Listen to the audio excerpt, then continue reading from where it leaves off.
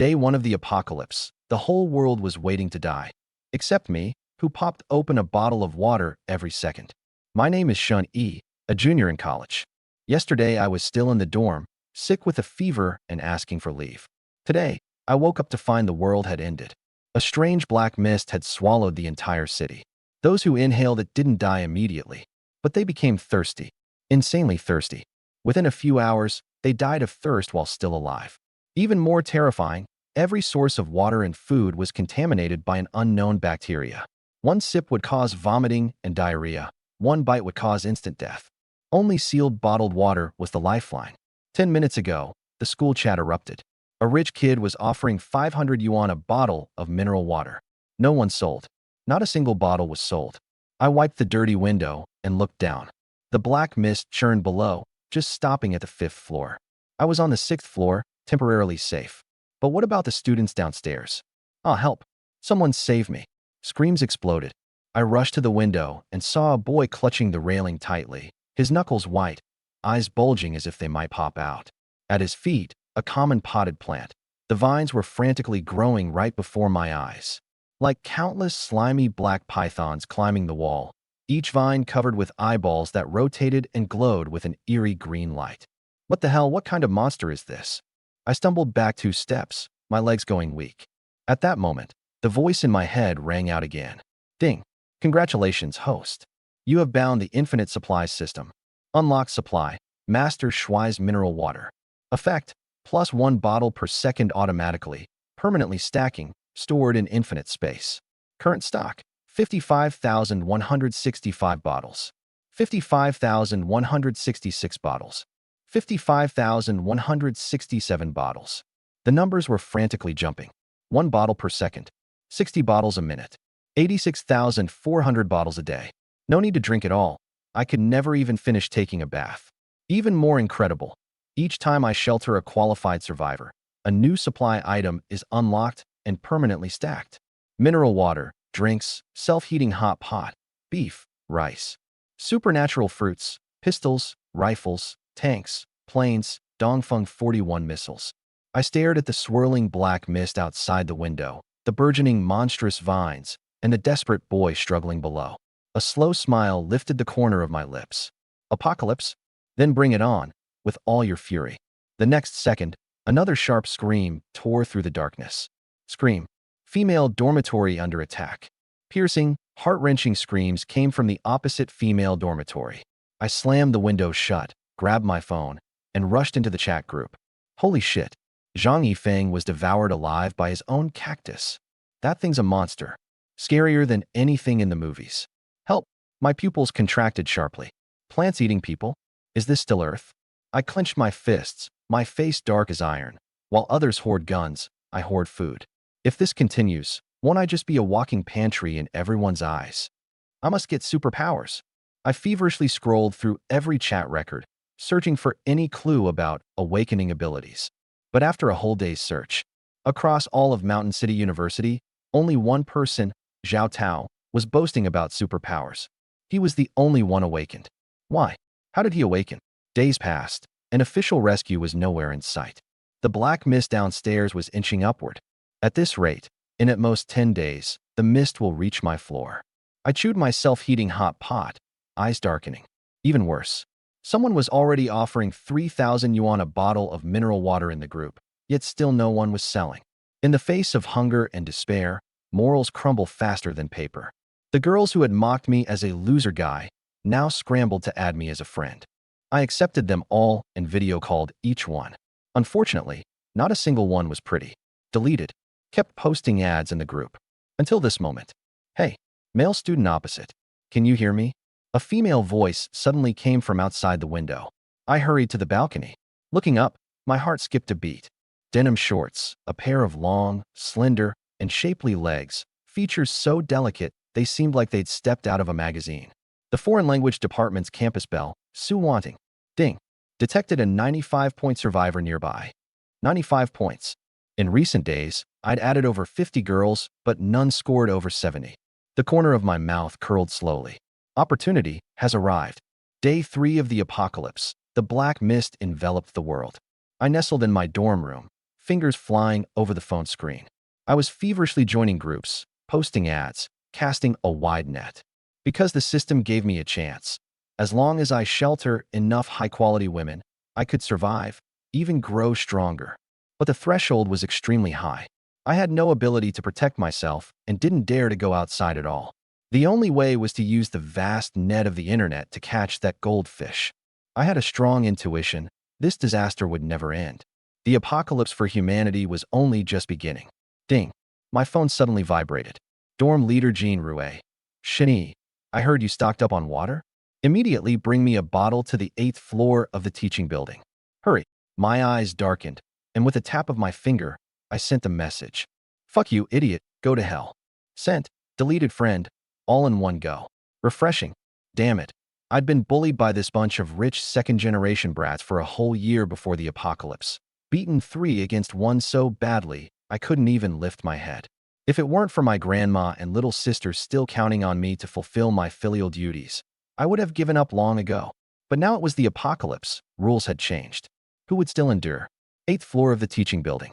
Jean Rouet stared at the words on his screen, his face turning green with anger, almost smashing his phone. That bastard Shun Yi actually dared to curse me? Wait until I get back to the dorm. I'll break one of his legs. 2 lackeys immediately hovered, licking his boots. Calm down, Jean bro. Once the apocalypse is over, we'll make him kneel and kowtow to you. Yeah. Jean bro, your dad's got connections. Once the rescue team arrives, we're out first. That guy can fend for himself. In the dormitory, I took a deep breath and dialed my grandma's number. Last night during our call, Grandma and my little sister were hiding in the cellar. The food supply wasn't lacking, but my little sister was crying. Brother, the neighbor's big yellow dog is eating people. My heart sank. Even the domestic dogs had started eating their owners. This world was truly insane. The animals had mutated. I clenched my teeth. Grandma, little sister, wait for me to get stronger. I'll definitely get you out. Days passed. The black fog grew thicker. More and more people added me as a friend. I rejected all the males, only accepting females. In just a few days, over 200 girls proactively added me. This was the terrifying power of casting a wide net. Among these 200 girls, I finally filtered out the one who made my heart race with excitement. Ding. System detected a survivor meeting standards. Name, Joe Warner. Age, 18. Appearance, 90. Figure, 92. Inner qualities, 100, a blank slate. Total score, 93. I stared at the phone screen. A girl in a Lolita dress, a little over 1.6 meters tall, fair-skinned calves wrapped in white socks. Her delicate features looked like they had stepped right out of an anime. A freshman, fresh enough to squeeze water from. Big brother, voice message. A smirk curled my lips, cold laughter escaping. So, you want me to risk death delivering water, food, and packages to you at home? No, I didn't mean that. Don't be angry, big brother. I'm sorry, forgive me, voice message. I flicked my finger and sent the last message. Mail dorm 606 at campus. Free food and lodging. Come if you want, leave if you don't. Sent it and ignored her entirely. In the apocalypse, the lower half calls the shots. Dying in some unknown way, that's just how it is. I saw right through this little green tea's scheme. Afraid to go out because of fear of death. Using a few big brother calls to trick me into a death trap? Who indulges that? On the 3rd day of the apocalypse, the script flipped. The first 2 days I posted ads in groups and got cursed at and kicked out. Today the group owners were groveling to me. Tens of thousands of bottles of mineral water piled like mountains in the warehouse. I couldn't even use up enough to wash my feet every day. I had no shortage of girls adding me.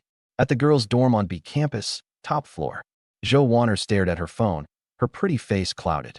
This guy's a total straight guy made of steel. Definitely no girlfriend, short-haired roommate Xiao Yu scoffed. No sense of emotional intelligence at all, long-haired Xiao Mei agreed. Jo Warner bit her lip. This cute flirt technique had never failed her. In fact, just 2 days ago she'd used it to trick a male classmate into delivering water. Though that guy walked into the black fog and never came back. But that wasn't her fault, right? Xiao Mei, our water is almost gone. This is the last time for today, what should we do? Jo Warner pitifully asked. She really dared not go downstairs. The screams these past few days had scared her into sleepless nights. The 2 roommates exchanged a glance and fell silent. I'll try calling the police again. Xiaoyu grabbed her phone, and while the others weren't paying attention, quietly slipped a bottle of drink deep under her covers. With the mosquito net drawn, no one would notice. I'm going to the bathroom. Warner, don't sneak any water. Okay, Xiaomei smiled as she left, looking back to confirm no one was following.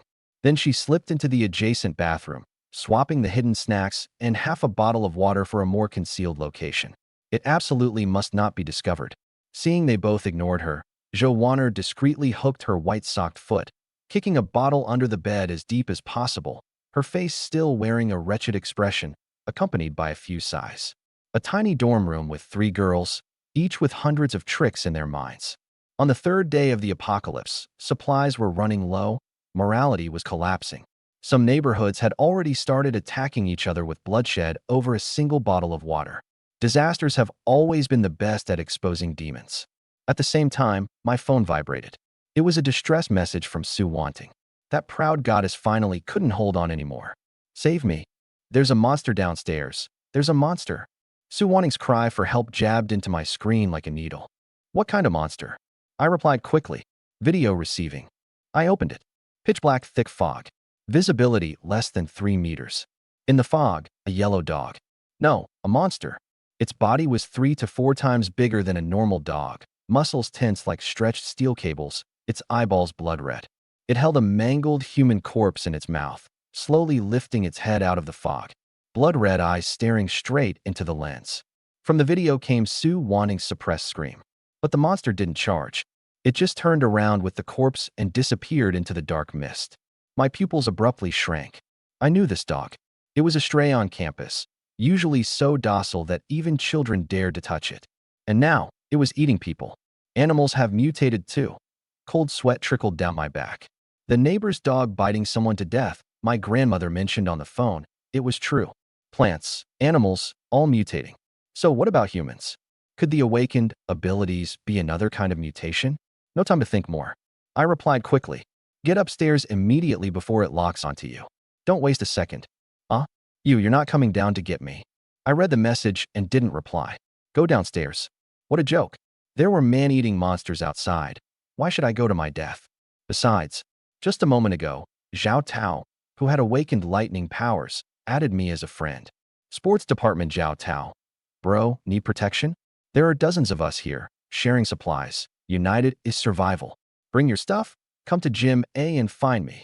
Attached video. Dozens of students gathered inside the gym. Sports Department Zhao Tao. By the way, bro, you probably still have supplies. I saw you active in the group chat. A cold smirk tugged at my lips, calling me bro while staring greedily at my supplies.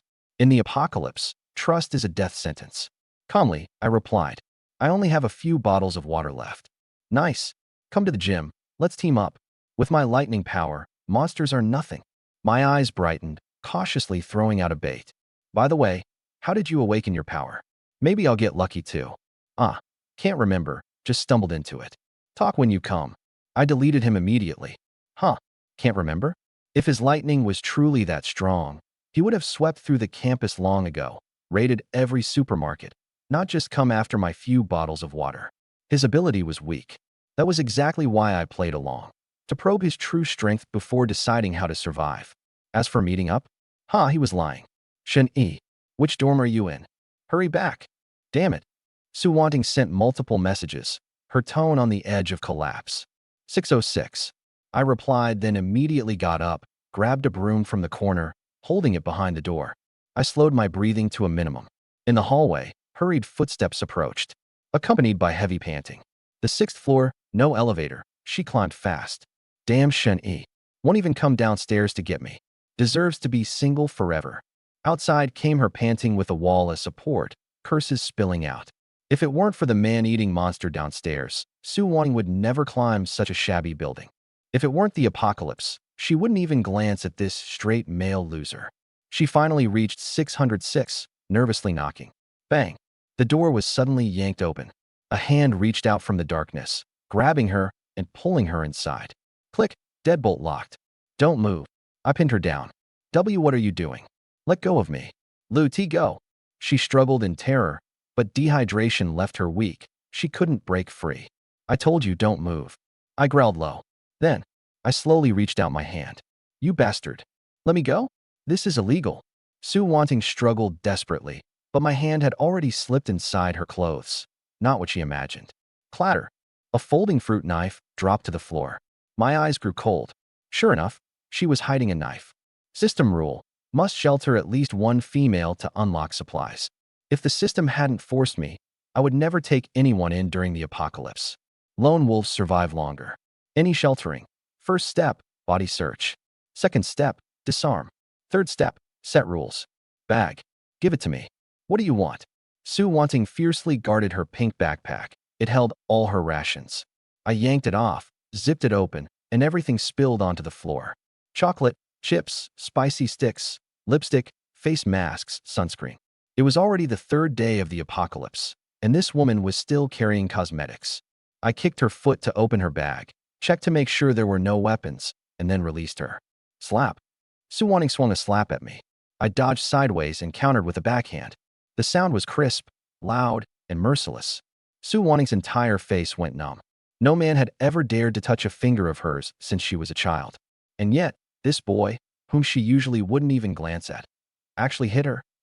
Who do you think you are to hit me? Because I'm alive, and you need me. I stared coldly at her. If you want to stay, then follow the rules. If not, I grabbed her in her bag and shoved her out of the dorm, slamming the door shut with a bang. The hallway was pitch black.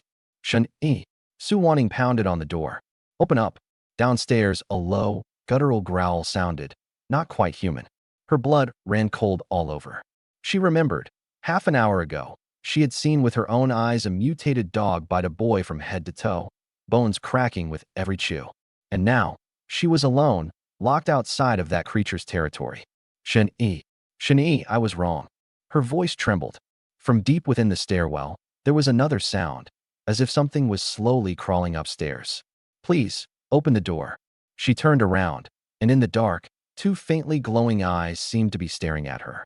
Su Wanting's legs gave out, tears streaming down her face. On the third day of the apocalypse, she finally understood. No one here would tolerate her temper. Her face, her figure, her family background were worth nothing in this world. What could keep her alive was only the man behind the door saying the word "come in." Inside the room, I leaned against the door, listening to her begging outside and the creeping sounds inching closer in the hallway, then slowly spoke. Think carefully before you answer me. From today on, follow my orders and survive. Don't listen. Get out and be monster food. Choose. There was a second of dead silence outside the door. Then a woman's voice wailed like never before, completely sincere, utterly humble. I'm listening to you. Please let me in. I'll do whatever you say. A faint smile tugged at the corner of my mouth, but my hand didn't move.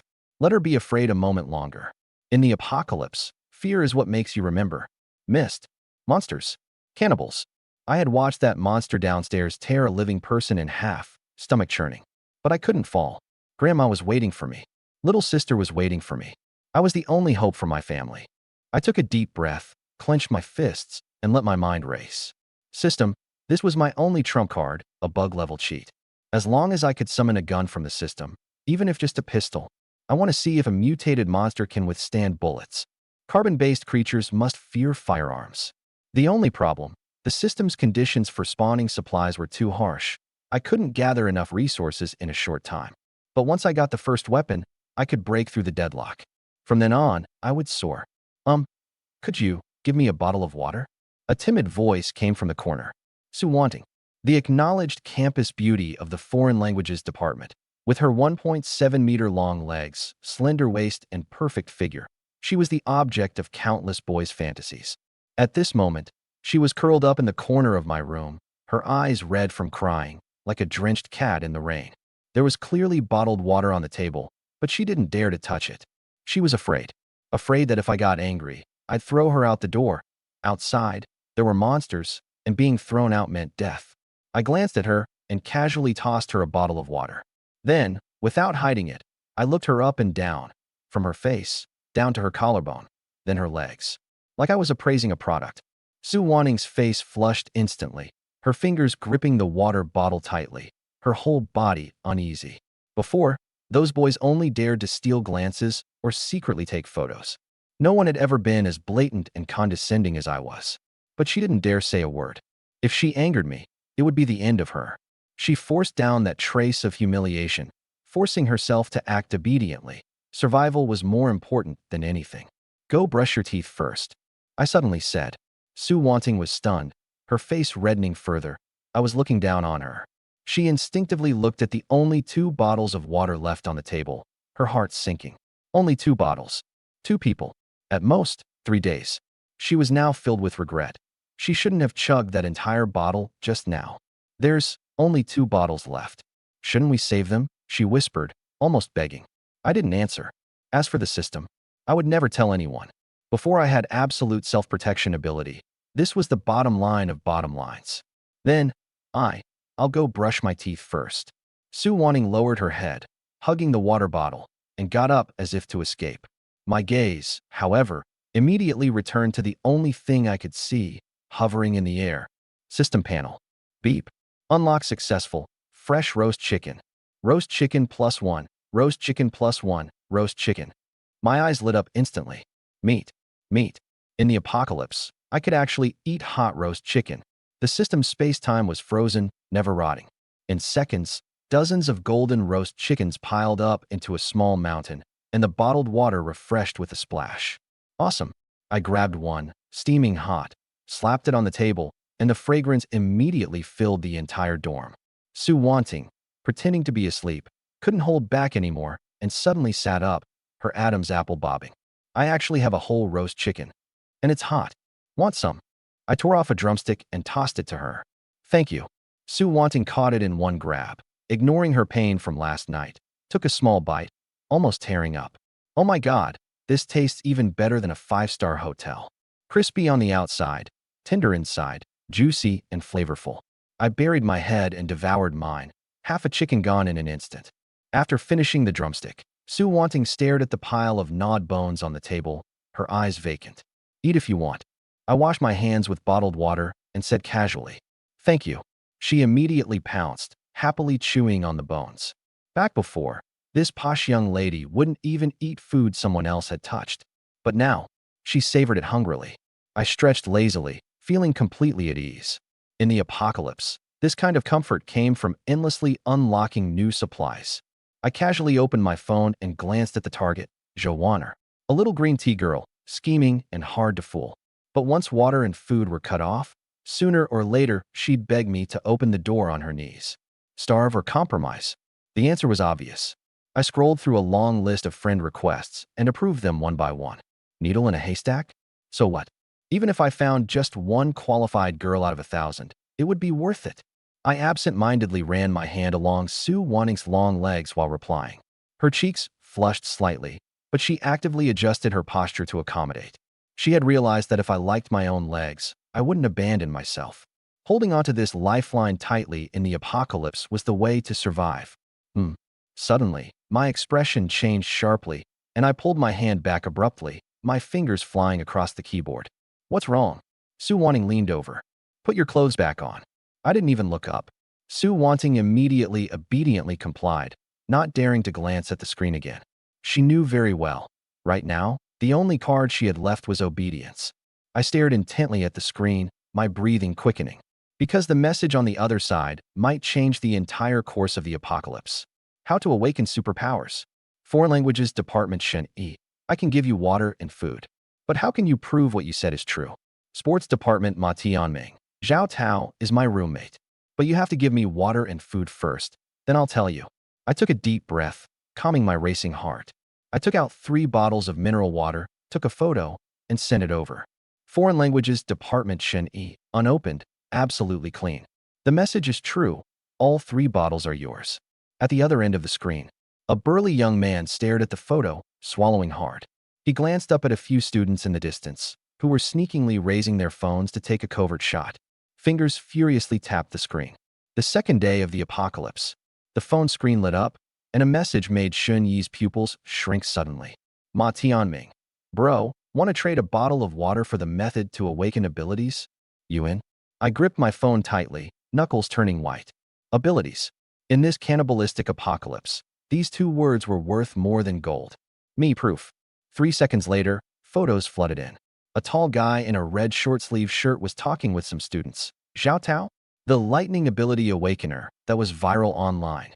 And the one with his arm around Xiao Tao's shoulder was Ma Tianming himself. Ma Tianming. He's my roommate, my solid bro. I'm not lying to you. I narrowed my eyes, my mind racing. If he really knew the method, why wouldn't he awaken himself first? There was a 50% chance it was a scam. But even if only 10% true, I had to gamble. Me. Male dormitory garden downstairs. One person walks halfway, meet face to face for the trade. Ma Tianming, no? Too dangerous. Me. Fine, forget it. Ma Tianming, wait. 3 seconds later. Ma Tianming. My dorm is 509. I have a high-end drone. You get it, tie the water to it, fly it over. No one has to risk themselves. Door's locked though, you gotta pick it open. A corner of my mouth twitched upward. This plan could work. Ma Tianming, bro, hurry up. I haven't had water for over 20 hours. My throat feels like it's on fire. Me, doesn't your roommate Xiao Tao have lightning powers? Let him get the water from the supermarket. Ma Tianming, don't mention it. That lousy lightning can't even kill a bird. It's so weak. My heart skipped a beat. Was the ability itself weak? Or was only Xiao Tao weak? Was it a problem with the person or with their talent? I looked up towards Su Wanting, who obediently tidied up the trash. Body okay? Can you walk? Can. Su Wanting immediately nodded, forcing a smile. She dared not show weakness. This man disliked fragile women. But the next second, she regretted it. Pack up. Come with me to the 5th floor. Su Wanting's face instantly went pale. The 5th floor, that was the death zone shrouded in black mist. But she dared not refuse. I clenched the folding fruit knife tightly. Killing mutated monsters?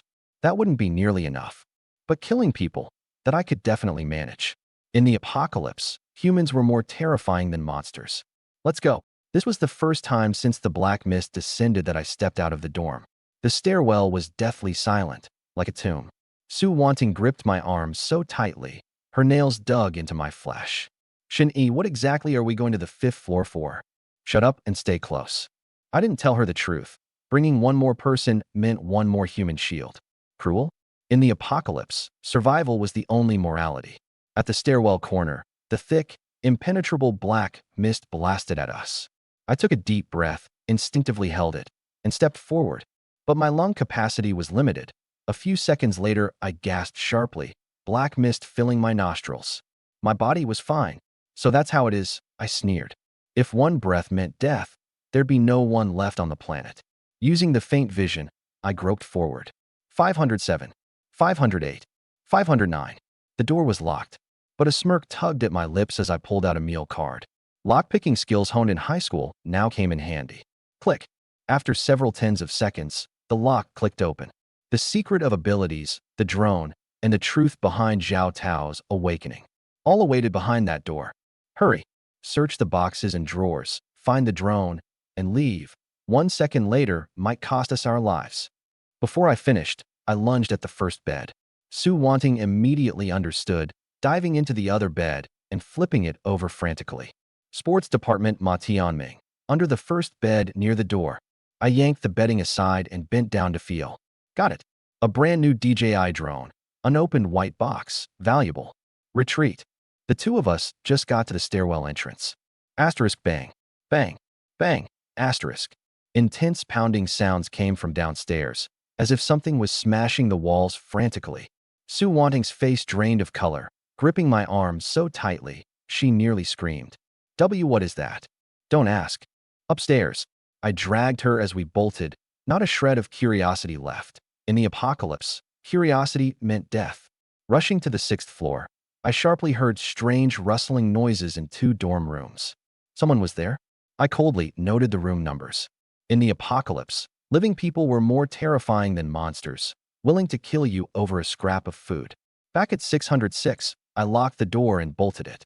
Only then did I exhale, my eyes turning ice cold. We must unlock the hot weapons quickly. We must get the method to awaken abilities. Otherwise, there's no way out. Once I unlocked even a single gun, my system could stack abilities infinitely. Then, I would sweep through the apocalypse. I grabbed the drone's manual to study, frowning in concentration. You want to play with the drone? Su Wanting leaned in. Yeah, but I don't know if it can carry 3 bottles of water. It can. This model carries up to 5 kilograms, and 3 bottles of mineral water weigh less than 1.5 pounds. she answered decisively. My eyes lit up. You've played with it? Over 100,000 followers on Douyin, all aerial shots. Heaven helps me. Then you operate it. Deliver water to a classmate. I shoved the remote control to her.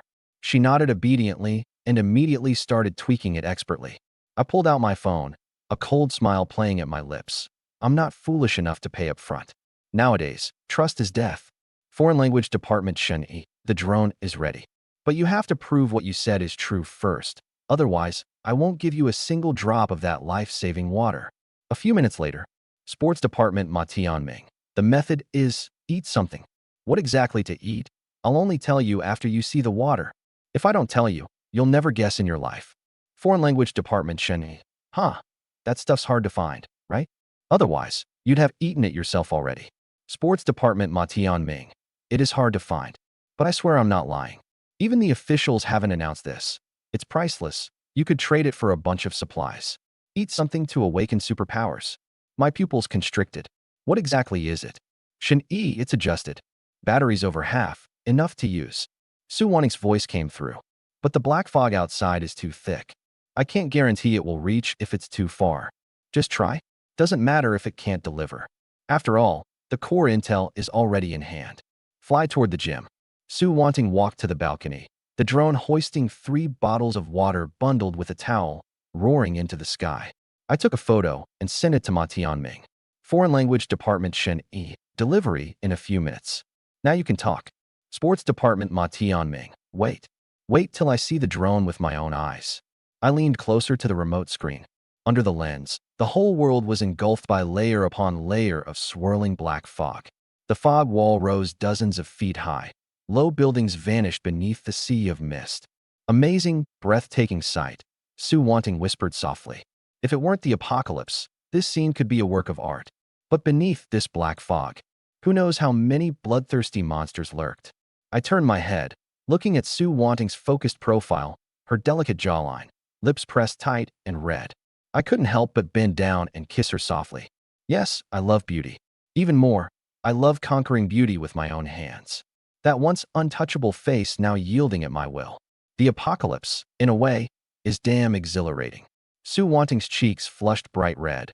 She glanced at me sideways, then returned to expertly controlling the drone. I wrapped an arm around her waist, my other hand quickly typing out a message to Ma Tianming.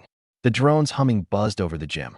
In the fog, Ma Tianming licked his chapped lips, staring upward at the 3 bottles of mineral water hanging in midair. He was on the brink of thirst-induced madness. He hid this deal from the big boss Zhao Tao. Why should the secret to superpowers be Zhao Tao's alone? Why should the water be his share too? I want it all. Shun Yi, tell me the answer first.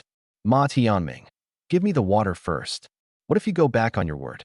Shun Yi, I give you the water. What if you go back on yours? Ma Tianming clenched his phone in frustration. But those bottles hovered right above him, so close. He gritted his teeth and typed. I can tell you first.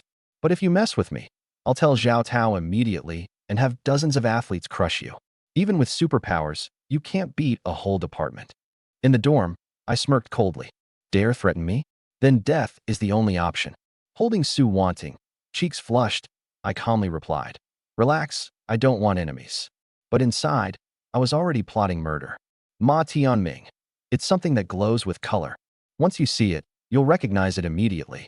That's exactly how Zhao Tao got his superpowers. My eyes brightened. Enough. Shun Yi, hope you're not lying. Otherwise, I'll tell Zhao Tao about your secret deal. Guess what he does to a traitorous roommate? Ma Tianming. Game over. Lower it. I told Su Wanting. If you can't get the drone back, forget it. In the black fog, Ma Tianming yanked the mineral water and twisted one open, gulping it down non-stop, almost moaning with relief. The other 2 bottles had to be hidden. Zhao Tao mustn't see them. His eyes darted, excitement growing. Shun Yi definitely has more water. I can bait Zhao Tao into stealing it, and then pretend to mediate between the 2. And in the chaos, I'll silence Shun Yi. Genius. Right as he laughed arrogantly, a chill ran down his neck. He spun around sharply. His pupils shrank instantly. Dozens of thick vines silently shot out from the black fog, wrapping his entire body like living creatures. Help! It hurts, The vines tightened more and more. The more he struggled, the more excited they became. His skin turned purple from the strangulation. Sharp thorns pierced flesh and blood gushed down. A drop of blood fell onto the vine, instantly absorbed. The vines, tasting the blood, crazily tightened. Crack! The sound of bones breaking echoed.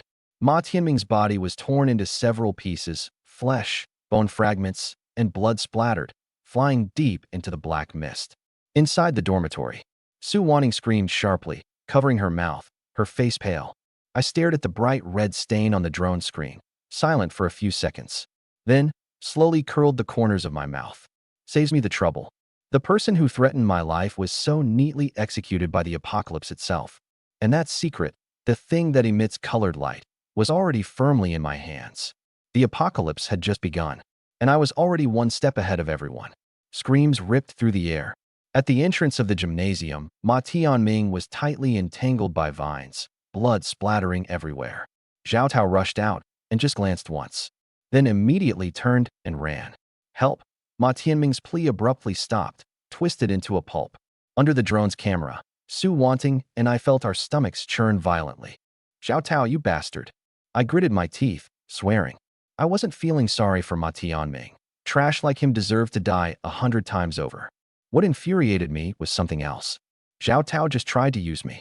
Knowing full well that the area outside the gym was full of carnivorous mutated plants, that guy still mouthfully protects you. Tricking me into walking to my death. Heart blacker than a snake. I've got you marked. My eyes turned icy. Recall the drone. We'll need it again. I opened Douyin and searched for superpowers. As expected, a boy about 15 or 16 laughed wildly at the camera. Guys, I've awakened. From today onwards, I'm not eating beef anymore. At the moment he spoke, he raised his hand. All the iron tools in the room floated into the air, suspended. Another wave of his hand. Bang, bang, bang. All the iron tools shot out like arrows, deeply embedded in the wall. Telekinesis? Or magnetism? My pupils shrank. Way stronger than that useless Zhao Tao. I kept scrolling, but not many dared to openly flaunt their powers. Either they hid it, or were already dead. Must change dorms. I decided immediately. I'd been too naive before. If some woman brought a group to look for me, I'd be trapped like a sitting duck. From the moment Ma Tianming threatened me, my vigilance increased tenfold. Cautious, careful, watchful. These 6 words engraved deep in my bones. Su Wanting, pack your stuff. We're moving. Huh? Why? Don't ask. Okay. Su Wanting immediately shut up. This once cherished golden girl was now as obedient as a cat. She knew. This wasn't the past. I wasn't the man who'd lick her feet anymore. If she wasn't sensible, next second she'd be thrown out to feed the plants. If she hadn't unlocked new supplies, I would have kicked her out long ago. Women were just a burden. The two of us reached dorm 610, 3 rooms away from the original dorm, right next to the stairs, perfect for a getaway.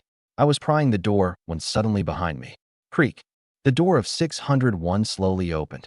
I flipped my knife around, muscles tensed. Don't be rash, classmate. I'm human. A thin boy with glasses poked his head out, raising his hands immediately upon seeing the knife. Something you need? I kept the blade steady. CL classmate, do you have water? I'll trade food for it. The boy's voice trembled. I'm alone. No weapons, really. My eyes flickered. Idiot. One sentence and his entire hand revealed. If it were a merciless person, they could force him to surrender all his food and then finish him off with a single stab. Just then, creak. 603's door also slowly opened. A chubby boy dyed yellow blocked the doorway, grinning. Bro, don't be nervous. No harm. Just heard you talking. Want to team up? It's the apocalypse. Strength in numbers. The boy with glasses, and I said nothing. The glasses kid gripped the doorframe tightly, ready to retreat back into the dorm at any moment. Strangers? Team up? What a joke. Come on. We're all from the same school. No need to be like that. I don't even dare kill a chicken, let alone kill people. Murder gets you in jail. Okay. The yellow-haired boy rolled his eyes. I watched him coldly. Trust you? Only fools would. But the boy with glasses clearly wavered. True enough, it was only the 5th day of the apocalypse. Most people hadn't gone mad enough to kill. The glasses boy spoke cautiously. Do you have water? I'll trade food. He feared me more. I was armed with a knife and had a girl with me. Yellow hair at least was unarmed. A flash of realization crossed my eyes. Idiot. With just one sentence, he had laid all his cards on the table. If this were someone ruthless, they could force him to hand over all the food and finish him off in one strike. At that moment, creak, the door to room 603 slowly opened. A chubby boy with dyed yellow hair blocked the doorway, grinning widely. Bro, don't be nervous. I mean no harm. I just overheard your conversation. How about teaming up? It's the apocalypse. The more the better. The boy with glasses, and I said nothing. The glasses boy gripped the doorframe tightly, ready to retreat at any moment. Strangers? Team up? What a joke. Come on, we're from the same school. Is it that serious? I don't even dare kill a chicken, let alone a person. You know killing means prison, right? The yellow-haired boy rolled his eyes. I stared at him coldly. Trust you? Trusting you would be stupid. But the boy with glasses was clearly wavering. That made sense. It was only the 5th day of the apocalypse. Most people hadn't lost their minds enough to kill yet. The glasses boy spoke cautiously. Do you have any water? I'll trade you food for it. He was even more afraid of me. I had a knife and a girl with me. At least Yellow Hair was unarmed. I drank all my water. Yellow Hair scratched his head. That's why I want to team up.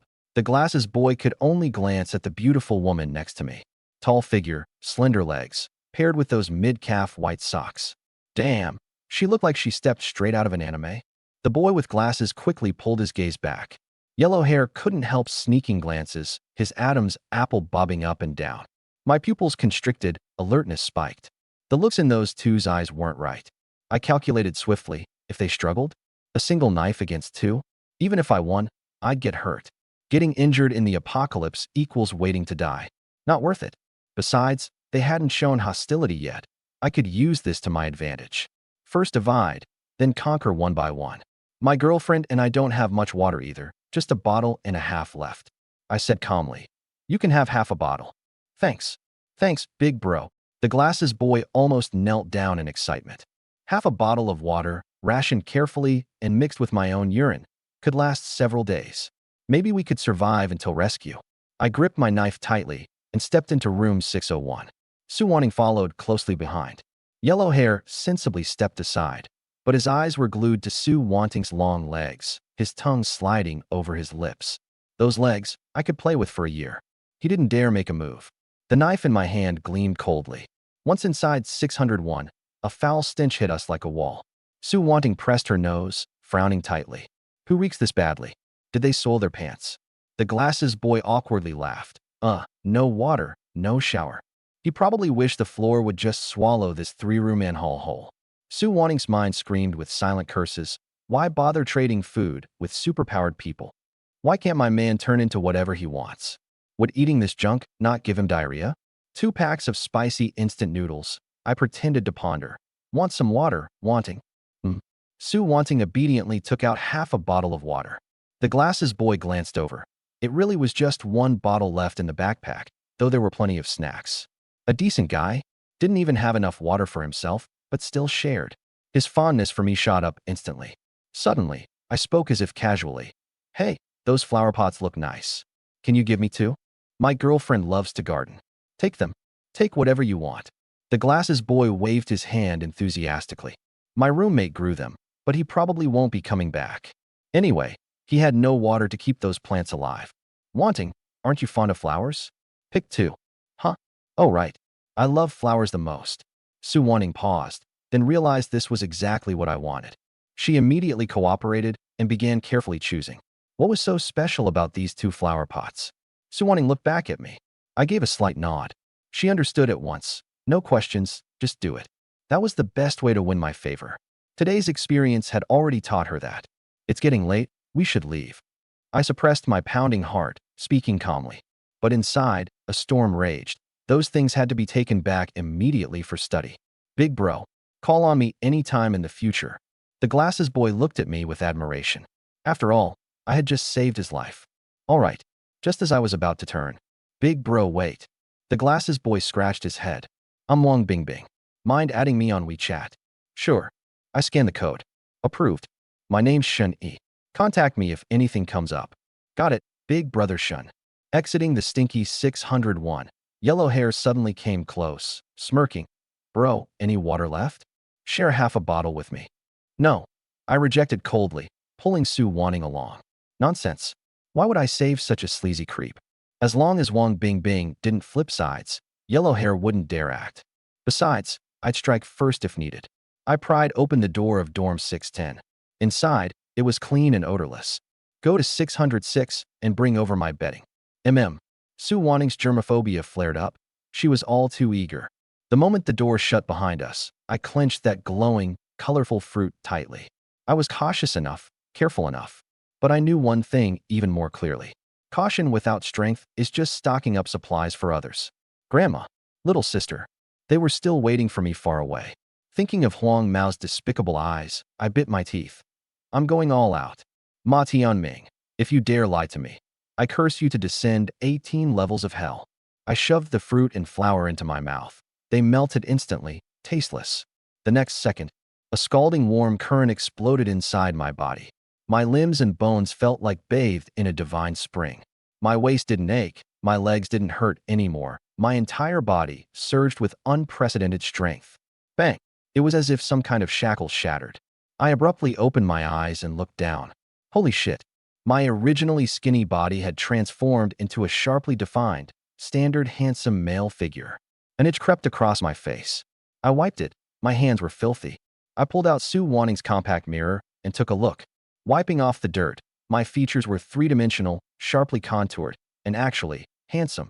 Strength +1, muscles +1, looks +1. What kind of superpower is this? My heartbeat quickened. What if I ate another one? Could I keep evolving? Get even stronger? In the apocalypse, looks come second. Strength is everything. With strength, even ugly men can have beauties throw themselves at them. If they don't, then take them by force. Otherwise, what's the point of this power? A wicked smirk curled at the corner of my mouth. Ma Tianming didn't lie to me. But the power I gained was purely physical enhancement, completely different from Zhao Tao's. Just as my thoughts churned, suddenly, a voice sounded in my ear. Ding. Host combat power detected as qualified. Personal panel activated. My pupils constricted. Panel? Combat power unlocks it. This game is getting more and more interesting. Open. The virtual screen exploded before my eyes. Name: Shun Yi. Age: 20. Combat power: 10. Unlocked supplies: mineral water, roast chicken. Ability: physical evolution LV.1. Description: strength, speed, stamina, health all maxed out. I clenched my fists, feeling the blood roar through my veins. Zhao Tao could crush a soda can with bare hands. Now I could knock him out with one punch. And LV.1, that meant it could level up. The higher the level, the more overpowered. Anything that flies or runs on the ground, I'd crush them all. Only, evolving once gave just 10 combat points? Is this system stingy, or what? Shun Yi. A timid voice came from behind. Su Wanting was clutching the bedding, her eyes wide, while a sour stench filled the air. Wait, she'd only left for a few minutes. How did this man suddenly grow taller? Get more handsome? His aura completely changed. She almost thought she had mistaken the person. Perfect timing. Come here and rub my back, I said lightly. I could never tell her about the superpower. Once leaked, who knows if she'd betray me. Rub your back. Su Wanting froze. Where's the water? I locked the door with a flick of my hand. Clatter. Nearly 100 bottles of mineral water descended from nowhere onto the bed. Su Wanting was directly suffocated. Earlier, she thought my ability had limits. Only a few bottles of water per day. Now it seemed, she had seriously underestimated me. Not only could I conjure food, I could instantly grow taller and more handsome. How many types of superpowers did I actually have? What are you dazing for? Come here. I had already stripped off my clothes. Oh, Su Wanning's cheeks flushed red, picking up a towel obediently. After all, she'd seen everything already. While enjoying myself, I furiously tapped on my phone. Past. Copy and paste, broadcast the same message to the group. First, video chat. The thrill of physical evolution was still churning in my blood. I urgently wanted to unlock more supplies, preferably another colorful flower that granted a superpower. If not, a firearm would suffice. This feeling of getting stronger was 10 times more satisfying than that prior bed scene. Thinking of this, I turned sharply. Do any of your girlfriends look good? Su Wanning's hand trembled.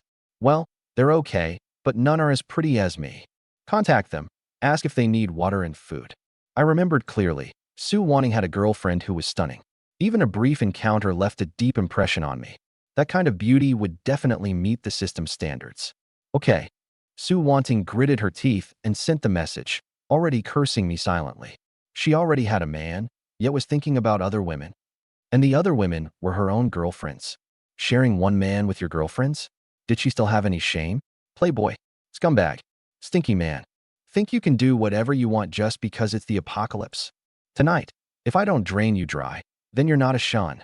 She cursed more and more fiercely, scrubbing my back with the force of someone washing a chopping board.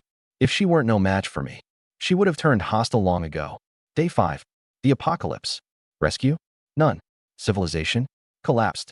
People fought viciously over a sip of water, a piece of bread. Burning, killing, looting, everywhere was chaos. But here in dorm 610, I was naked, gnawing on a roasted chicken, while Sue Wanting looked pathetically like a little dog, staring hungrily at the meat in my hand. Hand over your phone. I wiped my hands. She was stunned. Look at what? We chat. To see if you've done what I told you, contacted your girlfriends. This was a test. Disobedience equals suspicion equals betrayal equals get lost. No man in the apocalypse has time to raise ungrateful traitors. Sue Wanting bit her lip, obediently unlocking and handing it over. Only one person replied. Her heart was sour. Her boyfriend hooking up with her own girlfriend, and she had to be the matchmaker. What was this? Self-inflicted betrayal? But she didn't dare to speak up. Last night she had shown a temper and was punished with no food or water all morning. If she crossed me again, she'd get kicked out. Outside were monsters, and those two lecherous guys on the 6th floor, just thinking about it made her shiver. I now had superpowers, food, water, a good-looking, muscular body, 10,000 times better than those stinky men. She was still arrogant, just the target of her arrogance had changed. I opened the chat history. The girl who replied was saved as Jiang Nanyan. I browsed her moments. My eyes lit up. A mature beauty, delicate features, genuine photos with no trace of editing. The system can't be fooled by fake photos. I had tested this before. Using Sue Wanting's account, I started typing. Little bunny, good girl. I have water and food here. Come find me. To make the bait more tempting, I even specially took photos of the bottled water and roasted chicken. Jiang Nanyan. OMG, you actually have so much. I haven't eaten for almost 2 days. Little bunny, good girl. Come to the boys' dorm in Campus A. It's very safe here. Jiang Nanyan, boys' dorm. Wanting, can I bring 2 friends with me? Little bunny, good girl. Are they boys or girls? My friend is worried about bringing guys over. Sue Wanting rolled her eyes secretly. Obviously it was her own lustfulness, pretending to be so innocent. Disgusting. But she only dared curse inside. Jiang Nanyan, no way. My friends are all girls, and I don't have a boyfriend. Wanting, why would you ask something like that? I was momentarily stunned, then looked up at Sue Wanting. What does she mean by that? She's a lesbian, hates men. I used to tease her with this often. She wouldn't ask such a question. Oh, I understood immediately and continued typing. Little bunny, good girl. I'm just worried they might mind. Since they're all girls, tell them to come quickly. Jiang Nanyan. Okay, I'll pack and set off soon. A slow smile crept onto my lips. As expected, using a girlfriend's account to lure her girlfriends was incredibly effective. Pretty girls' friends were most likely pretty girls. Buy 1, get 2 free. What a steal. Not up to system standards? Kick them out. 2 female college students? I can knock down 4 or 5 strong men with 1 punch now. What's there to fear? Elsewhere, in the teaching building office, 3 girls were packing up their things. The chubby girl worried. Nanyan, are your friends trustworthy? They won't trick us, right? Jiang Nanyan sighed. She's arrogant, but not someone who'd hurt her friends. Besides, what do I have to gain by lying now? Disasters reveal character. Maybe I misjudged her before. The chubby girl nodded excitedly. Good. I'm about to starve. But boys' dorms, just thinking about a bunch of men living there makes me nauseous. Maybe the girls' dorms had trouble, Jiang Nanyan said lightly, though she had a vague unease about Sue Wanting. But she was too hungry to think it through. At that moment, a mature woman wearing glasses spoke coldly. Never wish harm on others, but always be cautious. In times like these, we must be careful. In the teaching building, Jiang Nanyan looked at Teacher Bai beside her and nodded firmly. Teacher Bai is right. Must even watch out for your girlfriends. She lowered her voice. From here to the dorm building is so far, and the black mist is full of mutant monsters. We have to bring weapons. Exactly. The 160-pound chubby girl's face flushed with anger. Those stinky men are always yelling ladies first. But when the apocalypse came, they vanished without even a fart. Scumbags. Men shouldn't even exist in this world. Jiang Nanyan exchanged a glance with Teacher Bai, both forced a bitter smile. The three pushed open the door. In the corridor, pairs of hungry wolf-like eyes swept over them at once. The survivors were starving for 3 days. Rescue calls went unanswered. No help would ever come. The boys stared at the three women, their eyes filled with a single word. Hunger. Not just hunger for food. 9 out of 10 people going downstairs were swallowed by the monsters in the black mist. Those who managed to bring food back were as rare as phoenix feathers and unicorn horns. When the last string of civilization breaks, rape, robbery, and murder began to spread across the campus. A few boys silently followed behind. Dormitory building, my room. Su Wanting gripped her phone, her fingers flying. Shayan, it's super safe around the dormitory building. I've gone in and out several times already. Hurry up and come. After sending the message, her heart skipped a beat. Safe. She had seen with her own eyes a mutated vicious dog tear a boy in half. But she looked up at me sitting on the sofa. I was gnawing on a roasted chicken leg, its shiny skin giving off a mesmerizing aroma. Bring a friend over, and I'll reward you with 2 roasted chickens. I didn't even look up. Has to be a girl, and not ugly. Su Wanting's Adam's apple bobbed. Her eyes instantly lit up. 2 roasted chickens. Enough to fill her up for 2 full days. As for whether Jiang Nanyan would get bitten to death by a mutated dog, that was her bad luck, none of my business. She grabbed her phone and started sending out frantic group messages. I smirked faintly. Controlling the food means controlling people's hearts. Feed a dog 70% full, it wags its tail. Feed a dog 100% full, it dares to bite its owner. Just last night, Su Wanting had tried to be sneaky with me, trying to monopolize me, not letting me add other girls. What a joke. I'm a man who relies on adding women to unlock system supplies. For one crooked tree, would I give up an entire forest? The punishment was simple. This morning, Su Wanting could only gnaw on the bones I left behind. Class group chat, dings ringing one after another. Counselor Wang Jiaxing, at Shun Yi, all classmates need your help. I see you've sent messages in several groups. You probably have plenty of water and food, right? Share some. I'll personally pay 500 yuan. Make money and do good simultaneously. 2 birds with 1 stone. School heartthrob in you. At Shun Yi, it's okay not to help outsiders, but not helping classmates is just stingy. Qin Haoren. +1, I'll also pay 500 yuan. Sell a few bottles of water to us. Jean Rue. At Shun Yi, don't pretend to be dead. I know you're online. Wang Lily. Shun Yi even took in girls, so you must be a good person. Please help us. Ma Hong. Shun Yi had a great character before. He wouldn't just stand by and watch people die. Associate Professor Chi. This kid might be quiet, but he's basically not bad. I scrolled through the neatly arranged strings of moral coercion and couldn't help but laugh aloud. Humph. People who normally don't even greet me at the end of the world suddenly all became old acquaintances.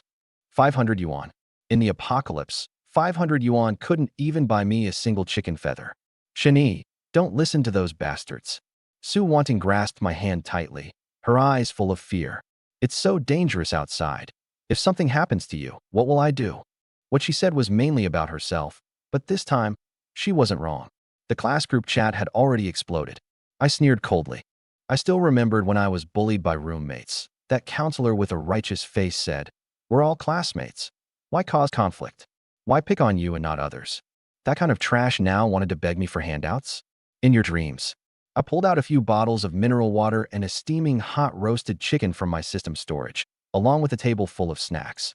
I took a photo and tossed it into the group with a snap.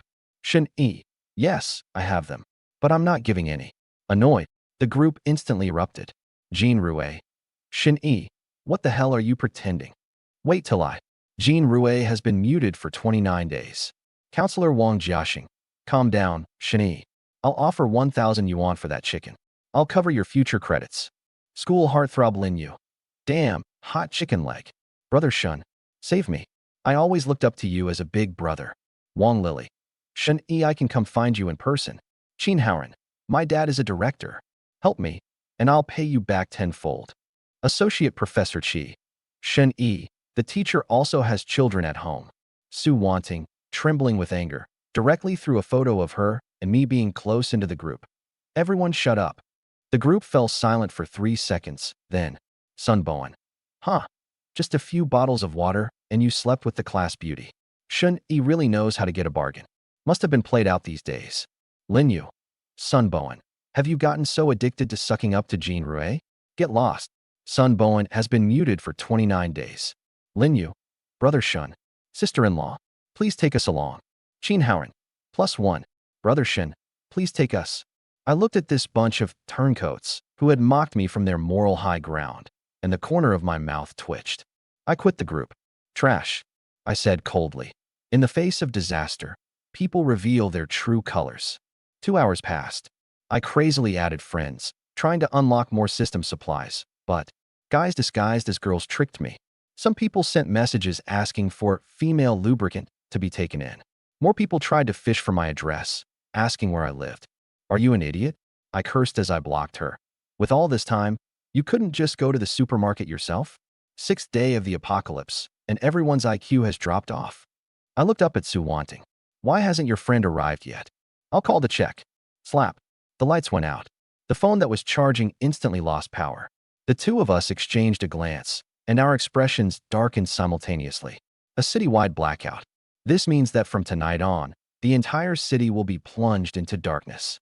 Once the phones run out of battery, the screens will be permanently black. Civilization has taken another step backward. Ring, ring. Suddenly, a phone rang outside the door. Su Wanting lowered her voice. It's them, they've arrived. Hang up. I instantly became alert, tiptoed to the door, and quietly cracked it open. Peering out. Day 6 of the apocalypse, dorm 610. In the pitch-black hallway, 3 figures, illuminated faintly by the glow of their phones, were cautiously feeling their way forward step by step. I leaned against the door crack, squinting to observe. 3 girls. Damn, why is one so fat? Does she even meet the system's standards? By the dim light, I discerned the other 2, one pure and innocent, the other ripe and voluptuous like a juicy peach. I turned back and nodded at Su Wanting. Tell them the room number. But Su Wanting's heart skipped a beat. Hopefully I don't fall for Jiang Nanyan, or I'd have to kick them out. She was unwilling to share a man with anyone, and even less willing to share food and water, not even with a close friend. At the other end of the hallway, Jiang Nanyan received the room number, 610. A vague unease filled her heart. Why was Su Wanting being so kind to her? In these times, who shared food and water without expecting anything in return? But they couldn't leave now. Just after leaving the teaching building, they had been tailgated by some boys like starving wolves, nearly dragged into a corner. Fleeing into the dark mist, they encountered mutated plants. After crawling and rolling for over 2 hours, they finally found this building. Turning back? That was a death sentence. The 3 pushed open 610. A wave of steaming hot chicken fragrance hit them. All 3 girls swallowed simultaneously, their eyes instantly lighting up. Xiaoyan, welcome. Su Wanting smiled and greeted her. Wanting, long time no see. Jiang Nanyan cracked a smile on her cracked lips. Oh wow, why is there such a disgusting guy here? The entire room instantly fell silent. I slowly lifted my eyes. What did you say?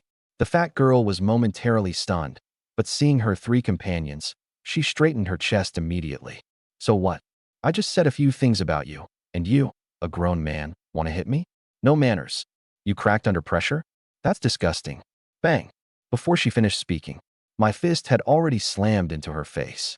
The fat girl flew out of the dorm, crashing heavily against the opposite wall, collapsing into a heap, blood splattering.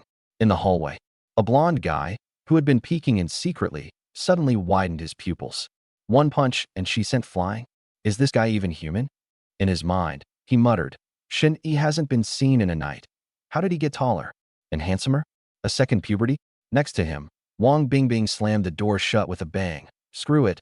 I'm not watching anymore. Staying alive is what matters. Inside the dorm, Jiang Nanyan stepped back in shock.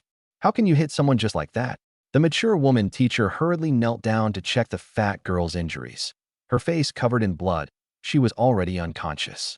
I lightly shook my fist. Wasn't she saying I cracked under pressure? Right, I did. It's the apocalypse and you still want to fight? Let me show you what real punching means. Actually, I had only used 70% of my strength. Otherwise, that punch could have been lethal. Beep. Survivor meeting standards detected.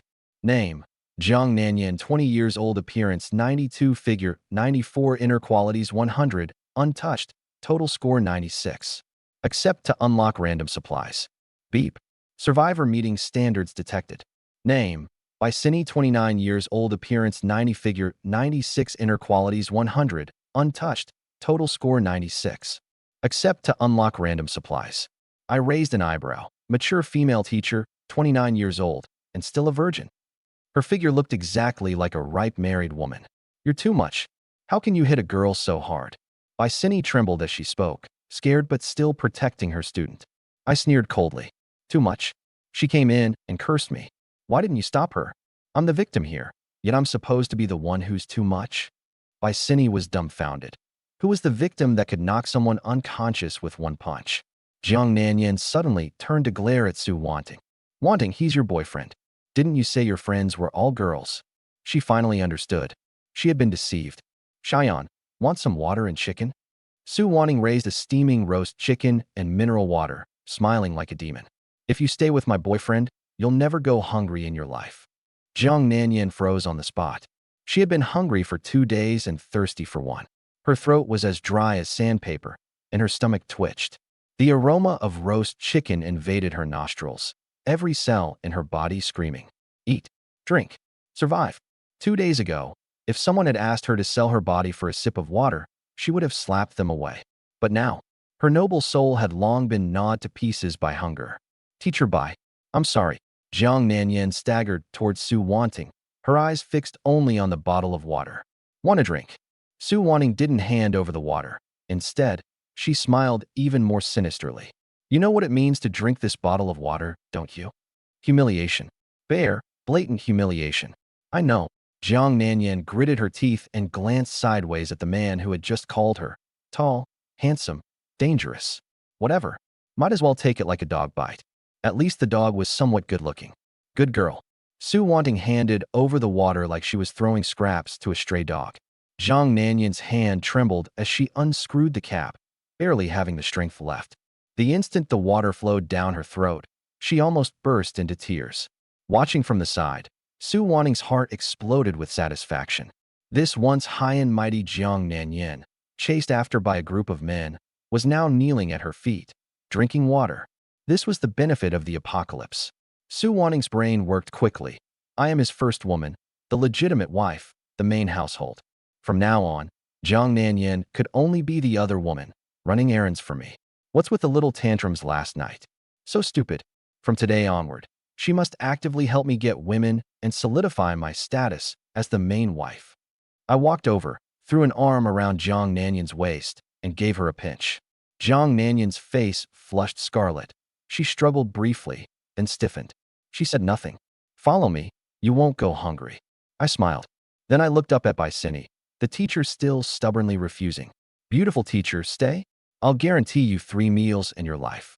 But my gaze turned cold as I glanced at the fat woman next to Bicini who had cursed me. First, get that fat pig out of here. Otherwise, I'm afraid I won't be able to stop myself from smashing her head with one punch. Not a chance. Bicini roared.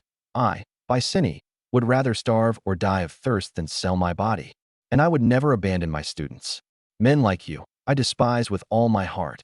She shot Jiang Nanyan one last glance, full of disappointment. Nanyan, you really won't come with me? Jiang Nanyan lowered her head, tears falling to the ground. Teacher Bai, I'm sorry. I can't go with you. She bit her lip and turned her face away, unable to look Bicini in the eyes. That woman was not only her teacher. She was also her longtime secret crush, an unspoken, ambiguous partner. Yes, they were both women. Soon, they would have been together. But the apocalypse had come. Everything had changed. Love, ideals, misandry. In the face of starvation, all were jokes. At that moment, Jiang Nanyan was held tightly in the arms of a stranger. Usually, just a man coming within 3 meters made her nauseous, yet she felt no resistance. Because she smelled the scent of roasted meat on me. In that moment, she understood a truth. In the apocalypse, being full was the only sense of security. Bicini smiled pale and hollow, without a word of accusation, just supporting the fat pig beside her as they turned and left. I didn't even glance their way. I didn't need that one. The dormitory door was locked from inside. I released Jiang Nanyan. Go eat something. Thank you. Her cheeks flushed crimson, heart pounding fiercely. Raised with her head held high, Never having dated before, this was the first time she felt a flutter for a man. I studied her too. Her looks were a notch above Su Wanting's. Delicate features, smooth skin, a refined nose bridge that made you want to bite it. Her figure was slightly flat, barely a B cup. But that face, that aura, that aristocratic air money could buy, which Su Wanting could never match, even when flattering. I was pleased. With a sweeping gesture, I conjured out 2 steaming hot roast chickens and tossed them to Su Wanting. "Hubby." "Thank you," Su Wanting said in a cloying tone and kissed me, calling me hubby for the first time. The battleground was about to open. While Jiang Nanyan devoured the food, she widened her eyes. Where did you get these chickens?" She clearly saw my arm lift, and 2 hot roast chickens appeared out of thin air on the table. "This is our hubby's superpower. He can create food and water from nothing," Su Wanting said with the presumption of the main wife. "If you dare tell anyone, hubby, and I will kill you." A bluff powered by authority. I didn't mind. Superpower. Jiang Nanyan swallowed the meat, and her mind started racing. Full belly, full brain. No, creating food out of thin air was understandable, but the chickens appeared cooked and steaming hot. This wasn't creation. It was storage. Suddenly, her mind exploded with a revelation. She had read this kind of setting in apocalypse novels before. Rebirth. Supernatural space. This man must have been reborn from before the apocalypse, stockpiling tons of ready-to-eat food and water in his space in advance. Time doesn't flow in the space, so the food is always fresh. Her pupils trembled, but she said nothing. What if her guess was right? What if he killed to keep his secret? "Go brush your teeth and wash your face," I said calmly. "But the tap water is contaminated." "Are you stupid? Use bottled water." Su Wanting dragged out several bottles from under the bed. "Wash your face with bottled water." How extravagant in the apocalypse, Jiang Nanyan exclaimed. I waved my hand. A dozen bottles of mineral water crashed to the floor. Might as well wash my hair too. I don't want to be greasy all over. Jiang Nanyan was completely stunned. At that moment, her suspicion was 100% confirmed. This man had been reborn. He was truly a god in this apocalypse. Her expression changed completely. Following me, she wouldn't starve to death. Following me, maybe she could even find her parents. Following me, she would suffer no loss at all. Unless the apocalypse ended tomorrow. Beep. Random supplies unlocked. Unlock successful. Type 54 pistol times 1. Type 54 pistol times 1. Type 54 pistol times 1. My pupils jolted, then erupted with wild joy. A gun. It's a gun. A firearm. In the post-apocalyptic world, having a gun means owning the world. I had never fired a gun before, but so what? Guns don't need to be fired. As long as you show the barrel, the opponent will kneel. That's the terrifying deterrence of firearms. I quickly grabbed one from my system space. The heavy metallic feel so real it made my blood race. I confirmed the safety was off, pulled out the magazine. It was full. A full 8 bullets. And I have countless guns. After finishing one, just throw it away. Switching guns is 10 times faster than reloading a magazine. The corners of my mouth curved up sharply. This system, 5-star rating. Jiang Nanyan, who was asleep on the bed, quietly opened a slit of her eyes and happened to witness the scene of a gun appearing out of thin air. She almost screamed in shock. A gun. He conjured a gun out of thin air. Her father had played with handguns, and she understood better than anyone what this meant. This man's ability was far from the creating food that Su Wanting had assumed. Either he had an infinitely large storage space, or his power was unimaginably terrifying. Jiang Nanyan glanced at Su Wanting, who was snoring loudly next to her, a cold sneer flashing in her eyes. "Idiot. You still want to use my influence to suppress her? Do you really think she can't see through it?" The reason she didn't talk back was that she couldn't figure out my relationship with Su Wanting. But now she's certain. I never considered Su Wanting a confidant. The opportunity has come. The opportunity to surpass Su Wanting. Her southern misty eyes were always proud, preferring to be third rather than small. Starting tomorrow, she would make sure the person Shun Yi trusted the most was her. Men, after all, are nothing but lustful. She subconsciously touched her face, which flushed with a hint of red. But she alone wasn't secure enough. She needed to bring in a stepping stone. A figure emerged in her mind. Ms. Bai, with a voluptuous and mature figure. I will definitely like her. Ms. Bai, I'm sorry. Dawn. Inside the 606 boys' dormitory. The chubby girl I knocked down with a punch is no longer breathing. I held back a bit with that punch, but hitting the head was still fatal. Vicini knelt beside the corpse, tears streaming down her face. She was exhausted and hungry. Last night, she couldn't manage to bring the students along and, upon discovering that room 606 was unlocked, had hidden inside. Who could have thought someone would just die like that? Ms. Bai, why are you crying? Who bullied you? A gentle voice came from the doorway. Jiang Nanyan walked in, holding half a bottle of water and carrying a fragrant drumstick. Vicini looked up, completely stunned. It wasn't because of the food, it was because of Jiang Nanyan. Freshly washed hair, makeup applied, radiant and glowing. Her whole appearance seemed like a complete transformation, looking far more stunning than the day before. The first night of the apocalypse. Where did this woman get water? Where did she get makeup? I brought you some food. Jiang Nanyan handed over the drumstick, smiling casually. By the way, just asking, do you want to leave with me and my husband today? Husband. Vicini was thunderstruck. One night. Just one night. That always calm, rational, and proud Jiang Nanyan actually. She didn't know that it was precisely because Jiang Nanyan was rational that she could quickly calculate the pros and cons and cling to the biggest advantage. And now, I have a gun in my hand. No matter how fierce the mutated monsters outside are, bullets can solve them. He's not bad. He killed someone. And you're still saying he's not bad? Vicini exclaimed in disbelief. Jiang Nanyan glanced at the cold corpse on the ground, her brows slightly furrowed, and said calmly, if Wang Mimi could have kept her mouth shut, would my husband have acted? He already held back. If he really wanted to kill her, it would have taken just one shot, and she wouldn't have made it past last night. Exactly. I didn't even draw my gun. It's not my fault. It's all Wang Mimi's own fault for being so mouthy. Jiang Nanyan, are you crazy? Vicini widened her eyes in disbelief and took a step back. That always smart and rational woman is actually defending a murderer. Jiang Nanyan merely gave a faint smile, stepped closer, and spoke each word with weight. Mr. Bai, wake up. This is the apocalypse now. Outside, corpses are everywhere. There are no police, no laws, no ambulances. Yesterday, when we left the teaching building, did you see the looks those boys gave us? If they catch us, our fate will be 100 times worse than Wang Mimi's.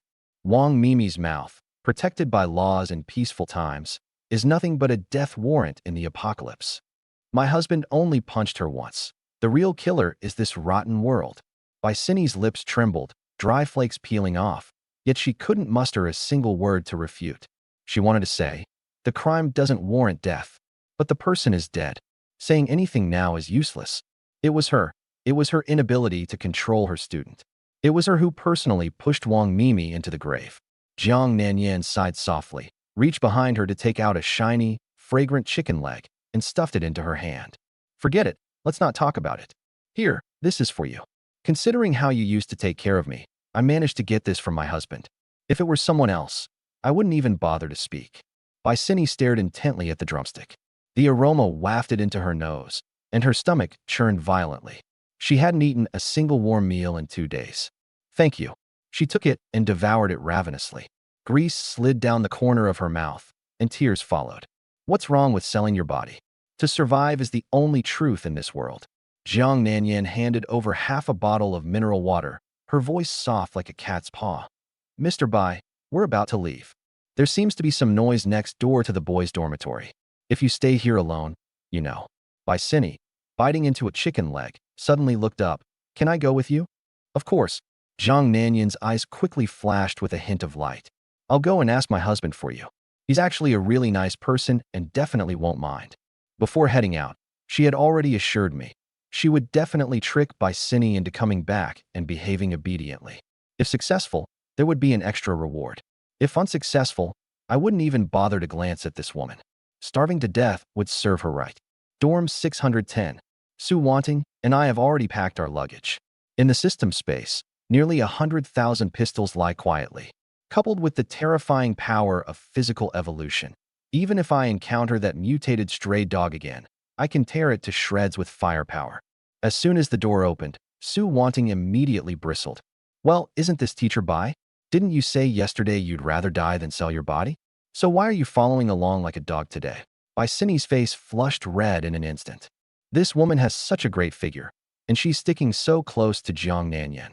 If she stays, can I even keep my position as the main wife? What nonsense are you spouting? Nonsense. Su Wanting sneered coldly, her words growing sharper with each sentence. Who was it standing at the door yesterday, saying they'd rather starve to death than abandon the students? Now the grass hasn't even grown on the students' graves, and yet here you are, running over first. Bicini trembled all over, wishing she could smash her head against the wall on the spot. Enough. Jiang Nanyan spoke leisurely, delivering a fatal blow. Ms. Bai has figured it out and is willing to be a concubine for your husband. What? Do you want to refuse on his behalf? Do you want to make decisions for him? Su Wanting's face turned deathly pale in an instant. I didn't. I just can't stand that shameless woman. Then keep quiet. Jiang Nanyan smiled gently. We'll be family from now on, so let's get along. Complete victory. The only one left dumbfounded was Bicini. When did I say I wanted to be the younger one? When did I agree to be a family? She wanted to retort, but with the two women at odds, she couldn't get a word in. All right, let's go. I finally spoke. I watched the whole scene coldly, the corners of my mouth slightly raised, deliberately allowing Su Wanting to humiliate Bicini. This kind of strong-willed woman needs to have her pride shattered first before she can be tamed. If she can't endure it and leaves, I don't care. I don't need her. But Jiang Nanyan, waking up, the first word was husband, spoken so naturally as if it had been said for 10 years. With just a few words, Bicini was toyed with effortlessly, and Su Wanting was trampled underfoot in passing. I narrowed my eyes. This woman is quite interesting. I want to see just how much of a spectacle Jiang Nanyan can create. As soon as I spoke, the entire room fell silent. Su Wanting didn't dare to curse anymore. Jiang Nanyan didn't dare to argue. And even Bicini swallowed back the explanation that was on the tip of her tongue. I don't want to be his woman. She desperately wanted to shout out this sentence. But she didn't dare. Because Jiang Nanyan had warned her, if you upset me, even the people helping you will be punished. They gave her food, gave her water. If she caused them to be punished, would she still be human? Bicini could only grit her teeth and swallow the humiliation. If she had known it would come to this, she would rather have starved to death in the dormitory. What she didn't know was that she had long been used by Jiang Nanyan as a pawn in a game of vying for favor, step by step falling into the trap. Honey, someone is following us. Jiang Nanyan leaned close to me and whispered a reminder. Got it. I smirked and patted the gun at my waist. Keep him. If we run into danger later, we can use him as a meat shield. Trailing behind was the blonde guy I punched and sent flying yesterday. On the 7th day of the apocalypse, this loser had completely lost it. No one to stop him, no police. He could do whatever he wanted. As long as I die, those 3 women. Haha. The yellow-haired man stared at the 3 graceful figures ahead, his Adam's apple bobbing wildly. It'd be best if a monster tore him apart. The group descended to the first floor, where the black fog was so thick that visibility was reduced to just a few meters. Outside the wall, an eerie rustling sound could be heard, like countless snakes writhing. I drew out my pistol. Bicini's pupils suddenly contracted. A gun? He actually has a gun? What on earth is the background of this student? She hadn't reacted yet. Just as she stepped out of the dormitory building, everyone instinctively turned their heads. The entire dormitory building was completely entwined by dense, thumb-thick climbing ivy vines, which were crazily spreading upward at a speed visible to the naked eye, violating the law of conservation of energy. Bicini trembled all over. How can they grow so fast? A few more days, and they would have been trapped inside alive. No time to marvel. The group quickened their pace and rushed toward the upscale neighborhood of the Jiang Nanyan family.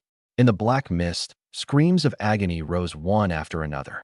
It wasn't monsters, it was humans hunting humans.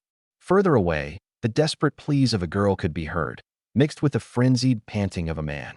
In broad daylight, there were several beasts repeatedly assaulting a female student within the dark mist. Jiang Nanyan and Su Wanting were so terrified that they pressed closely against me, feeling an unprecedented sense of relief. Luckily, they had clung to the right person. Bicini bit her lip, wanting to go save her, but didn't dare to move an inch. Only a few days, and humans have turned into beasts? I didn't even turn my head. Survival of the fittest. This is the rule of the new world.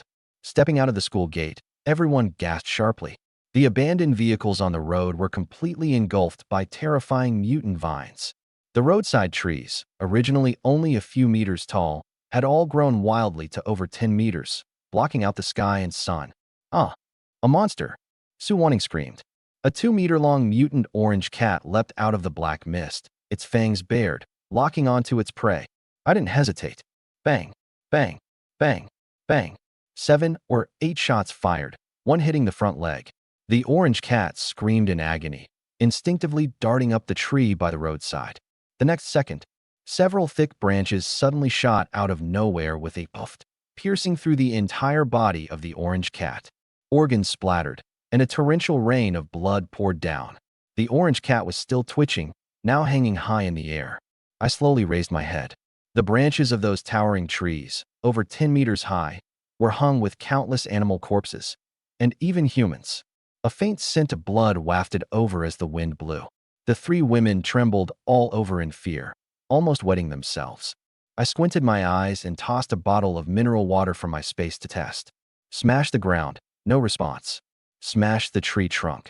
The branch instantly pierces the water bottle. Understood. As long as you don't touch them, it's safe. Stay close to me, I said coldly. The 3 women followed me as if granted amnesty, sticking closely behind me without daring to fall even half a step behind.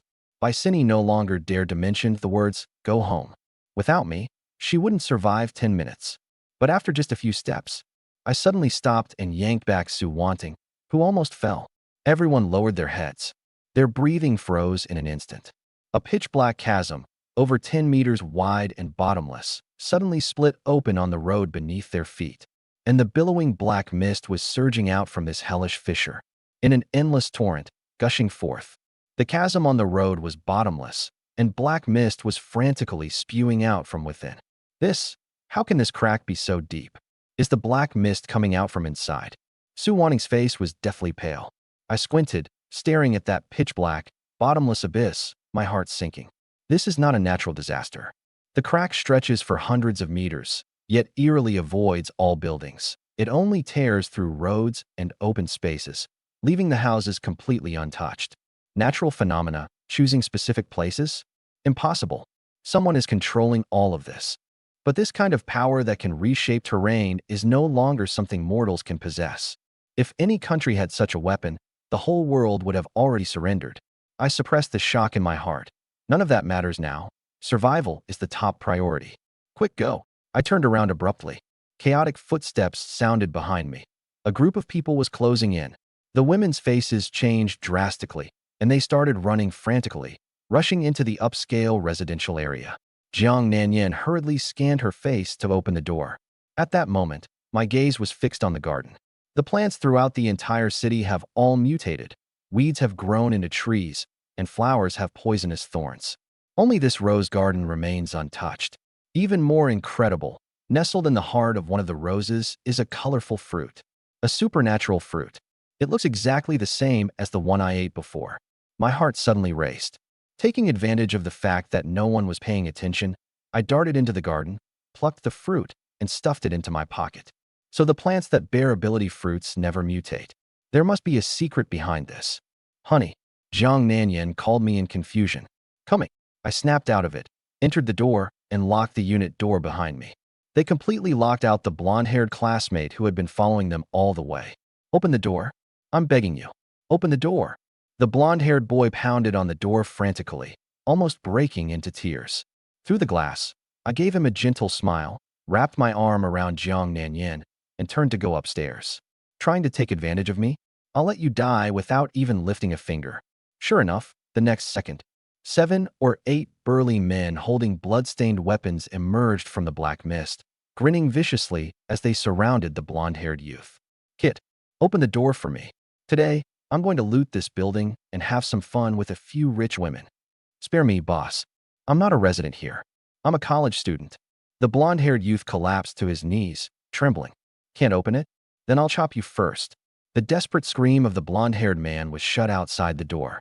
On the 20th floor, several girls were climbing, gasping for breath, their legs trembling. I didn't even break a sweat. Level 1 physical evolution has already made me superhuman. Climbing 20 floors without losing my breath. If I level up a few more times, wouldn't I directly become a superhero? The only downside is, my appetite is now 3 to 4 times that of an average person. But it doesn't matter. I have unlimited stacking supplies. Ding! The password lock opened, revealing Jiang Nanyan's spacious flat. 200 square meters, sunlight streaming in through the floor-to-ceiling windows, luxurious sofas, opulent decor. This apartment was worth over 6 million before the apocalypse. I slumped on the sofa, so comfortable I wanted to sigh. This is what you call a shelter. My phone vibrated. It was little green tea, Joanna. She couldn't hold on anymore and was begging me for food. I directly sent her the address. Come over. I might not be in the city in a few days. Where are you going? Is there a shelter? I didn't reply. With her sense of crisis heightened, she would naturally rush over desperately. Right now, I have more important matters. Eat the supernatural fruit. While everyone was busy in the kitchen, I pretended to eat an orange and stuffed the colorful fruit into my mouth. As it entered my stomach, a refreshing sensation swept through my mind, and then, nothing. Compared to the drastic transformation after eating meat for the first time, this time was so uneventful it made me doubt. Is this a useless ability? I nervously opened my personal panel. Teleportation. LV1 can teleport up to 20 meters. A spatial skill that ignores any terrain and any control restraints. As long as stamina is sufficient, it can be activated continuously without limit. What the hell? I almost jumped off the couch. Teleportation. Ignoring terrain. Ignoring control. Can be activated infinitely in succession. This is a god-level superpower. And my first superpower happens to be physical evolution, enhancing endurance. Stamina equals physical strength. Body evolution plus teleportation equals invincible combo. From now on, if I can't beat an enemy, no one can stop me from escaping. Awesome. This feels ing awesome. New ability awakens. I am completely deified. Teleportation, 20 meters. Bullets can't catch up, enemies can't touch me. In the apocalypse, I finally have a true trump card. Moreover, this ability can still be upgraded. I leaned back on the sofa, a cold smile curling at the corner of my lips. Honey, just now a group of people followed us into the neighborhood. Jiang Nanyan was peeling an apple, her brows furrowed, as she brought a slice of fruit to my lips. Yeah, they've been following us all the way. I had already noticed them. They weren't Huang Mao's group of students. It was another gang, suddenly appearing, with hostile looks, pure thugs. The apocalypse has arrived, and order has collapsed. The school has already turned into a living hell, and the outside world is even more terrifying. Could they be lying in ambush downstairs, waiting to attack us when we go down? Jiang Nanyan fed an orange into my mouth. They won't, I said calmly. If they really wanted to attack, they would have broken down the door by now. As soon as the words fell, bang, bang, bang, Jiang Nanyan's phone vibrated frantically, and the neighborhood group chat exploded. A resident on the first floor sent a video. A group of thugs wielding machetes and iron rods were furiously smashing the unit door. The glass shattered, the iron door was deformed, and they seemed completely unafraid of the noise attracting mutated monsters. This group of people isn't normal. Jiang Nanyan's expression changed. To be so brazen in the apocalypse, they must have some kind of confidence. Just a bunch of lunatics. Su Wanting snorted coldly, leaning over to massage my shoulders. She wasn't afraid. After all, I had a gun, and one bullet could take care of one of them. Jiang Nanyan, however, shook her head. Even lunatics fear death. For them to be this arrogant, they must have something to rely on. Vicini stood by the window, trembling all over. Call the police? The phone couldn't get through at all. Police? Not a single one on the streets. In this lawless, ruleless world, she was on the verge of breaking down. I glanced at her, my gaze deep. Today, I'll unlock the reward of this mature woman. Let's eat first. I waved my hand grandly. 5 bottles of mineral water and 3 steaming roast chickens suddenly appeared on the table out of thin air. Vicini's pupils contracted sharply, and her breath stopped. What? Food appearing out of thin air? Is this magic? She was so shocked that she couldn't speak, but Jiang Nanyan and Su Wanting remained calm, as if they were already used to it. Am I the only one shocked? Her stomach growled. She had only eaten 1 chicken leg in 2 days. The aroma of roasted chicken wafted into her nose, driving her crazy. But she didn't dare speak up. She wasn't my woman, not even a friend. I could only silently turn my back, pretending to look at the scenery, swallowing my saliva. Honey, are you going down to deal with those thugs? Jiang Nanyan asked. Not going, I said calmly. They can't threaten me. Indifferent? Yes. Back then, when I was bullied, no one helped me. Now, I won't save anyone either. What's more, These thugs can conveniently create chaos for me, paving the way for my next move. The 20th floor, safe. Plenty of bullets. Let the people downstairs die first. Why are you going out? Is it dangerous? Sue Wanting nervously grabbed the corner of my clothes. She knew all too well. If I died, this group of women would end up like those girls in school who were repeatedly humiliated. It would be better to just commit suicide. It has nothing to do with you. I didn't even look up. Sue Wanting pouted, turned her head, and glared at the pretentious Bicini, feeling satisfied. Humph. This wretched woman deserves to starve to death. Finished eating, I got up. When I'm not here, lock the door and don't open it for anyone, I whispered.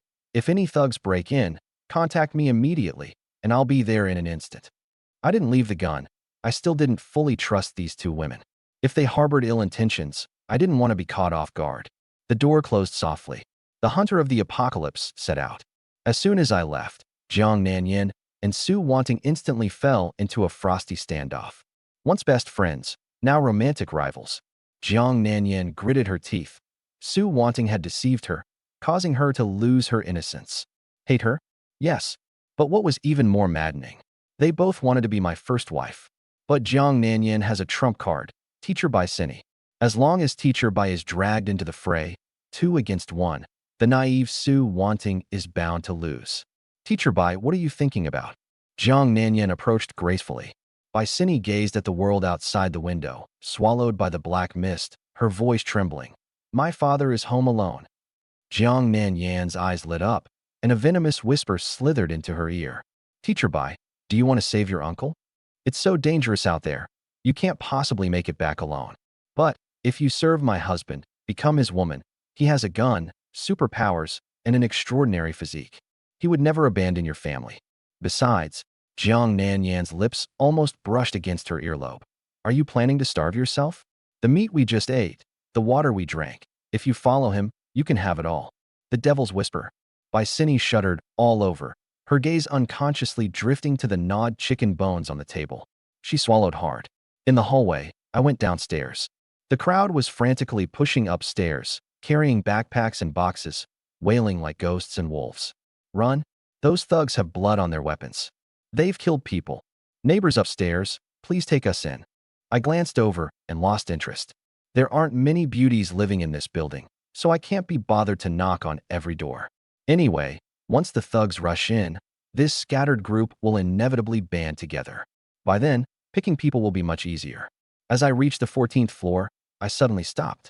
Wait, my teleportation can ignore terrain, so can I just go straight through the floors below? A thought. The body disappears, instantly appearing on the 13th floor. Holy crap, it really works. I'm a genius. Swish, swish, swish. In just a few seconds, I teleported directly from the 14th floor to the 1st floor. Awesome. This is teleportation. Of course, there's a price. After a dozen consecutive teleports, I've used up 1/5 of my stamina. In other words, I can teleport more than 70 times a day. With recovery, breaking 100 is a breeze. What monster can catch up with me? Unstoppable. I glanced at those maniacs crazily pounding on the door, ignored them, and directly phased through the wall to teleport outside the building. Took out my phone, navigated to the nearest supermarket. Let's go. To conserve energy, I walk most of the time and only teleport when encountering obstacles. In less than 10 minutes, I arrived at the medium-sized supermarket. The main door was tightly shut. Who cares if there's anyone inside? Swish. Direct teleportation in. In the apocalypse, no police, grab first and talk later. I pulled out a fully loaded pistol, scanning vigilantly. No one. Time to start looting mode. Instant noodles, spicy strips, bread, sausages, all stored in the system space. Shampoo, body wash, pots and pans, slippers, towels, all collected. In the apocalypse, these are irreplaceable resources that only decrease with use. Unfortunately, the supermarket is too small, and some food has already been contaminated, so the harvest isn't very plentiful. Just as I was about to leave, my eyes suddenly lit up. Shared power banks. Dozens of them. This is exactly what's essential in the apocalypse. Without hesitation, I unplugged them and stored them all in the system space. Just as I turned to leave in an instant, the sound of wind breaking suddenly rose behind me. A heavy object came whistling through the air. Ambush. I react as fast as lightning, with a single thought. Teleportation. My figure vanishes from the spot. The ambush comes without warning. A baseball bat came crashing down on my head. I teleported to dodge it, turned around, and saw a man in his 30s, gripping the bat tightly with both hands, his face full of terror. Impossible. You have superpowers too. Bang. I had already raised my gun, but when I heard this, my heart skipped a beat. Also has superpowers. This guy knows about abilities. Then could he possibly know about the colorful fruit? I pressed the muzzle of my gun against the man's forehead, my voice as cold as ice. You've seen other superhumans? Speak, or I'll shoot you right now. I've seen them. I'll talk. I'll tell you everything. The man nodded frantically, cold sweat streaming down his face. It's a female police officer. She can turn her hands into steel. She's incredibly strong. A police officer? My pupils contracted. Since the outbreak of the apocalypse, I haven't seen a single police officer or soldier. I even suspect this apocalypse is fake. Otherwise, how could the authorities completely ignore the lives of the people? On the first day the black mist appeared, there were still police sirens on the streets, the man hastily explained, while quietly inching toward the stairs to the second floor. I saw with my own eyes 2 armed helicopters with machine guns fighting monsters in the sky. But later, one of them exploded right in the air. The wreckage fell straight onto Wang Fujing. Boom. My mind buzzed. It's not that the authorities didn't try to save us. They were wiped out in the first wave. Even armed helicopters were shot down. What kind of monster is this? I remembered the giant bird I saw at school a few days ago. A chill ran down my spine. The apocalypse is 100 times more dangerous than I imagined. My gaze turned cold as I noticed the man's eyes darting sneakily toward the second floor. It was clearly a signal. There's an ambush on the second floor. But I kept my composure, slowly approached, and threw out one final question. Have you ever seen colorful fruits? What? What colorful fruit? Never seen it. The man's eyes darted around intensely. He definitely has seen it. Understood. Bang. The gunshot rang out. The man's forehead burst open, his eyes widened as he fell, unable to believe until his death that the other person had actually fired. The next second, I teleported and vanished. The second floor was deathly silent. A head peeked out from the stairway after more than 10 minutes. Gone? Damn it. Who is this guy? He actually has a gun and superpowers. Boss, you didn't die in vain. Before he could finish speaking, he suddenly turned his head. Someone was silently standing right behind him. Damn. The man instinctively swung his fist, his knuckles instantly turning to steel, his body rapidly hardening. Too slow. Bang. Bang. Bang. Bang bang bang bang. 7 shots. All headshots. Before he fully turned into steel, I emptied the entire magazine into his face, leaving it a bloody mess. When dealing with superhumans, show no mercy. Better to kill by mistake than to let one go. I took a breath, my heart pounding like a drum, adrenaline surging. But I felt no fear, only excitement. Perhaps, deep down, I am not an honest person. I let out a cold laugh, replaced the magazine with a fully loaded one, and slowly walked toward the door at the end of the hallway from which the sound was coming. If I kill thoroughly. Leave no loose ends. Gun barrel against the door, I slowly pushed it open. The next moment, my brows furrowed sharply, and the gun I was holding slowly lowered. My pupils contracted suddenly. A male corpse lay sprawled on the ground. Beside the bed, a completely naked, scarred woman was tightly chained with a dog leash, barely clinging to life. I knew it. Those 2 bastards were never supermarket owners. I sneered. A normal shopkeeper. How could they possibly kill someone to silence them upon meeting? Only true beasts who have killed before would strike so ruthlessly. These 2 brutes killed the real owner, took over the lady boss, and turned this place into their lair. I walked over, unchained the young woman, left some snacks and water, and turned to leave. I am not a good person. I can't save her. But at least, give her a final shred of dignity. In the apocalypse, my kindness goes only this far. Walking out of the supermarket, my phone vibrates. It's Jiang and Yan. Honey, thugs have broken into the neighborhood and are smashing doors one by one. Got it. Anything else? Yes. Teacher bye, she agreed. Honey, when are you coming back?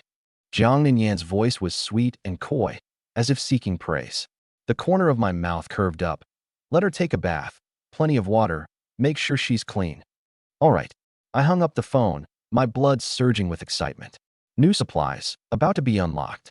By Cindy, plus Joe Warner, who is about to be delivered to my doorstep. Double unlock in one go. Let's see what can be unlocked when we get back. If it's superpower fruits or hot weapons. My gaze turned cold. Then I'll go out myself and pick up women to bring back. On the way back at an accelerated pace, I saw a group of survivors out scavenging for food, being targeted by a mutated giant cat. Their fate was obvious without needing to watch. Survival of the fittest, that's the apocalypse. At this moment, in front of the home and supermarket that I had bloodied, several figures approached. Leading the group were a man and a woman, dressed in police uniforms and holding real guns. Behind them, several civilians holding sticks had fear written all over their faces. Wait, there's a smell of blood. The policewoman suddenly drew her gun, the safety clicking off. Everyone, stay alert. The policeman, Wang Jiqiang, shielded the civilians with one arm. Captain Qin, should we retreat? The policewoman, Qin Xiang, a lean yet commanding woman, flared her nostrils slightly, her gaze sharp. No, we're almost out of food. We have to go in. Wang Jiqiang, stay with the people. I'll go in alone. Captain, no. I'll go with you. Your orders are to protect them. Qin Xiang's tone grew firm, then softened slightly. Don't worry, with my abilities, I'll be fine. She walked to the door and knocked. No response. Qin Xiang frowned slightly and took a deep breath. Threw a punch. Bang! The iron-locked gate was instantly smashed through by her sheer force. The few people behind her were stunned on the spot. What kind of terrifying power was hidden within this frail body? Qin Xiang raised her gun and entered. The next second, she froze on the first floor. On the ground lay the supermarket owner's corpse. Head blown apart. Dead with eyes wide open. Gunshot wound. Who could possibly have a gun? Colleague? No. It absolutely can't be a colleague. Qin Xiang's face turned ashen. The iron rule of the police. Even if forced to fire, never aim for the head. Only shoot at the limbs. Someone who can shoot a civilian in the head with one shot. Only fugitives. Demons. And that person is still in this city right now. Qin Xiang clenched her fists, her knuckles turning white. In just a few days, the entire city was turned upside down. Black mist engulfed the city, plants and animals underwent frenzied mutations, and giant monstrous plants flattened entire buildings. Colleagues dispatched to the scene went missing one after another. Dozens of kilometers of area, over a dozen neighborhoods, completely wiped out. If someone picks up the police gun, the consequences would be unimaginable. The smell of blood grew stronger. She held her breath and rushed to the second floor. Bang! Another corpse. The entire head was smashed like a rotten watermelon. 7 or 8 shots. Every shot a headshot. Qin Xiang's face turned ashen. If this lunatic roamed outside with a gun, the entire city would be doomed. Help, help me. From the end of the corridor came a faint, barely audible voice. Qin Xiang kicked the door open. In a pool of blood, a woman who had been tortured beyond recognition was struggling on the brink of death, with a male corpse lying beside her. Hold on. I'm a police officer. She rushed over to check the injuries, covered in wounds, all signs of torment. At that moment, her gaze swept over the photo on the bedside table. Boom. The man and woman in the photo were none other than the male corpse and the woman standing before her. This is the real supermarket owner. Qin Xiang instantly understood everything. The two bosses she saw a couple of days ago were imposters. They imprisoned the woman, killed the real boss, and took over the supermarket. Beast! She punched the floor, creating a deep pit. No wonder that mysterious shooter went for a headshot. If she had been there, she would have pulled the trigger too. The person who fired the shot must be a good person. Otherwise, why would they leave this innocent woman behind? Now's not the time to think about this. Qin Xiang picked up the woman and dashed downstairs like mad. Wang Jiqiang, take your team to scavenge supplies. I'll take her back to the shelter first. There's a doctor in the shelter rescued 2 days ago. As long as there's still a breath, there's hope. Supermarket cleanup, eerie clues. Wang Jiqiang led the search, but everyone was at a loss. Almost all the food on the shelves was contaminated, leaving only a few packs of instant noodles and sausages. It's like someone looted it in advance. He stared in the direction of the second floor, his gaze sharpening. Let's go up and take a look. Shun Yi returns, sweet-talking his wife. At the same time, I ignored the mob downstairs banging on doors one by one and directly teleported to the 20th floor. Let those people create some commotion, scaring the residents into huddling together. Saves me the trouble. Whoosh! I appeared out of nowhere, startling Jiang Yin so much that her phone almost slipped from her hand. Honey, how did you get in? Su Wanting, who was in the bedroom, also came running out and threw herself at me. Honey, you're back. My newly acquired superpower, I said calmly. Superpowers can be acquired. The two women's eyes instantly widened in shock. The corner of my mouth lifted into a smirk as I casually painted a grand picture. In the future, if there's a chance, I can help you awaken superpowers too. Really, I can have superpowers too. Su Wanning's face flushed with excitement. Jiang Nanyin was even breathing heavily. If they had superpowers, who would still fear the monsters outside? Ordinary people can awaken too, but it's relatively difficult and takes time. The two women's eyes instantly lit up. Jiang Nanyin immediately sought credit.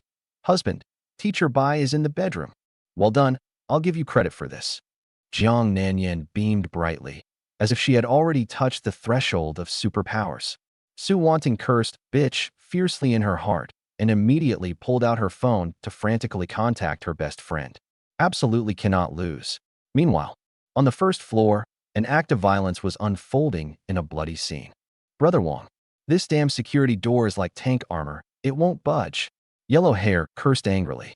Having just joined this gang of thugs, he had only managed to save his life by begging on his knees. Now he was gnawing on half a piece of rancid jerky and gulping down half a bottle of murky water. Though in these times, being able to eat meat at all was already a huge blessing. Keep smashing. Whoever breaks the door down first gets 2 extra pieces of meat, and the woman inside is his first. Brother Wong, his arms covered in tattoos, roared furiously. The thugs instantly seemed energized, their iron rods smashing against the door with full force, sparks flying everywhere. The blonde-haired man rolled his eyes and leaned closer to the burly leader. Big brother, let me tell you something good. Smack. A slap left him seeing stars. Sorry, big brother. The blonde-haired man shrank his neck. I ran out with a group of college students earlier, and there are several female college students among them. Long legs, curvy figures, and faces as fresh as can be. Smack. Another slap. Who the hell are you trying to fool? How could there be a female college student in the boys' dormitory? I'm really not lying to you. It's someone else's girlfriend who came in to take shelter. Huang Mao, with his swollen face, hurriedly explained, though inwardly cursing. This lunatic's temper is more volatile than dynamite. Smack. Your look isn't right. Are you cursing me in your head? Smack. Say something. Playing mute. After slapping him several times in quick succession, the blonde guy completely passed out. Damn. College students really can't take a beating. Pour urine on him to wake him up. The burly man spat and turned to shout at his men. Smash it now. There's a newlywed wife in that room. Whoever breaks in first gets to go in first. The phrase, newlywed wife, was like a stimulant. The thugs' eyes flashed red with excitement as they wildly battered the door. Inside the door, a young couple trembled with fear. The man tightly gripped a kitchen knife in one hand while tremblingly dialing the police. No one answered. The woman frantically sought help in the neighborhood group chat. Messages filled with stay strong and stay safe, but no one dared to come. Bang, bang, bang. The iron door deformed inch by inch. A few hours later, the lock shattered, the door opened. 7 men with sinister grins filed in one after another. Ding, randomly unlocking supplies. Unlock successful. Grade 5, a stake times 1. Grade 5, a stake times 1 has been stored in the system space.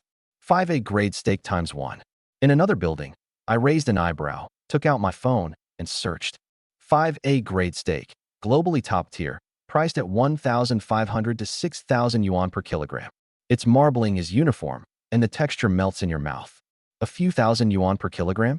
Back when I was working, I couldn't afford even half a kilo in a month. I clicked my tongue. I took out a piece from the system space.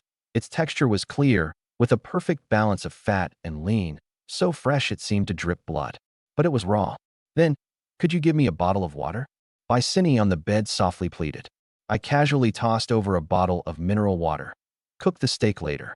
I have someone to command now. How could I possibly cook myself? Just as I stepped out of the bedroom, Jiang Nanyin immediately approached, her face pale. Honey, the door of a unit on the first floor was smashed open. The woman from that household was assaulted by those beasts one after another, and they even posted the video in the residents group. My gaze turned icy cold. This apocalyptic hunt has only just begun. Let me see. I snatched the phone and opened the video. The next second, my pupils contracted sharply. On the screen, several naked men were taking turns assaulting a young woman.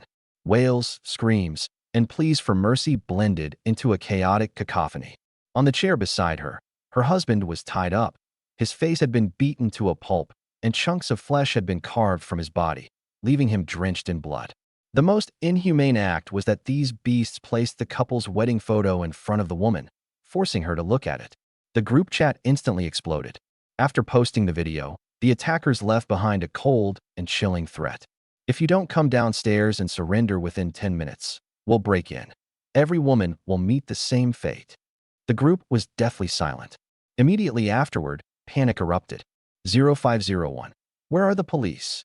None of the emergency calls are going through. 0201. You can't get through these days at all. It's useless. 0901. Where's the property management? Where are the security guards?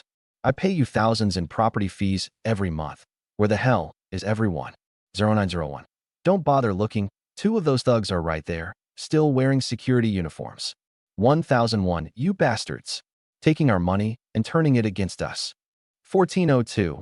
The property management disappeared 3 days ago after delivering the last batch of supplies, and we can't reach them. 0902. My house is out of food.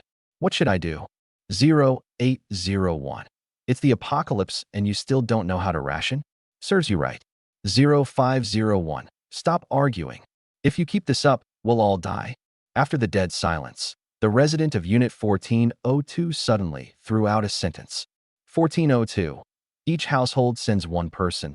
The whole building unites and fights them. 1502. If you don't send someone when the mob breaks in, we absolutely won't protect you. If you want protection, unite.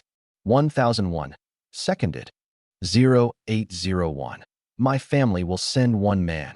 1402. Gather on the 18th floor. Bring anything that can be used as a weapon, baseball bats, golf clubs, bring them all. 1402. An entire building, and we're being bullied by 7 or 8 people. Screw that. 0501. Fired up. We must let them know we're not pushovers.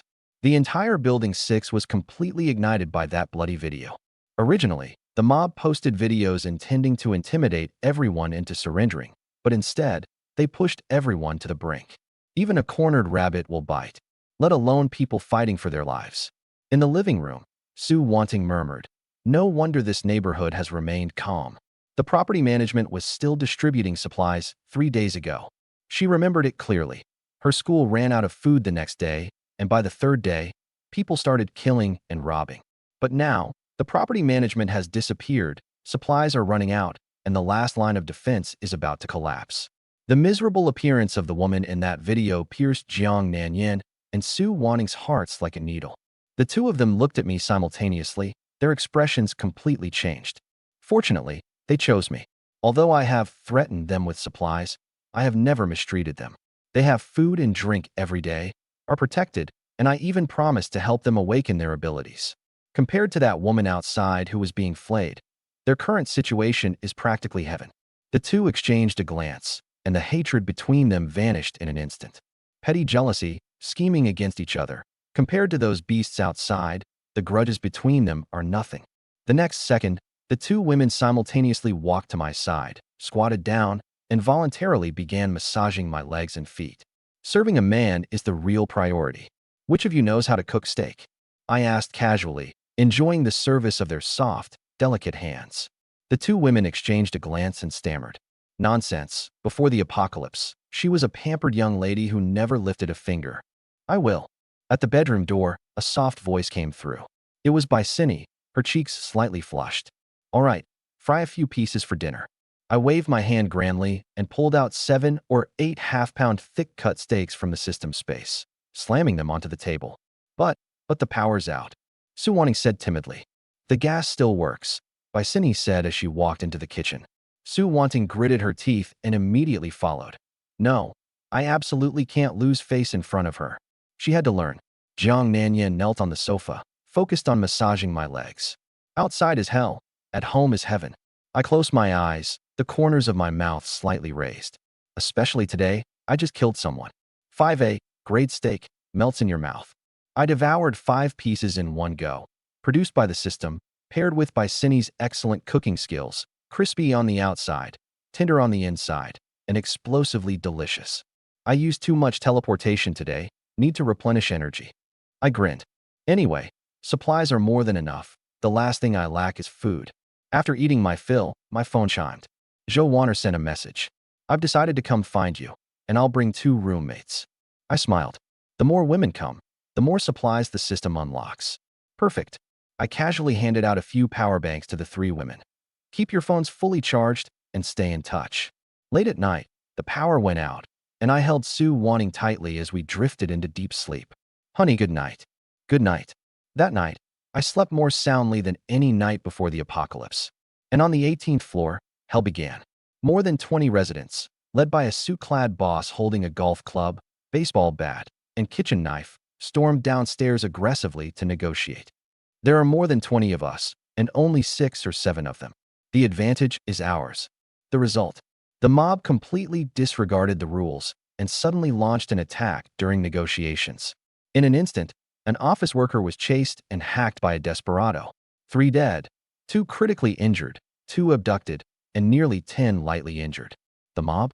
Completely unscathed. Crushing defeat. The group chat exploded instantly. Cries, curses, and pleas for help rose one after another. But no one dared to step outside again. Resident of 1501 cried out, "Does anyone have gauze or medicine? My leg injury keeps bleeding. Please help me." Attached image, a bloodstained fair leg. I opened the image. Nice leg shape, smooth. Just not sure if the face can pass the system's standards. I replied using my alt account, Jiang Yen. 2001. I have medicine. Private message me, but send a full body photo without filters first. In an instant, the group exploded. 0901. Selfish. The 20th floor didn't even help last night. 1401. Remember, people like 2001 don't deserve help. 0501 at 2001 get out. It's all your fault. You killed my husband. You trash. Your whole family deserves to die. The screen was filled with insults, and I became the public enemy of the entire building. As if I were the one who killed everyone. I slowly put down my phone, my gaze turning cold. Teleportation. The next second, I appeared in room 501. A middle-aged woman was sitting on the sofa, furiously typing on the keyboard and cursing me, spitting as she ranted, completely unaware that someone had appeared behind her. I cleared my throat lightly. She turned her head sharply, her pupils contracting. "You? How did you get in?" I glanced at her phone screen and confirmed it was this woman. Losing a man is painful, I understand. I raised my hand. Clicked. A handgun appeared out of thin air in my palm. The woman's legs went weak. This isn't human. But, I sneered. Curse my family. Where did you get the nerve? Bang. A shot to the head. Even in death, she couldn't understand what kind of monster she had provoked. I teleported home, feeling refreshed. As for the others in the group who insulted me, once I deal with the thugs, I'll settle accounts with each of you one by one. Just as I sat down, 1501 sent a friend request. 1501. My phone only has 1% battery left. I can't take a photo. Can you bring the medicine over? I have photos at home. The message abruptly stopped. The phone ran out of battery. I stroked my chin. Anyway, it's something to do. If it meets the criteria, unlock new supplies. If not, just treat it as practice. I stood up and teleported away. Shun Yi is missing. Baisini, who had just stepped out of the bedroom, let out a scream, rushed to the sofa, and frantically searched the gaps. How can a living person just vanish into thin air? Jiang Nanyan and Su Wanting laughed so hard they doubled over. Mr. Bai, he's not in the sofa crevice. After hearing the explanation of the teleportation superpower, Baisini's face turned bright red. This apocalypse, she really couldn't keep up with the pace. 15th floor, in front of door 1501. I teleported over and knocked politely on the door. Doesn't meet system standards? Turn around and leave. Not wasting a second. The door opened. A girl appeared. Mint green shirt, light blue shorts, chestnut wavy long hair, and a pearl earring. Beautiful. Long legs. But her face was as pale as paper. Her left leg was soaked in blood. The cloth strips were haphazardly wrapped. Unable to stop the bleeding at all, she clearly didn't know how to treat a wound. Ding. A survivor meeting the criteria has been detected. Name: Chu Xiaoxiao. Age: 24. Appearance: 91. Body: 95. Inner qualities: 100. Personally experienced, no practical experience. Total score: 96. Sheltering can unlock random supplies. I raised an eyebrow. Extensive personal experience. Oh wow, a pro at watching videos? But whatever, as long as the points are enough. Are you a resident of 2001? Chu Xiaoxiao asked warily. She had confirmed through the peephole that I wasn't one of those beasts downstairs. You're bleeding again. Stop the bleeding first. Before the words were finished, I scooped her up in my arms. The movement was as natural as if I were her boyfriend. Chu Xiaoxiao's mind went completely blank until the next second when she realized what had happened. Her face instantly turned red and flustered. You can't do this. We've just met. I'm still injured. I can't shiver. If you really want to, at least wait until I'm healed. This man is handsome and tall, and finding someone to rely on in the apocalypse isn't a bad idea. But getting involved right after meeting? She couldn't accept it. I didn't explain a word and pressed her, who was overthinking, onto the sofa. From the system space, gauze and white liquor appeared out of thin air. Chu Xiaoxiao's pupils suddenly contracted, and materialized out of thin air. Hiss! The moment the white liquor was poured onto the wound, the sharp pain made her scream, her fingers digging tightly into my thigh. But I was quick, precise, and ruthless. Disinfecting, bandaging, stopping the bleeding, all in one go. I'll come back to change the dressing tomorrow. I dropped the steaming roast chicken and turned around. The person vanished into thin air. Chu Xiaoxiao froze in place. Didn't ask for anything?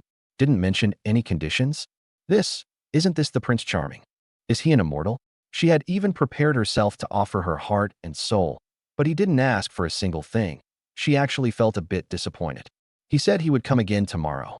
She lightly bit her lower lip, her face turning even redder.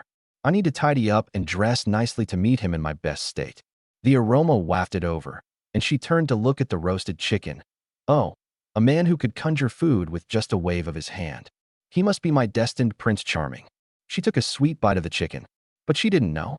Every gift from fate has long been secretly marked with a price. From the moment I stepped in to save her, she was left with only two paths. Surrender or die. She has seen my teleportation ability. Won't surrender? Silence her. I will never allow this secret to leak even a bit. First floor. I teleported down. It's time to deal with these thugs. Their usefulness ends here. The scene before my eyes made my pupils contract. A few thugs were roasting meat around a fire. That meat was human flesh cut from a corpse. No wonder these beasts don't starve. They still have the strength to smash the door. Who's there? Brother Wong. A pretty boy has arrived. The blade suddenly lifted, and the gaze was as ferocious as a wild beast. At this moment, from the corner, a face swollen and bruised emerged. Shun Yi, it's actually you.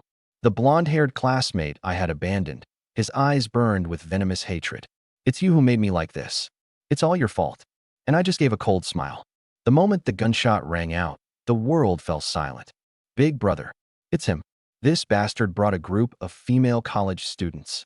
The blonde-haired guy pointed at me with a trembling finger, his eyes full of venom. He wanted me to taste the suffering he had endured. The tattooed, burly man sneered, sizing me up and down. This young man who seemed too weak to even truss a chicken. That's it. He spat on the ground and turned his head with a cold sneer. Who's he? Break his leg and find out which floor he lives on. Tonight we'll go to his place and play with his woman. Got it. The man in the security uniform approached with a baseball bat, grinning viciously. The other thugs laughed and watched. Just an ordinary student. Last night, they killed far more people than this. The next second, bang, a gunshot rang out. A blood hole opened on the forehead of the man in the security uniform, and he fell straight down. I didn't pause for even half a second. Bang, bang, bang, bang. Bullets poured out, one emptied and replaced with another. In one encounter, 4 bodies hit the ground. I'm not here to waste words. I'm here to kill. Damn it. How does he have a gun? Run. Run the hell away. Fear instantly engulfed the thugs. Their arrogance stemmed from never encountering someone more ruthless than themselves. But now, a single bullet could take their lives. The tattooed, burly man rushed into the room, locked the door behind him, and growled at the blonde hiding behind the wardrobe. Didn't you say he was just a student? Where the hell did he get a gun? The blonde-haired man was so scared that he wet himself, trembling all over. The gunfire outside had stopped. A deathly silence. The tattooed, burly man was sweating on his forehead, gripping the knife tightly, staring intently at the doorway. There was only one chance.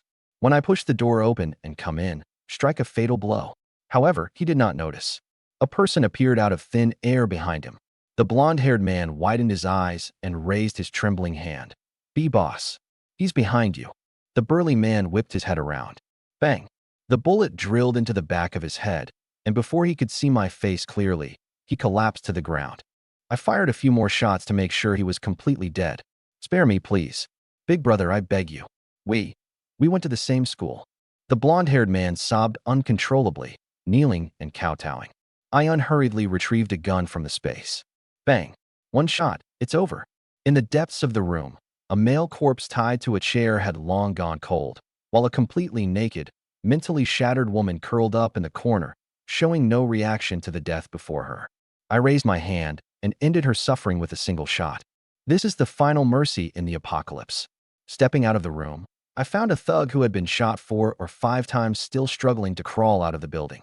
I'm not in a hurry. I stand firm, raise the gun, and aim. Bang! Missed the shot. TSK, my shooting skills are really terrible. I mock myself and continue pulling the trigger, using living people as targets to practice shooting. It took 4 or 5 shots to hit once, but I had plenty of bullets. This thug's vitality was astonishingly strong. Despite being shot, he crawled out of the gate. I changed the magazine and slowly closed in, this time aiming for the head. At the moment I was about to pull the trigger, whoosh! A thick white line descended from the sky, instantly sticking to the thug and hoisting him entirely into the air. My pupils contracted as I abruptly looked up. What is that? The rooftop is covered with plants. The black fog is so thick it can't be dispersed, and nothing is visible. I tentatively dragged a corpse and threw it outside the building. As soon as the corpse hit the ground, the same white line shot down again and instantly whisked it away. Holy crap! My scalp tingles. This building is completely unsafe. There's something upstairs. Was it drawn by the sound of gunfire or by the smell of blood? No matter what it is, I have to figure it out. Otherwise, every step outside in the future will be a dead end. I throw another corpse and instantly teleport outside the building, staring fixedly at the rooftop. Amidst the surging black mist, a giant black spider, 2 to 3 meters tall, covered in pitch-black long fur with 8 thick legs, slowly crawled down. Its chelicerae opened, spraying out an arm-thick strand of white silk, wrapping the corpse up. The opportunity was right in front of me. Bang, bang, bang, bang, bang. I fired 7 or 8 shots in rapid succession, bullets pouring onto the mutated black spider. However, the bullet only pierced the fur slightly, causing almost no harm. It merely enraged it. The giant spider dropped the corpse, its 8 blood-red compound eyes locked onto me, and its massive mouth suddenly opened. A thick white spider silk shot toward me at high speed. Bang! The bullet accurately hit the black spider's eye, but was deflected by that layer of black armor. Damn! Even bullets can't penetrate it. My pupils contracted sharply. The next second, a 3-meter giant spider leapt down from above, its 8 hairy legs carrying the shadow of death, smashing toward my face. Teleportation activated. I instantly vanished 20 meters away, cold sweat soaking my back. This monster's speed is 10 times faster than I imagined. I immediately turned around and sprinted, trying to lure the monster away. But after chasing for dozens of meters, the black spider suddenly stopped, let out an eerie screech, turned around, and crawled back to the rooftop, without forgetting to drag the thug's corpse along. This beast is claiming territory. My face turned ashen. The hard-to-find safe house now has a monster squatting on the roof that even bullets can't kill. My woman could be eaten at any moment, and I myself might take one wrong step and become spider food. It must be dealt with. But how? The phone vibrated. "Joe Warner. Brother. It's so scary outside. Send me your location. 800 meters away." If I didn't have teleportation, I would never take this risk. But with teleportation, I'm invincible. Along the way, black mist surged, and the trees by the roadside grew wildly at a speed visible to the naked eye. Black gas continuously spewed out from the cracks in the ground. The entire world was being devoured by some unknown force. When I become strong enough, I must go down and take a look. Halfway through, I frowned deeply. Joe Warner's signal had actually stopped. This little brat knows I'm coming, yet she's waiting in place without moving. Getting too greedy. I sneered. Claim the system reward first, then decide whether to kill her. In front of the convenience store, a strong metallic smell of blood hit my nose. Large streaks of dragged blood covered the floor, and a single woman's high heel lay abandoned in the pool of blood. My pupils constricted. Someone had just died here. Without hesitation, I teleported directly inside the store. Zhou Wan'er. The door of the small room at the back was pushed open, and 3 women cautiously walked out. Leading the way was a female police officer in a police uniform, holding a gun in her hand. My killing intent instantly surged to the maximum. Teleportation ready. Damn it. Zhou Wan'er didn't say there were cops with her, let alone that the cops had guns. Guns can kill me. This is my only fatal weakness. Brother Shun Yi. Whoa, you really came to save me. Zhou Wan'er cried with a face full of emotion, but her body was tightly hiding behind the female officer, acting with her words, yet guarding herself more fiercely than anyone else in her heart. Green tea is just green tea. The policewoman pointed her gun at me. Comrade, are you a police officer or a soldier? No. Where did the gun come from? Picked it up. The policewoman observed for a moment, then slowly lowered her gun. I mean no harm. I also lowered my gun, but kept the safety off. In the apocalypse, a police uniform might just be a facade.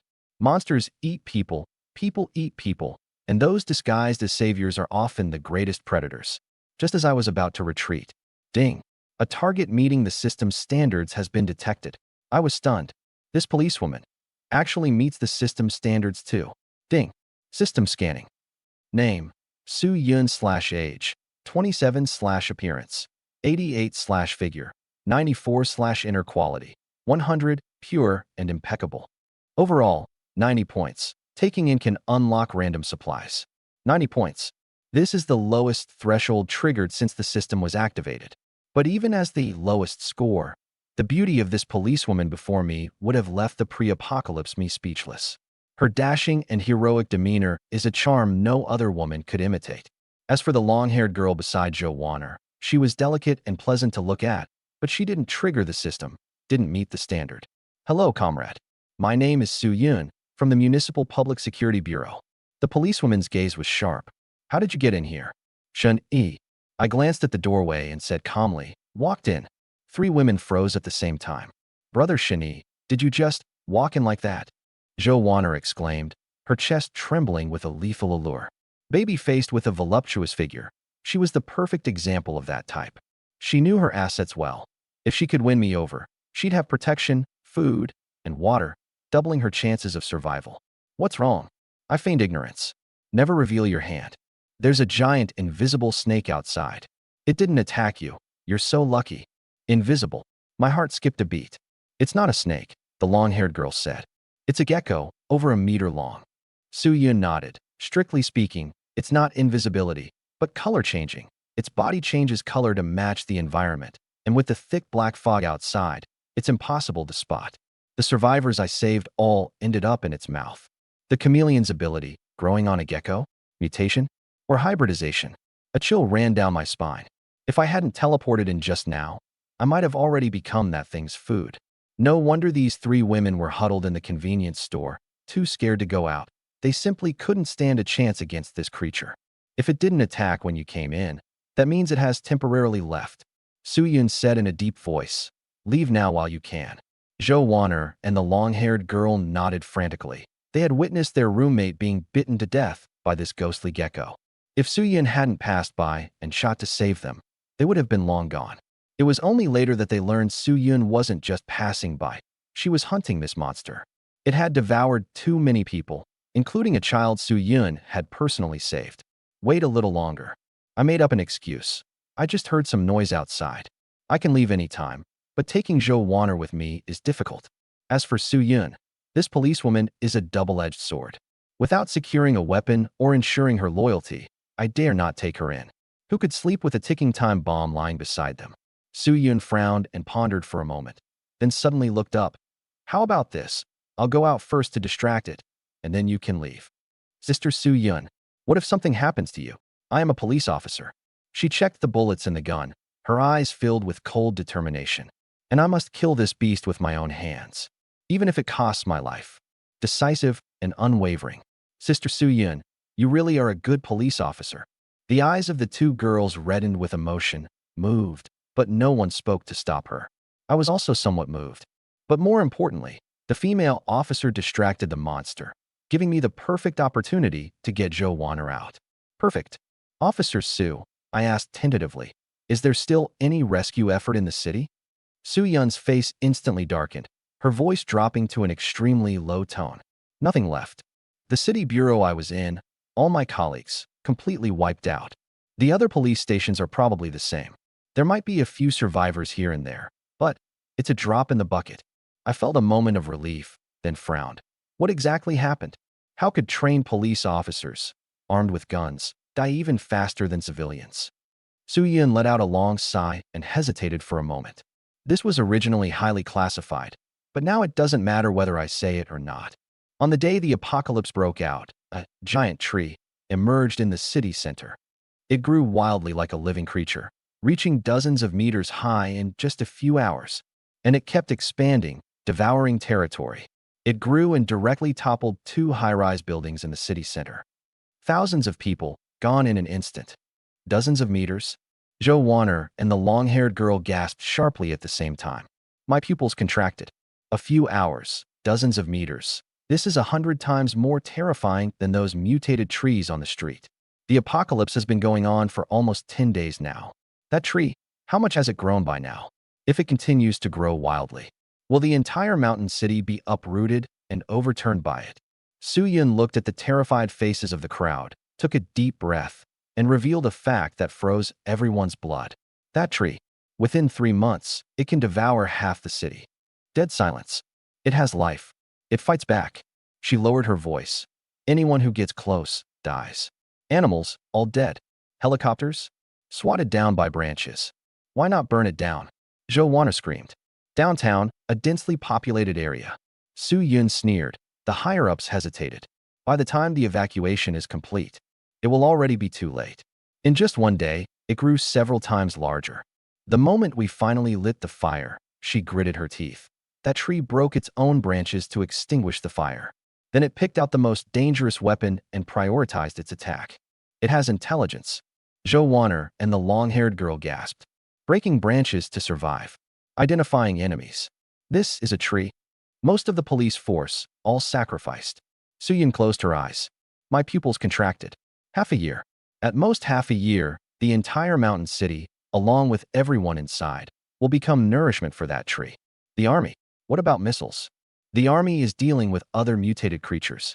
No one is coming to save us. My brain was working at full speed. The Magic City and the Imperial City, the economic and political centers, must have the military holding the line to establish safe zones.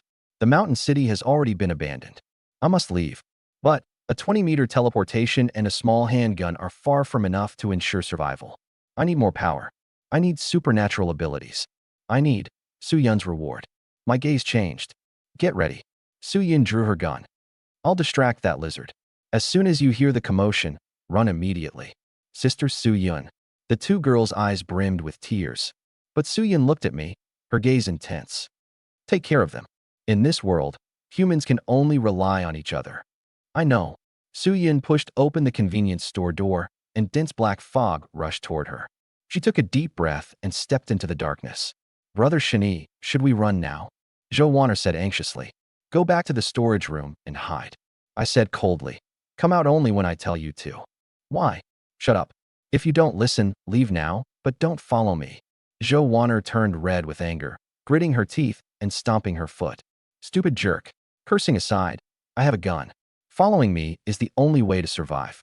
She and the long-haired girl retreated into the storage room and closed the door. Deep within the black mist. Tap, tap, tap. Su-Yun's high heels deliberately made a sound. Her palms were drenched in sweat, and the gun barrel trembled slightly. She knew. That monster was staring at her. She was using herself as bait. In the black mist, a pair of vertical pupils coldly locked onto her. The massive body merges with the mist, motionless. Wait. A little closer. Even closer. 2 meters. It pounced. In that instant, its camouflage was exposed. A half-human-sized mutant gecko tore through the black mist like lightning. Su-Yun sidestepped, unable to react in time. She was going to die. Bang, bang, bang, bang. For gunshots tore through the black fog. A massive gecko crashed down less than half a meter from her, blood gushing like a fountain. Su-Yun suddenly turned around, her pupils trembling violently. Without hesitation, she raised her gun and aimed at the gecko's head, firing 2 more shots. Dead for sure. She let out a long breath, her back already soaked in cold sweat, and the hand holding the gun trembled like a leaf in the wind. A little bit more, a tiny bit more, and she would have died. She is human too, and she fears death. She really doesn't want to die. But wearing this uniform, she couldn't retreat. From the black mist, an armed figure slowly emerged. Su-yun looked up, her eyes filled with indescribable emotions. Thank you. Bang, bang, bang. 3 gunshots rang out, and the invisible mutant gecko's brain instantly burst, leaving it lying in a pool of blood. The one who saved Su-yun was me. Su-yun's eyes widened. She could never have imagined that I, a man who looked a few years younger than her, would dare to teleport behind the monster and risk my life to save her. You must know, the apocalypse has only lasted a few days, yet she has already witnessed too much of humanity's ugliness. Those who abandoned her and fled, those who stole her food, and even beasts who coveted her body. And I am the first person to risk my life for her. Comrade Shun Yi, thank you. Su-yun's eyes grew warm. Just a simple thank you? I curled my lips. Huh. Su-yun was stunned. You want money? I was speechless. This young policewoman, over 20 years old, was still so naive. I mean, how about repaying me with your hand in marriage? This. Su-yun's face instantly turned red to the base of her neck. How old are you? I'm almost 30, just a few years apart. I took a step closer. In the apocalypse, who knows if you'll still be alive tomorrow? Living in the moment is what matters most. Su-yun instinctively stepped back, turning her head. No, we've only known each other for less than an hour. Before she could finish, I directly pulled her into an embrace and kissed her. Su-yun was completely stunned. She struggled a couple of times, but in the end, she didn't push me away again. I casually took the pistol from her waist, just in case she reacted impulsively. In the end, it was completely unnecessary. As expected, the more reserved a woman is, the easier it is for her to lose composure once she lets go. Ding. Unlocked resource. Ability, Sensing Fruit. Ability, Sensing Fruit, +1. Ability, Sensing Fruit, +1. Ability, Sensing Fruit, +1. I suddenly sat up from the ground. I actually unlocked a superpower fruit, and it can stack infinitely. Su-yun blushed and was startled by me. What's wrong? Her heart was racing. Could it be that I knew she had never been in a relationship before, which is why she was so excited? Nothing, just happy. I gave her a big kiss. Totally worth it. Rescuing her was the best gamble ever. Su-yun nestled in my arms, her fingers drawing circles on my chest as she softly asked, "Those 2 girls, what's your relationship with them? The one who calls you brother seems a bit unusual." I narrowed my eyes. The rules of survival in the apocalypse. Women I've been involved with either completely belong to me, or we each stay in our place. I looked down at her and said, "What if I told you I have other women? What would you do?" I laid it all out and stared at Su-yun. To my surprise, she didn't explode. She just let out a faint sigh. I knew it. You're so young, yet so skilled at kissing. Clearly a seasoned player in love. If this were before the apocalypse, would you dare to force yourself on me? I'd have crippled your 3rd leg on the spot. She bared her teeth at me, her fierce expression instead resembling a little cat with its fur standing on end. The next second, she deflated again. But now, there's no law, no morality. The fact that you've survived until today and still dare to go out and save people shows that you're capable. How could a man like that have only one woman by his side? She looked up, making one last struggle. You wouldn't abandon them for me, would you? I wouldn't. I spoke word by word. I have no need to lie. Not only will I not lose them, but I also plan to collect even more in the future. I'm not shifting the blame onto the system. It's something I want to. What man wouldn't want a harem? But this world is too dangerous. Let's not even talk about the mutated giant tree in the city center that can destroy a city. I can't even deal with the mutated black spider in the neighborhood. Getting stronger is the top priority. Give up an entire forest for one tree? I'd have to be crazy to do that. Su-yun buried her head in my arms, closed her eyes, and softly said, "If you really abandon others for me, I would actually look down on you. Because next time, you would abandon me for another woman." I didn't say anything and gently patted her shoulder. The good thing about a mature woman is that there's no need for explanations. After the tenderness, we tidied up and prepared to return to the convenience store to pick up Zhou Wanner and the others. I also took the opportunity to explain that momentary disappearance, a superpower. Su-yun's eyes lit up like stars on the spot. Humans can actually awaken superpowers. Then the hope of survival would be much greater. What I was secretly thankful for was, luckily, the first ability I unlocked was physical evolution. Otherwise, with consecutive days of unlocking, I would have been completely drained long ago. How would I have the strength to fight mutated monsters? When I returned to the convenience store, most of the shelves were contaminated, and the food that was still edible was pitifully scarce. But the real big gain from this trip wasn't those supplies. It was Su Yun. It was she who helped me unlock the supernatural fruit. Is this another new ability? Su Yun's pupils suddenly contracted as she watched me wave my hand to collect a pile of supplies. I responded with a simple, then called out Zhou Wanner and the other person hiding in the storage room. These two women are really cautious. Earlier, when they heard the commotion, they didn't even dare to show their faces. When Su Yun mentioned going to distract the lizard earlier, they appeared touched on the surface, but were secretly hoping she'd go to her death. Survived to the extreme, almost as good as myself. Brother Shun Yi. Sister Su Yun. I'm so glad you're okay. Zhou Wanner patted her chest, her face full of relief. The long-haired girl remained silent, without any unnecessary thoughts. Let's go, I said calmly. Before leaving, I conjured 2 loaded pistols out of the system space and handed them to Su Yun. Su Yun's character is trustworthy. More trustworthy than Su Wanting and Jiang Nanyan. Zhou Wanner's eyes flickered, and her heart suddenly trembled. He has more guns. A man like this must be won over. I have to make him fall in love with me. Or how will I survive the apocalypse? Su Yun took the 2 brand-new Type 54 pistols, her heart warming. She understood this was trust. The 4 of them left the convenience store, treading cautiously.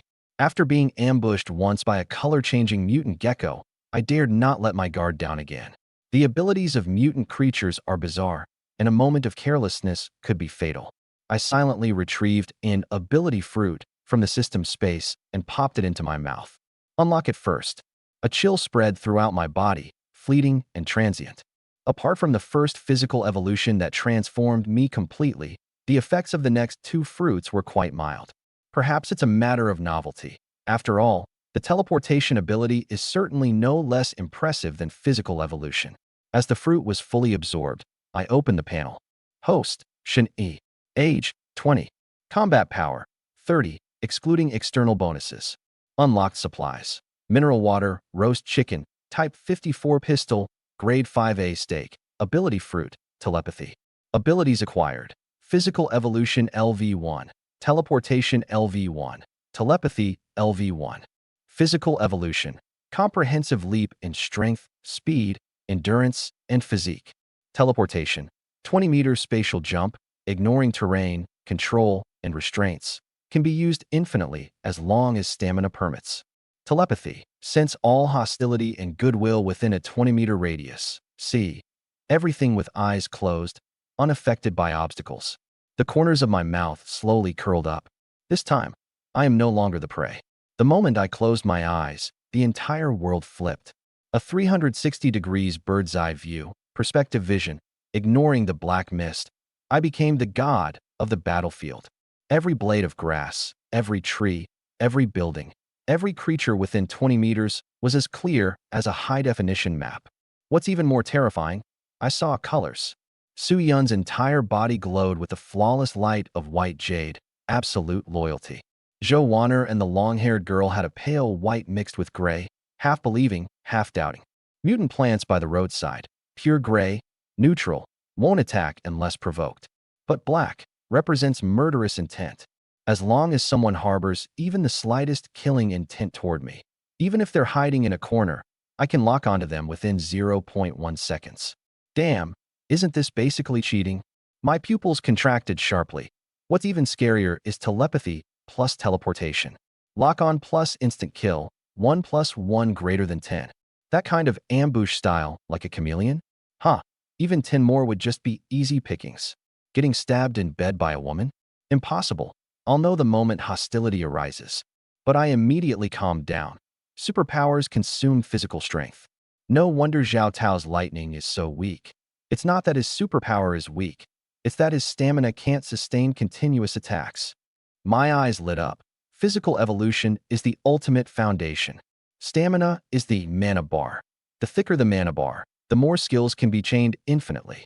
A quick glance at the attribute panel. Combat power, 1030. Tripled.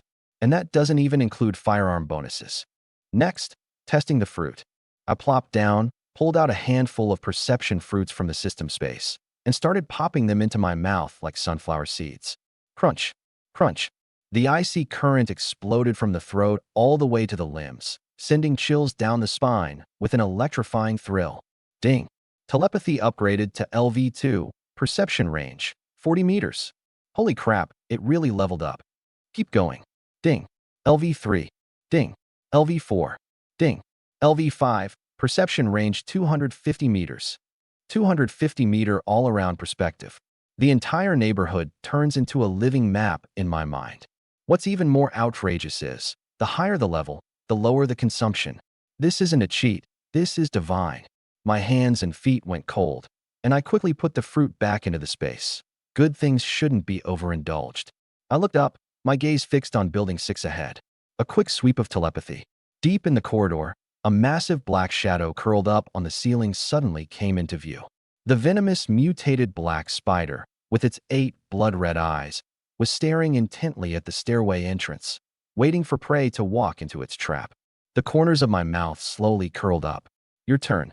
Black mist surged, blotting out the sky and sun. But under my telepathy, nothing could escape. In the middle section of Building 6, a giant mutated black spider was perched on its web throne.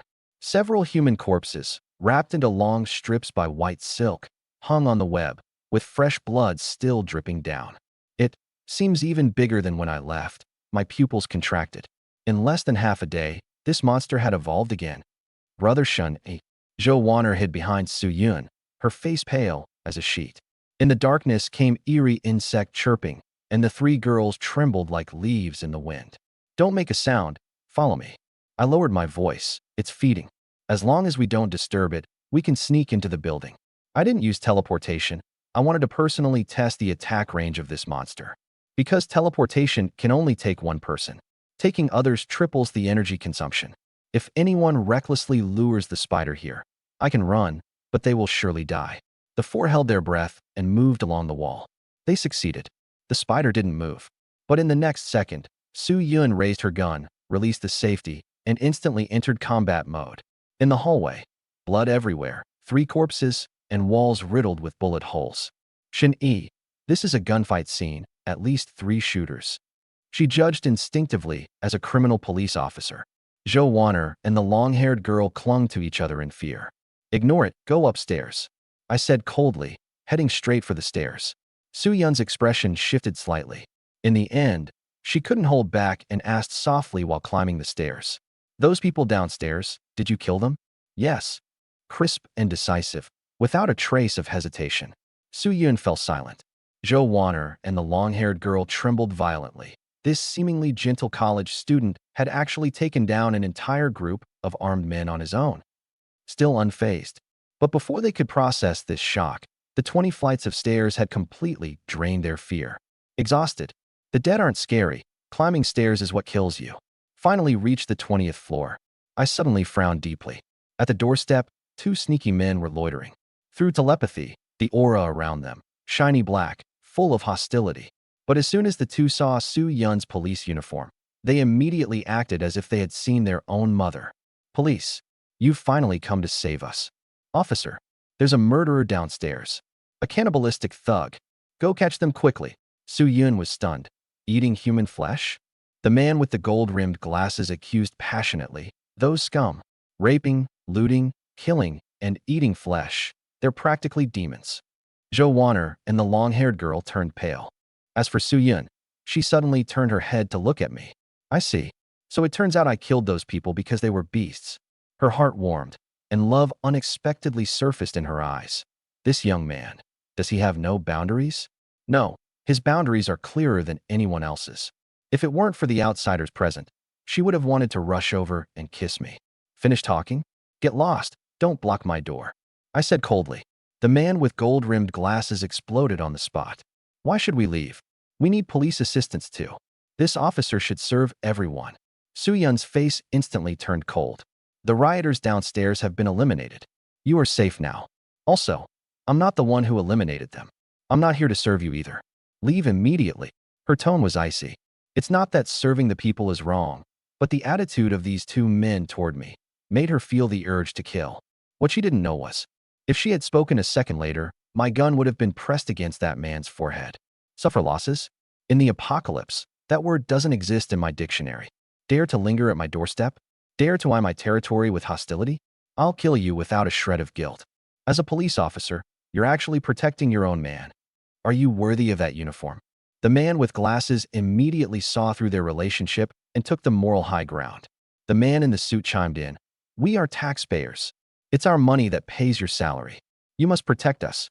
You must provide us with food and water. This is your duty as a police officer.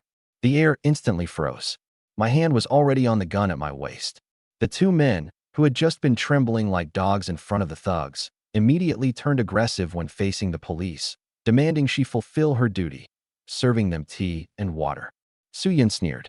Can't mess with the bad guys, but can bully the good ones? Just because the good ones won't shoot? Bang! She suddenly raised the handgun, the dark barrel pressed against the forehead of the man with glasses. You're absolutely right. He is my man. I will protect him, so what? Taxpayers' money? I earn my own salary. None of your business. Say one more word, and I'll send you down right now. This was no longer the diligent and dutiful little police officer from before the apocalypse. In the past few days, she had saved hundreds of people, but what about herself? She couldn't eat enough, couldn't get water, and had narrowly escaped being devoured by monsters several times. She'd had enough. She grew up in an orphanage, with no family and no support. She never dared to fall in love, afraid of separation. But now I saved her. She has decided to rely on me. Even if I killed someone, she never asked why. It wasn't until she heard that the ones killed downstairs were all vile criminals that she finally breathed a sigh of relief, even wanting to rush up and kiss me. Her man is not a bad person, ruthless in his methods, but only kills those who deserve it. Two men were trembling with their legs weak as guns were pointed at them. The man with glasses scrambled and stammered. "We will leave right away." Su-yin let out a cold snort and lowered her gun. But in my eyes, the black aura around those two was so thick it couldn't dissipate. The seeds of resentment had already been sown. A path to destruction. Ding! The door opened. A stunningly gentle beauty peeked out. "Honey, you're back." Su-yin. She had just confidently declared, "Shun Yi is my man." And now a beautiful woman turns around and calls him honey? So awkward it made her toes curl. What made her want to crawl into a hole even more was Su wanting squatted down, personally placing the slippers by my feet, exuding extreme gentleness and virtue, and her gaze towards her surprisingly carried not a trace of hostility. Before Su-yin came, she had rehearsed 800 different catfight scenarios in her mind, but ended up not using a single one. She felt like a rat in a gutter, clearly the mistress, yet still brazenly showed up at the door. "You go in first. I have something to take care of." I dropped a sentence and teleported away. "Those two guys downstairs must die? Sisters, come in. Don't be shy. Make yourselves at home." Su Wanting gently let the three women into the house. As soon as they entered, Su-yin and the other two were stunned. On the sofa sat two other beautiful women, clean and tidy, eating fruit and scrolling through their phones. Is this really the apocalypse? In contrast, the three of them looked disheveled, with tangled hair, like three country girls visiting the city. A wave of inferiority surged up instantly. "Why don't you three take a shower first?" "My husband prefers cleanliness," Jiang Nanyin said casually from the sofa. Zhou Wan'er felt a jolt in her heart. This one is also called husband. What about the other one? Are all the women in this house Shun Yi's? He actually keeps three women so fair, tender, and clean. Shocked as she was, what emerged in Zhou Wan'er's heart was envy. Bathing? How much water will that take? Su-yin frowned. In the apocalypse, water was more precious than life. "It's fine. The bathroom is full of bottled water. Use as much as you want. If it's not enough, I'll have my husband bring more," Jiang Nanyin said lightly. As the first wife, she had to establish her authority. Using mineral water to take a bath? Su-yin and the other two's expressions instantly cracked, until they walked into the bathroom. An entire wall of mineral water, stacked like a supermarket warehouse. Did I just empty out a major chain store? This water, it should be drinkable, right? The long-haired girl asked, trembling. Zhou Wan'er had already unscrewed a bottle, tilting her head back and gulping it down. The first sip of clean water in the apocalypse was so sweet, it almost made her cry. I teleported close to the two men, No nonsense, and shot them both in the head. Their bodies were thrown out the window, clean and efficient. The next second, I was already back in the room. Honey, Jiang and Yin and Bai Sini were startled by the sudden figure, then immediately rushed over with joy. Su Wanting also hurriedly ran out from the kitchen to greet. I glanced at the three women, pure auras, no ulterior motives. Satisfied, I sat on the sofa, took out my phone, opened the navigation app, and searched for my hometown's location. 73 kilometers. With the telepathic ability, the dangers in the black mist can no longer hide. It's time to go back and pick up Grandma and my little sister. I haven't been able to contact my little sister for a few days, but she's smart, and Grandma isn't muddle-headed. Nothing will happen to them in the short term. Ordinary cars can't run on the roads now. At least you'll need a high-powered off-road vehicle, Jiang Nanyin said while massaging my shoulders. I have a friend who's into modified cars and lives in this neighborhood. There are several parked in her garage. We can use her car. This woman is clever, knowing that staying with me is the safest option. I don't care about her little schemes, and simply ask, can you get in touch with her? Can't get in touch, but I know which building she lives in. We can just grab the key. Let's go. I already have a plan to bring my family back and establish a shelter. We can't keep living like homeless people, changing places every day. Besides, having a shelter makes it easier to recruit more beauties and unlock more system resources. Just as I was thinking, the bathroom door opened. Three women, freshly cleaned and dressed in pajamas, walked out. I glanced at them a few times, truly worthy of being handpicked by the system. Their looks and figures were top-notch. Before the apocalypse, each of them would have been a goddess. Let's eat first. I waved my hand and took out 10 steaks, several buckets of instant noodles, 3 roasted chickens, and 2 large bottles of cola from the system space. Steak, chicken, so much variety. The 3 newcomers, Su Yun and Zhou Wan'er, swallowed their saliva wildly. Since the apocalypse, they hadn't had a single bite of fresh meat. But strangely, why weren't the others excited? They didn't know that such a feast was already routine for Su Wanting and her group. With me, there's never a shortage of meat. After a hearty meal, I took Jiang Nanyan out and headed straight to Building 13. Honey, her home is on the 15th floor. I activated telepathy, scanning the entire building floor by floor. Suddenly, my brow furrowed. The 18th floor, something's off. That unit actually has its lights on. In the apocalypse, the entire city was pitch black, yet this place actually had electricity. Not only that, the glass was specially made for privacy, the exterior walls reinforced with special materials, the whole floor resembling a steel fortress. Apocalypse shelter. My eyes lit up. I saw it in videos before, where rich second-generation heirs spend billions to build doomsday villas. I've fantasized about it too, but that's a game for the wealthy. But now, a ready-made doomsday shelter is right in front of me. It has electricity, strong privacy, and high defense. Perfect. I like it. It will be mine soon. Honey, I forgot the password. Jiang Nanyan tried a few times at the door, all wrong. I grabbed her and teleported straight into the building. At the same time, 18th floor. Behind the privacy glass, a tall figure stood by the window, holding a snow-white fox in their arms. Her blood-red pupils seemed to pierce through the black mist, staring fixedly at the spot where I disappeared. For a long time, her red lips parted slightly, uttering 5 words. Spatial ability user. This is impossible. Absolutely impossible. Morong Shui suddenly stood up from the sofa, her pupils contracting sharply. She was a reborn. In her previous life, the apocalypse descended, and she was completely unprepared, starving 9 meals in 3 days, hunted by male neighbors, struggling to survive for half a year, only to be devoured along with the city by a sky-swallowing giant tree. The moment before her death, she was filled with unwillingness. When she opened her eyes again, she had returned to 1 month before the apocalypse.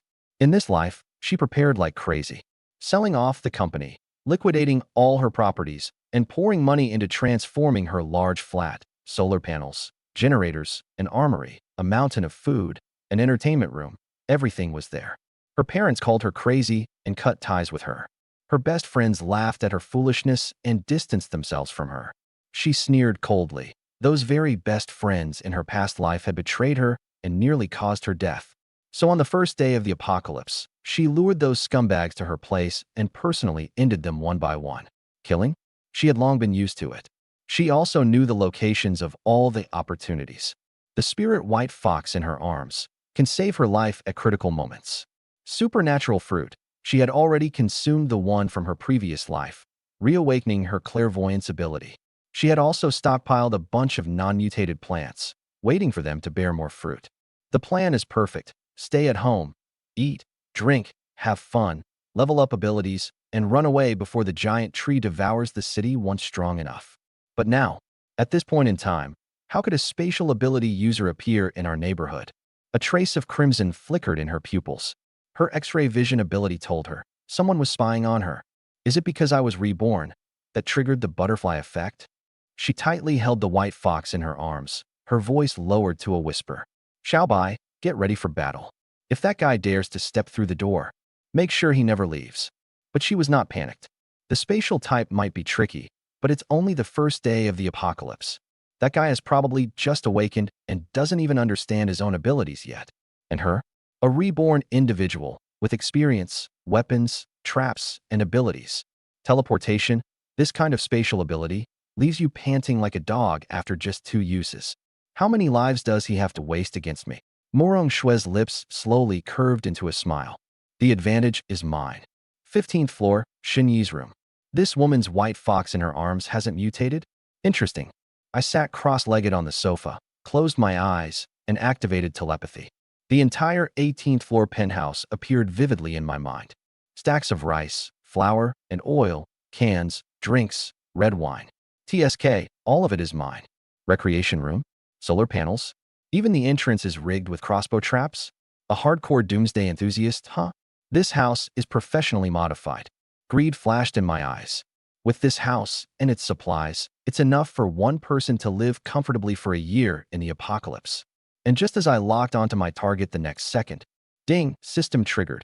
I slowly opened my eyes, a smile forming at the corner of my mouth. Sis, thank you for the supplies. Ding. System scanning. Target, Morong Shue, 32 years old.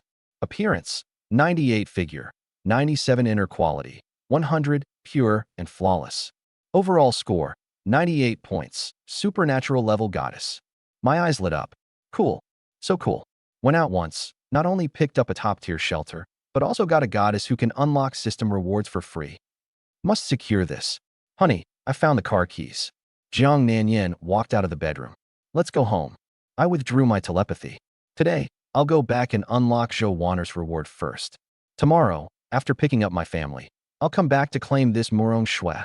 Anyway, this deluxe shelter is right here. She can't escape. I wrapped my arm around Jiang Nanyan and teleported away. 18th floor.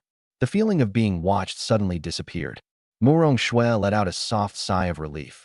But her expression grew even more serious. Just a few days into the apocalypse, and I've already encountered 2 espers.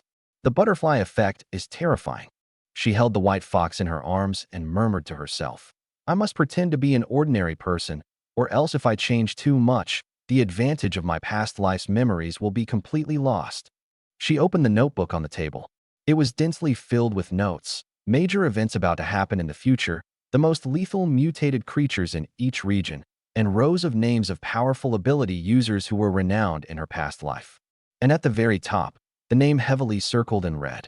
It was a perverse level existence she had witnessed with her own eyes before her rebirth. No, not just perverse. Morong Shue dared to assert. Even if that terrifying giant tree capable of destroying the entire mountain city descended, it still couldn't kill this woman, because her ability had already surpassed the bounds of logic. Unfortunately, after my rebirth, I searched for a whole month, but she was nowhere to be found in the city. Morong Shue sighed. But it's okay. As long as she doesn't mess with the timeline, in 2 months, this person will appear at Mountain City University. At that time, rely on the memories of the previous life to approach her actively and become her friend. Morong Shue deeply remembered that name. Shinsu. On the other side, I took Jiang Nanyan back home. I announced that I would go out tomorrow to pick up my family. Su Wanting, Bai Sini, and Su Yun couldn't sit still. Each of them wanted to come along. None of you can go, I rejected outright. There are risks on the road, and too many people would be a burden. In the end, I only took Jiang Nanyan, smart, can drive, and useful. As for Su Yun, she's the strongest in combat and can use a gun, so she must stay to guard the house. After all, those 2 men were lingering at the door yesterday, Someone in this building has already set their sights on my home. Honey, it's over 70 kilometers. You must be careful. Su Wanting urged with reddened eyes. The women all gave their reminders, except for Zhou Wanner and the long-haired girl Lu Yia, who kept their heads down and didn't dare to speak. They weren't considered one of us yet. I nodded, and my gaze suddenly fell on Zhou Wanner. Tonight, you'll sleep in the same room with me. The others can arrange themselves, but leave one room empty. I need it tomorrow. Boom. Zhou Wanner instantly blushed to the tips of her ears, so embarrassed that she didn't dare to lift her head. In front of so many women, I just go straight to the point like this? But strangely, none of the other women seemed upset. Instead, a trace of shyness and envy appeared in their eyes. They were as clear as a mirror in their hearts. They knew bringing Zhou Wanner back was definitely not an act of charity. If Zhou Wanner can enjoy the same protection as them without contributing anything, they will truly feel unbalanced. It is not the lack, but the inequality that people resent. Such is human nature. Nanyan, share a room with me. I have something to tell you. Su Wanting pulled Jiang Nanyan aside, her former close friend, with whom her relationship had recently warmed up, perfect for a private chat. Bai Sini hesitated for a moment and looked at Su Yun. Officer Su, would you mind sharing a room with me? Sister Bai, just call me Su Yun. Calling me officer feels too strange. Su Yun quickly waved her hand. After all, this kind of address only feels meaningful when I call it in bed. The two went into the room to have a private conversation. The apartment had 4 bedrooms and 2 living rooms, with just one vacant room left, along with one other person, Lu Yia, the only long-haired girl who hadn't been certified by the system. I didn't drive her away, out of consideration for Zhou Wanner and Su Yun. I don't mind providing a few extra days of meals. But a boundary is a boundary. There's no room for her in this house. Lu Yia was also very perceptive and spent the night on the sofa without a word, even though it was just a sofa. But compared to the man-eating apocalypse outside, it was already heaven. The next morning, after having breakfast, I left half a day's rations and instructed the women. No matter what, you must not go outside. There are mutated monsters out there that even I can't handle. The women turned pale with fright and nodded obediently. I brought Jiang Nanyan, activated telepathy, teleported past hidden dangers, and headed straight for the underground garage. A few minutes later, we found the garage of Jiang Nanyan's friend. Damn, 2 heavily modified off-road vehicles and a customized red sports car. Any one of them worth tens of millions. This friend is really rich. I grinned, but now it's all mine. I decisively chose the heavily modified Mercedes-Benz G-Class. Aluminum alloy body, rebuilt engine, even the seats had been replaced. The tank was full. Perfect. Let's go. I slammed on the gas pedal, sped out of the neighborhood, and straight onto the main road. The road was filled with black cracks and wildly growing mutant plants. But with a 360-degree God's eye view, I wasn't panicked at all. Feels amazing. The speed soared to 120, swerving left and right, charging recklessly. Jiang Nanyan's face turned pale. She regretted it. This Shun Yi, usually such a steady person, why does he drive so recklessly? The black fog is so thick, and there are cracks on the road. What if they fall? But it's strange. No matter how fast I drive, I can precisely avoid every obstacle and every crack. Even an abandoned car that suddenly appears, I bypass it as if I knew it was coming in advance. Jiang Nanyan's pupils trembled. Once or twice could be a coincidence, but avoiding every time in advance, that means. She suddenly looked at me, her beautiful eyes lighting up. He can see through the black mist. This is his new ability. The heart was pounding. Excitement. Anticipation. If I truly mastered the method to acquire abilities, then she is the most likely person to awaken next. After all, she is the only woman I have credited with merit so far. Jiang Nanyan took a deep breath, her eyes shimmering as she looked at me.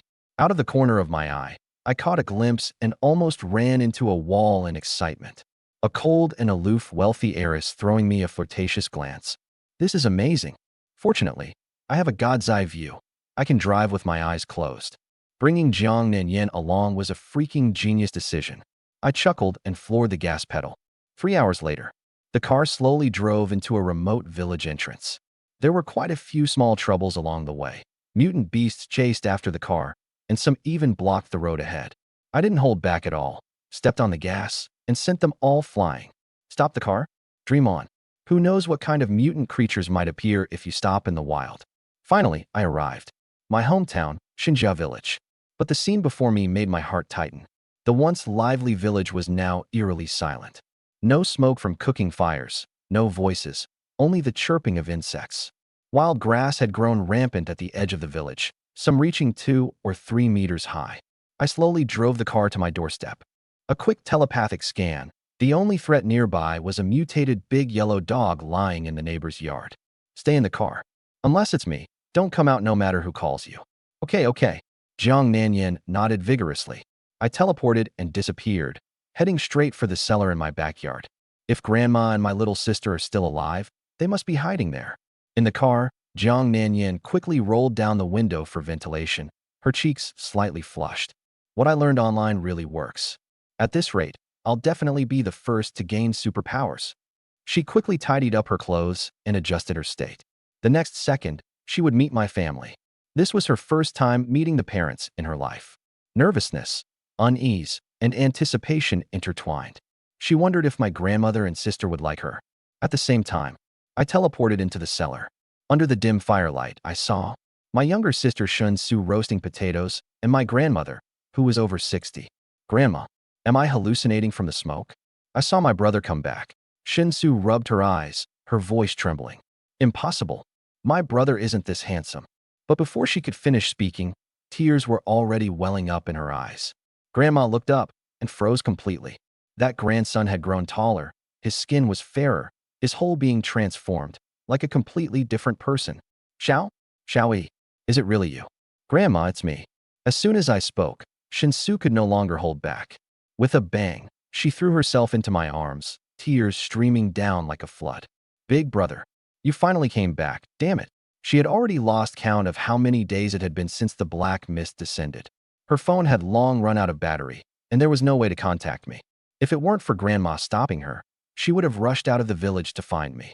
Grandma's old eyes were filled with tears as she kept repeating, "It's good you're back. It's good you're back." The warmth hadn't lasted for a few seconds before Shun Yi started touching me all over. "Brother, how did you get so handsome? And abs? Let me feel them. Brother, how did you get back? Aren't the buses out of service?" I drove back. I ruffled her hair. "Driving? You bought a car. What kind of car?" Shun Yi's eyes lit up instantly. This girl is still living in the pre-apocalypse world. What she doesn't know is that the world outside has long changed. Cars are everywhere, free for the taking. Who would still spend money to buy one? But I didn't say anything. Why make my family worry more? Here, have something to eat first. Grandma peeled the roasted potato and handed it over. Wow, Grandma, you're playing favorites. That was my roasted potato. I didn't even get this kind of treatment. Shun Yi pouted and whined. After some laughter and teasing, I suddenly raised my hand. Whoosh! 2 deluxe self-heating hot pots, a steaming roasted chicken, and a few bottles of mineral water appeared out of thin air on the table. What the asterisk? Bro, you know magic? Shun Yi's jaw almost dropped. Grandma had lived most of her life and was seeing such a miracle for the first time. I calmly said, "The apocalypse gave me a cheat. I've awakened an ability to conjure food. From now on, our family won't have to worry about food and drink." Grandma started crying again. Shun Yi screamed directly, "My big bro is awesome." System prompt. God is successfully taken in, unlocking supplies. Deluxe self-heating hot pot. Stored in space times N. The meat rolls, seafood, and vegetables in the hot pot are as fresh as if they were just picked, easily worth hundreds of dollars outside. While Grandma and my sister were eating, I quietly slipped out the door, swiftly dealt with the mutated yellow dog next door, and threw the corpse far away, so as not to scare my family. After eating my fill, I officially announced, "Pack up, we're heading into the city." In the apocalypse, the countryside is even more dangerous than the city. The vegetation has mutated, and who knows what might crawl out the next second. "Wait, let me go in and grab the bedding." "No need." I quickly stopped her. "Everything's been replaced with new ones. Just bring some valuable jewelry." Although Grandma was from the older generation, she was reasonable and nodded before heading inside. At that moment, Shun Yi suddenly leaned toward my ear sneakily and lowered her voice. "Brother, actually, I awakened a superpower too." "What?" My pupils dilated in shock. The second superhuman I've encountered since the apocalypse turns out to be my own younger sister. A couple of days ago, I secretly left the cellar to charge my phone. While passing through the yard, I saw a glowing, colorful fruit growing in the bushes. It smelled amazing.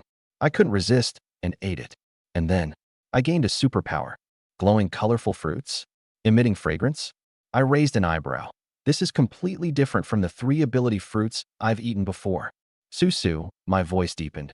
What exactly is the ability you've awakened? Shinsu excitedly jumped in front of me. Her little face flushed, her eyes shining like 2 stars. I can run 10 times faster than a 100-meter champion.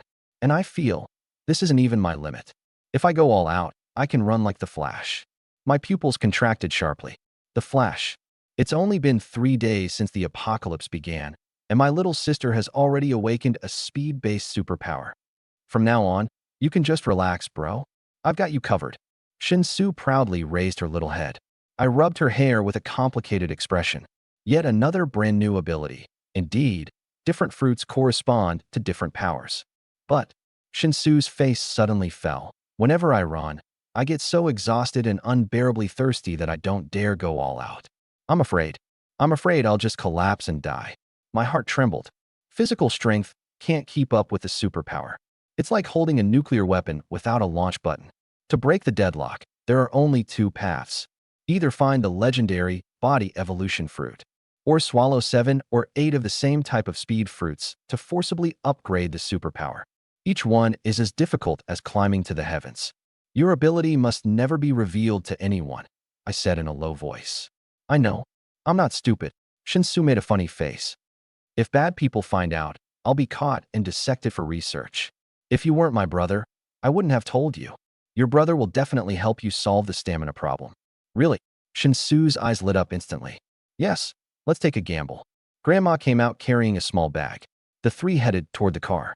However, a group of neighborhood elders had already gathered around the car, their eyes gleaming as they sized up the luxury vehicle. Grandma Shun, this car looks amazing. Is this your relative from the city? Grandma smiled and deliberately pulled me over, proudly introducing. This is my grandson. My grandson bought this car himself. Only then did the neighbors recognize me, immediately putting on a warm and friendly smile. Shinwazi, are you going back to the city? Take my grandson with you. The city is safe. Bring my family of 3 too. Squeezing in will be fine.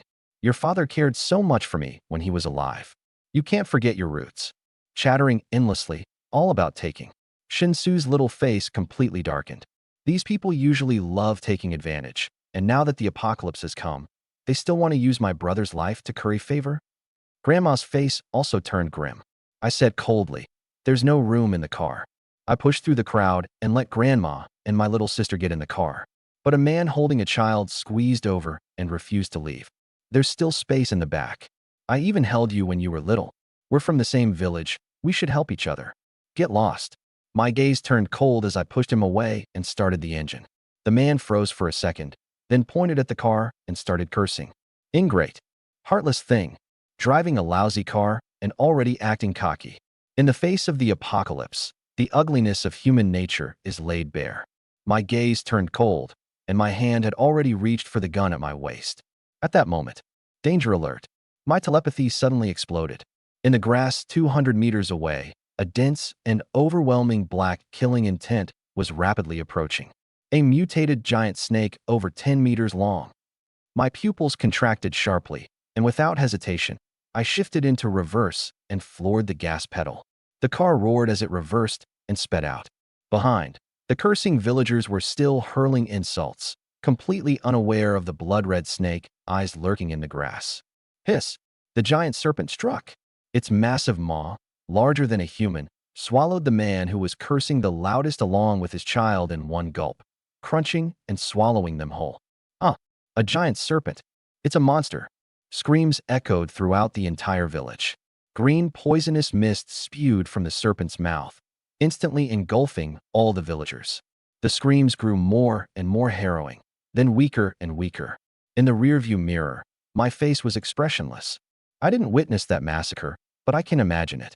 That mutated giant serpent, its mere presence made me, someone awakened with abilities, feel suffocated. I wasn't confident I could win.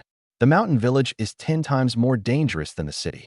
However, the atmosphere inside the car was even more terrifying than that giant serpent. Because the moment the younger sister, Shinsu, got into the car, and saw the stunning beauty in the passenger seat. The smile on her face completely disappeared. Hello, Grandma. Hello, little sister. My name is Jiang Nanyan, and I am Shun Yi's girlfriend. Jiang Nanyan's palms were covered in sweat. She knew better than anyone. She wasn't the only woman by my side. If Grandma didn't like her today, her place in my heart would be over.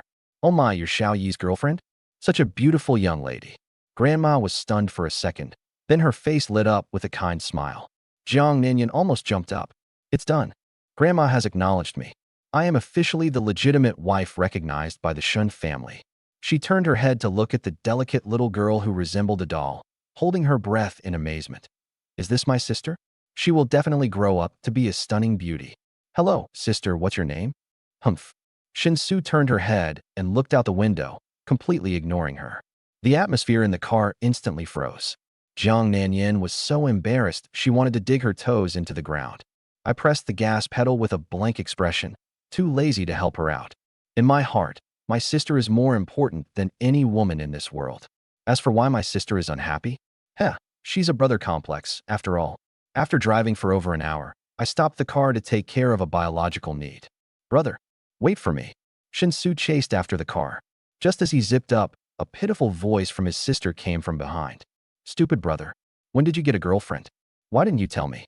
Shin-Su puffed out her cheeks and walked out of the black mist, her eyes instantly turning red, looking as pitiful as an abandoned kitten. Brother, can you break up with her? I frowned and lowered my voice. Susu, stop it. Shin-Su was startled by this tone. No matter how much her brother spoiled her usually, whenever he showed this expression, it meant he was serious. I understand. I paused for a moment and threw out a depth charge. By the way, there are a few women at home. When we go back, help me keep it from Grandma. What? Shin-Su turned to stone on the spot. What? Several women. She thought such melodramatic plots only existed in novels, yet they were really happening to her own brother? The whole time, the young girl was in a state of shock, questioning her life. She stole a glance at Jiang Nanyan in the co-pilot's seat. Such a beautiful, wealthy young lady. Why on earth would she be willing to share the same man with her plain, ordinary brother?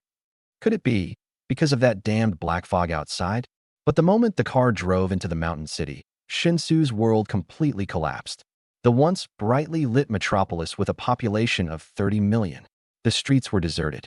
A series of piercing, tragic screams echoed from the black mist. Mutated monsters lunged at the car windows from the thick fog, slamming against them with loud bangs. Shin-Su's face was deathly pale, her voice trembling. Is this the end of the world? Where are the police officers? Where are the soldiers? Why is no one coming to save us? Jiang Nanyan spoke in a low voice, her tone as cold as ice. Sister, there is no rescue. Even the country can't save us. Shin-Su's pupils suddenly contracted. Even Lianshan City has fallen. Even the country can no longer manage. We really can only rely on ourselves to survive. I gripped the steering wheel, my gaze unwavering. My telepathy had already scanned the entire city. Millions of survivors are still struggling to survive in the black mist. And this apocalypse has only just begun. The car slowly drove into the residential area and stopped under Building 13. That apocalypse enthusiast Morong Shui is living in this building. I used teleportation to place my 70-year-old grandmother and little sister into the 15th floor, an empty apartment belonging to Jiang Nanyan's friend. The owner's fate was unknown, and the apartment would remain vacant otherwise. Grandma, I live in the building next door. Call me if anything happens. But brother, my phone is out of battery, my little sister Shun-Su said softly. She actually wanted to stay with me, but was worried about leaving Grandma alone. I took out several power banks from the system space and left enough water and food for 3 to 4 days. Don't go downstairs, just throw the trash out the window. The neighbors in the building are all out of food now. No one cares about principles anymore. I teleported back to the garage. Honey, Jiang Nanyan's face was grim. The internet is down, and the phone won't connect either.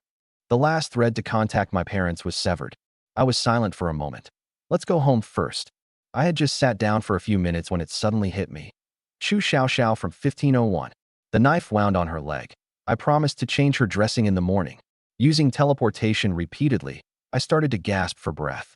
I need to find a way to upgrade teleportation and reduce the energy consumption.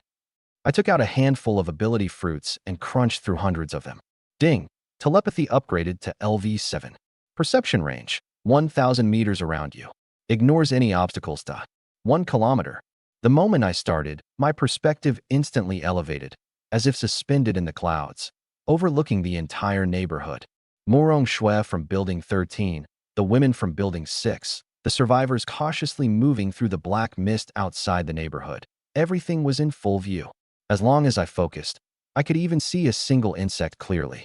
Level 7 covers 1 kilometer. What about level 10? 10 kilometers? 100 kilometers. My breathing became heavier. This is like having a cheat code with divine foresight. Anyone who tries to plot against me, I'll see through them first. Anyone I want to plot against won't even know how they died. The warehouse is piled with over 200,000 fruits. There's absolutely no shortage. Prince Charming, you're here. A voice full of surprise came from behind, and Chu Xiaoxiao hobbled out of the bedroom. All right, take off your pants. I'll change your dressing. Meanwhile, 18th floor, room 1801.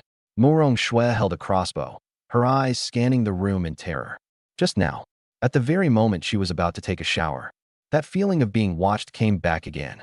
It's that spatial ability user from yesterday. He's here again. She searched every corner but couldn't find any trace of an intruder. That gaze had already disappeared. Murong Shui's face was ashen. As a reborn individual, she knew better than anyone. The emergence of ability users shouldn't have occurred in the early days of the apocalypse. She dared to use electricity and light recklessly, betting on this time gap. But now, an ability user had already targeted her twice.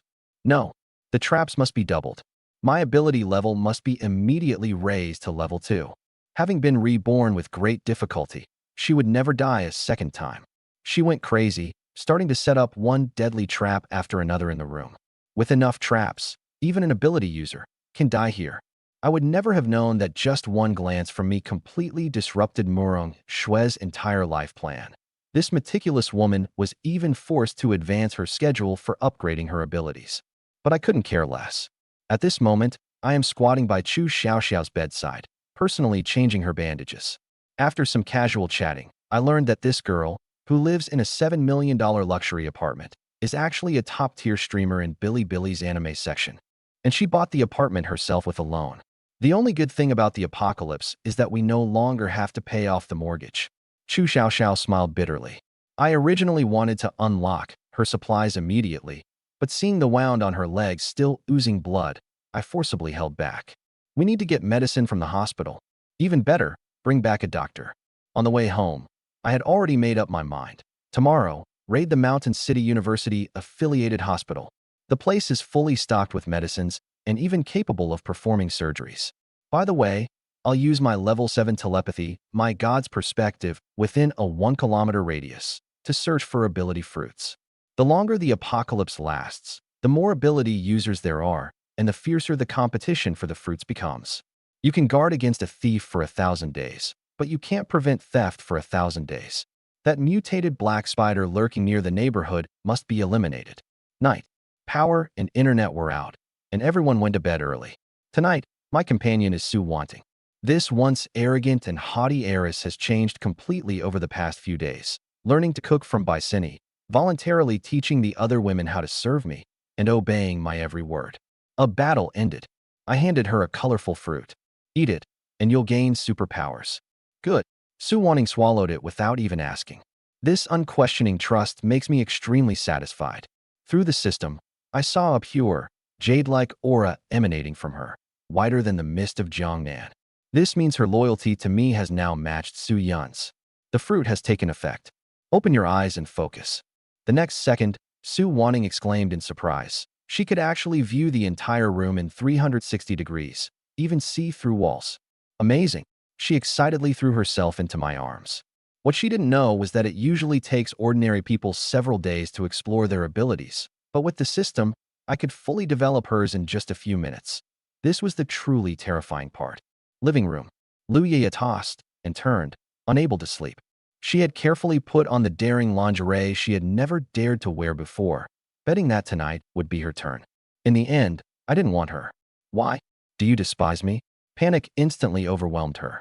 If she were not accepted by me, she would be driven out of this last refuge in the apocalypse and wouldn't survive for more than 3 days.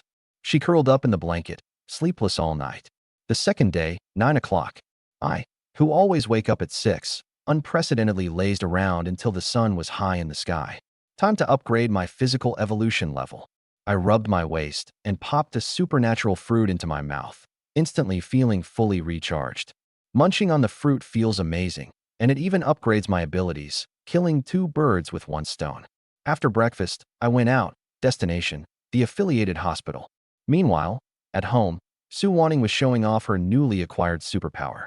Su Yun was astonished, while Jiang Nanyan was jealous. Why her? I should have been the first. Little green tea Zhou Wanner's eyes darted around, and no one could guess what she was scheming in her mind. A supernatural fruit stirred the undercurrents of the entire mansion. Outside the affiliated hospital, the smell of blood. A 3-meter-long mutated golden retriever, as heavy as an adult tiger, with crimson pupils, blood-dripping fangs, and a frenzied roar. Its opponent was a tall and valiant policewoman. Wang Jiqiang, go into the hospital and find the medicine. I'll hold it off. Got it. The male police officer sprinted away. The mutated golden retriever immediately pounced on the fleeing prey. Bang! Policewoman Qin Xiang swung a punch, sending the 3-meter giant dog flying several meters. But the monster's skin was tough and thick. It roared angrily and lunged again. Qin Xiang's expression remained unchanged as the pistol at her waist was instantly drawn. Bang! Bang! Bang! Bang! 4 bullets pierced straight through the dog's head in quick succession. The giant dog crashed heavily to the ground, its eyes wide open, unwilling to believe even in death. Humans actually use guns. This is impossible. Qin Xiang changed the magazine, kicked the dog's head to confirm it was completely dead, and finally let out a long breath. But just as she turned to walk toward the hospital entrance, from the thick fog behind her, there suddenly came a series of hair-raising. Sha sha sha. Shoo shoo shoo. The eerie sound made Qin Xiang suddenly turn her head. In the next second, her pupils contracted sharply. From the black mist, a mutated cockroach the size of a palm flew out. No, it's a swarm. Countless of them. At least hundreds. They flapped their wings, emitting a hair-raising screech. Some pounced on the corpse of the mutated golden retriever on the ground, devouring it frantically, while the others headed straight for Qin Xiang. Shit. As a policewoman, Qin Xiang had seen blood and killed zombies. But at this moment, looking at this dense and disgusting swarm, her stomach churned violently. She raised her gun, stepped back, and fired. Bang! Bang! Bang! Every shot hit the head, never missing. But the next second, she froze completely. The corpse of the mutated cockroach she had shot in the head oozed yellow pus, and with a pop, it split open. A dozen small cockroaches crawled out from its innards, swarming toward her. Impossible. Qin Xiang's face turned deathly pale. Kill one, and it doesn't hatch. This is a damn, endlessly respawning monster. She turned and ran, rushing into the hospital and locking the door behind her. But outside the glass door, the swarm of cockroaches frantically slammed against it, countless tiny cockroaches squeezing through the cracks. She stomped one to death with her foot, then another, cold sweat dripping from her forehead. If she didn't deal with this swarm, she and her teammates were doomed today. It might even implicate the survivors in the hospital. Tisk, disgusting. On the other side of the hospital, I activated telepathy, and the god's perspective took everything in at a glance. The female police officer who punched a 3-meter-long mutated golden retriever into the air made me narrow my eyes. 115 pounds of body weight. That kind of explosive power? An Esper. The next second, the system notification sound rang out. Ding. A qualified goddess has been detected. Name: Qin Xiang. Age: 29. Appearance: 93. Figure: 96. Inner quality: 100. Chaste. Overall rating: 95 points. Shelter reward: 1 random supply item. I raised an eyebrow. A female cop with a face covered in mud and disheveled hair. Turns out to have goddess-level looks? Survive first, then talk. I didn't linger, teleporting into the hospital warehouse and starting a frenzied looting spree. Medicines, take them all. Medical equipment, pack it all up. I've almost stripped the hospital down to its bare ground. Unfortunately, there's not a single doctor in the entire building. Another day, I'll try my luck at the city hospital. Leaving the hospital, I once again focused on the policewoman. A quick scan with telepathy. Qin Xiang and another male officer actually took the initiative to lure hundreds of mutated cockroaches out of the hospital, sprinting wildly in the black mist. Are they afraid of implicating the people in the hospital? I sneered. In the apocalypse, there are still such selfless saints? However, it's kind of interesting. I nibbled on the psychic fruit and followed from a distance. As long as it's within a kilometer, telepathy can lock onto her position. Following while searching for psychic fruits. These things are absurdly rare. I leveled up from level 1 to level 2, consuming nearly 10 of them. To reach level 3, it doubled. Ordinary people without a system, reaching level 2 would already make them a genius. I was just sighing with emotion. Suddenly, a scene caught in God's perspective made my pupils contract. On the path the policewoman must take, a dozen ordinary people wielding weapons were besieging 2 mutated stray cats. The man leading the group was holding a pistol in his hand. Risking this for meat? I thought it was so. But when I zoomed in the grass behind the mutated cat, there were actually 2 colorful fruits growing. Ability fruits. And there are 2 of them. My breath caught. The purpose of this group is far from simple. The apocalypse descends, black mist shrouding the city. I hide in the shadows, my pupils suddenly constricting. God's perspective activated. A dozen or so people wielding weapons are besieging a mutated stray cat. Among them, a young woman unexpectedly hurls a fireball out of thin air. An Esper. I instantly understood. This group of people is here for the ability fruit. Since I've stumbled upon this, I sneered, silently approaching. Then this fruit is mine. Meanwhile, on the other side of the black mist, policewoman Qin Xiang and her partner Wang Jiqiang had just shaken off a swarm of mutant cockroaches when they heard the sounds of a fight ahead, accompanied by the pungent smell of blood. Watch out! Qin Xiang drew her gun and loaded it. Captain Qin, those are sounds of a fight. Could it be survivors being attacked by mutant animals? Wang Jiqiang's blood surged with excitement. We have to save them. As police officers, they had already rescued batch after batch of ordinary people. Today, they had come to the hospital to find anti-inflammatory medicine for a severely injured woman. Bang! The gunshot exploded. They actually have guns. The 2 exchanged glances, their pupils contracting sharply. But Wang Jiqiang's heart stirred. Could it be the missing colleagues? The 2 pressed against the wall, slowly approaching. Who's there? Come out. They had been discovered. A dozen blades and guns were all aimed at them. But the next second, everyone saw the police uniform. The hostility instantly vanished. Even more bizarre, someone started trembling. Qin Xiang's heart sank. Something's wrong. Ordinary people seek help from the police, not fear them. This group definitely has blood debts. I quietly unlocked the safety. Wang Jiqiang, however, relaxed his guard and stepped forward with a smile. Don't be afraid. We're from the Xiaxia Criminal Police Unit, here to rescue. Bang! A gunshot pierced through the black mist. A blood flower bloomed on Wang Jiqiang's chest. He lowered his head, staring in disbelief at his blood-soaked police uniform, and slowly knelt down. Bastard! Qin Xiang roared, frantically pulling the trigger in the direction of the sneak attack. Bang! Bang! Bang! But all the bullets missed. The gunman in the black mist was too cunning, retreating after every shot. The moment the magazine was emptied, a roar came from deep within the black mist. Shit! What the hell are you all standing around for? Kill this bitch. If she escapes, who's going to take responsibility for the lives on your hands? Yeah, kill her. This close, knives are faster than guns. Go. A group of desperados, eyes bloodshot, brandishing kitchen knives and iron rods, charged at Qin Xiang from all directions. She quickly replaced the magazine. Bang! The man at the front had his cheek pierced by a bullet and collapsed on the spot. The others froze in fear. Qin Xiang did not linger in the fight and immediately darted behind the wall. The gunman in the black mist was still watching her. She glanced at Wang Jiqiang in the distance, who was coughing up blood, her knuckles clenched white. Beast! Firing without saying a word. She counted the bullets in the magazine. Only 4 left. If she didn't take care of the leader hiding in the shadows, she was as good as dead. Must kill him first. Jiqiang, hold on. She gritted her teeth and darted into the black mist. When the desperados mustered the courage to charge forward, there was already no one behind the wall. Boss! She ran away.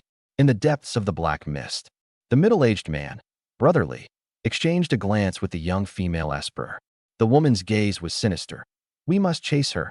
If she goes back to get reinforcements, we're all dead. Brotherly sneered coldly. Since we've started, we see it through to the end. He roared forward fiercely. Chase her down, all of you. I'll cover the rear. If that bitch dares to show her face, I'll blow her head off with one shot. Black mist surged, murderous intent everywhere. And in the deeper shadows, the corners of my mouth slowly curled up. The apocalypse arrived. Black mist shrouded the city. Visibility was zero. Danger lurked everywhere. In the black mist, a slender figure held her breath. Female Detective Qin Xiang. Her colleague had just fallen in a pool of blood, and the killer was hiding deep within this dense fog. Bang! Another gunshot rang out. Her ears twitched slightly, locked on. Bro, could that wretched woman be hiding in the mist? A whisper came from within the fog. Don't worry, following me is perfectly safe. The middle-aged man sneered, raised his gun, and aimed at the male police officer on the ground who was still gasping for air. Another shot. Damn it, making you cops chase me. He didn't know that every word he spoke, every bullet he fired, was digging his own grave. A dozen meters away, Qin Xiang raised her gun. She located the target by sound. Bang, bang, bang. 3 shots, 2 screams of agony. She silently crept over. 1 man and 1 woman lay on the ground. The man had 2 bloody holes in his chest. It was none other than the long-wanted murderer Li Batian. So it was you. She delivered a kick, ending his life. Turning her head to look at the woman still pretending to be dead. Only 1 bullet left. She drew her dagger, ready to finish her off. At that very moment, the woman suddenly flipped up, flames surging from her hands. An esper. Flames licked toward her face. Qin Xiang sidestepped in a flash, narrowly avoiding them. A few tongues of fire grazed her skin, leaving scorch marks. I'm here. Come quickly, the woman roared in all directions. The sound of the bandits' footsteps surged from all sides. Qin Xiang's eyes turned cold. A dagger flew from her hand. Uffed. A precise strike through the throat. Blood spurted, the flames extinguished. The next second, the bandits closed in. Bang! The first one fell to the ground. Immediately, she took a swift step forward, delivering a kick that shattered the second person's chest. With a crunching sound, the person's chest cavity collapsed, and they flew 10 meters away like a broken kite, dying instantly. 1 kick killed a living person. The remaining bandits' pupils contracted sharply. The boss is dead. The big sister with superpowers is dead. This policewoman, is she even human? Ah, retreat. The bandits dropped their weapons and turned to flee in panic into the black mist. Qin Xiang gritted her teeth. If she hadn't run out of bullets, not a single one of them would have escaped. She quickly rushed to her fallen colleague, Wang Jiqiang. Shot in the head, he was no longer breathing. She closed her eyes and took a deep breath. The entire criminal investigation team was likely down to just her. But she couldn't die. There were still too many survivors waiting for her. She silently picked up Wang Jiqiang's service pistol and bullets, then searched Li Batian's body. Huh, this is a police-issued handgun. She frowned. Did other colleagues die at the hands of these beasts? No time to think further. The smell of blood was too strong, and mutated creatures could be drawn here at any moment. She was about to bury her fallen comrades' bodies. Suddenly, the ears twitched, a faint sound of footsteps from the depths of the black mist. The sound appeared eerily, as if materializing out of thin air. Who's there? The dagger was raised, killing intent surging. Relax, I'm not one of them. A deep, magnetic male voice sounded. The mist parted, and a handsome man walked out slowly. I had just watched the entire scene from a god's perspective. The female cop turning the tables in a desperate situation, taking on multiple opponents, and even defeating superpowered individuals. Strong. Incredibly strong. I silently calculated. If it came to a direct confrontation, I might not be a match for this woman. But I had no choice but to reveal myself. Because those 2 supernatural fruits capable of altering fate were lying in the pocket of that female esper. And she hadn't had time to eat it yet. The gun was already loaded. Who are you? Qin Xiang shouted angrily, her index finger on the trigger. A female corpse lay on the ground, the robber she had just shot dead. And the next second, I appeared. What a coincidence. So coincidental it's eerie. My name is Shun Yi. I was eerily calm and pointed at the corpse. She took my things. I came to take them back. Qin Xiang's pupils contracted, but she glanced over. Her opponent was unarmed. Take it yourself. Step back 3 steps. I nodded, stepped forward slowly, and took out 2 ability fruits from the woman's pocket. I deliberately made sure Qin Xiang saw them clearly. This was a life-risking test. If she is an esper, she will surely recognize it. If greed arises in her, I am ready to teleport away at any moment. Qin Xiang's pupils suddenly trembled. She recognized it. She had eaten it herself. But she did not make a move. I felt a sense of relief and took out 3 bottles of mineral water and 2 boxes of self-heating hot pot from the space, placing them on the ground. Thank you for the mercy of a single shot. Before the voice had faded, the person disappeared. The air at the spot trembled slightly. Qin Xiang froze in place, cold sweat instantly soaking through the police uniform. Teleportation ability. Elusive and unpredictable. If I had wanted to kill her just now, she wouldn't even have had the chance to pull the trigger. Thankfully, he's a good person, she murmured. In the distance, the roar of a mutant beast echoed. Qin Xiang quickly gathered the supplies, buried the bodies, and turned to leave. I hid in a safe high place, using a god's perspective to watch Qin Xiang disappear around the street corner. I opened my palm, and 2 fruits glimmered faintly under the sunlight. An unexpected windfall. I didn't hesitate and swallowed the first one. A warm current flowed into my stomach and quickly dissipated. The system panel lit up. Shadow bind LV1. Within 20 meters, can simultaneously lock onto the shadows of 2 targets. When the shadows are controlled, the targets cannot move. I gasped sharply. Holy sh**t. Is this a low-budget version of Time Stop? A low growl came from the street corner. I locked onto a mutated creature and teleported instantly. A residential house. In the living room, a mutated teddy dog 6 times its normal size was gnawing on a corpse, its mouth full of blood. It spotted me, barking madly as it lunged forward, its fangs gleaming. I remained still. My gaze fell on the floor, the shadow cast by the light streaming through the window. A thought flickered. In the next second, the mutant dog lunging through the air froze in place, like a sculpture nailed by time. Its eyes bulged, and a frenzied growl squeezed out from its throat, yet it couldn't move an inch. I walked over slowly, with a slight smile. Perfect. I continued testing, discovering that even if I only controlled the shadow of one leg of the target, the entire target would be immobilized. During the restraint, I could move freely and attack without any hindrance. What does this mean? This means that next time I encounter a combat-type ability user like Qin Xiang, I can counterattack and win. I teleported back to the top-floor stronghold, my eyes gleaming. I took out the second superpower fruit, popped it into my mouth, the second fruit swallowed. My whole body trembled, as if my internal organs were soaking in a hot spring, with a surge of warmth rushing wildly through every part of me. Power is surging.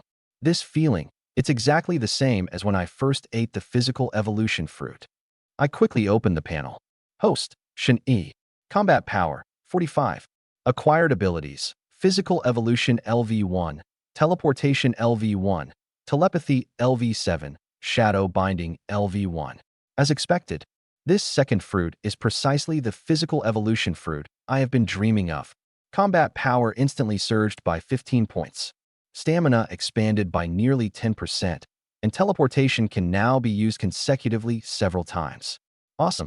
The only regret, if only this fruit could be given to my little sister, it would be perfect. Unfortunately, without eating it, there's no way to distinguish its type. Oh well, today was a great harvest. I activated telepathy, scanning the entire city from a god's perspective, specifically choosing roads I hadn't walked before to head home, hunting for fruit along the way.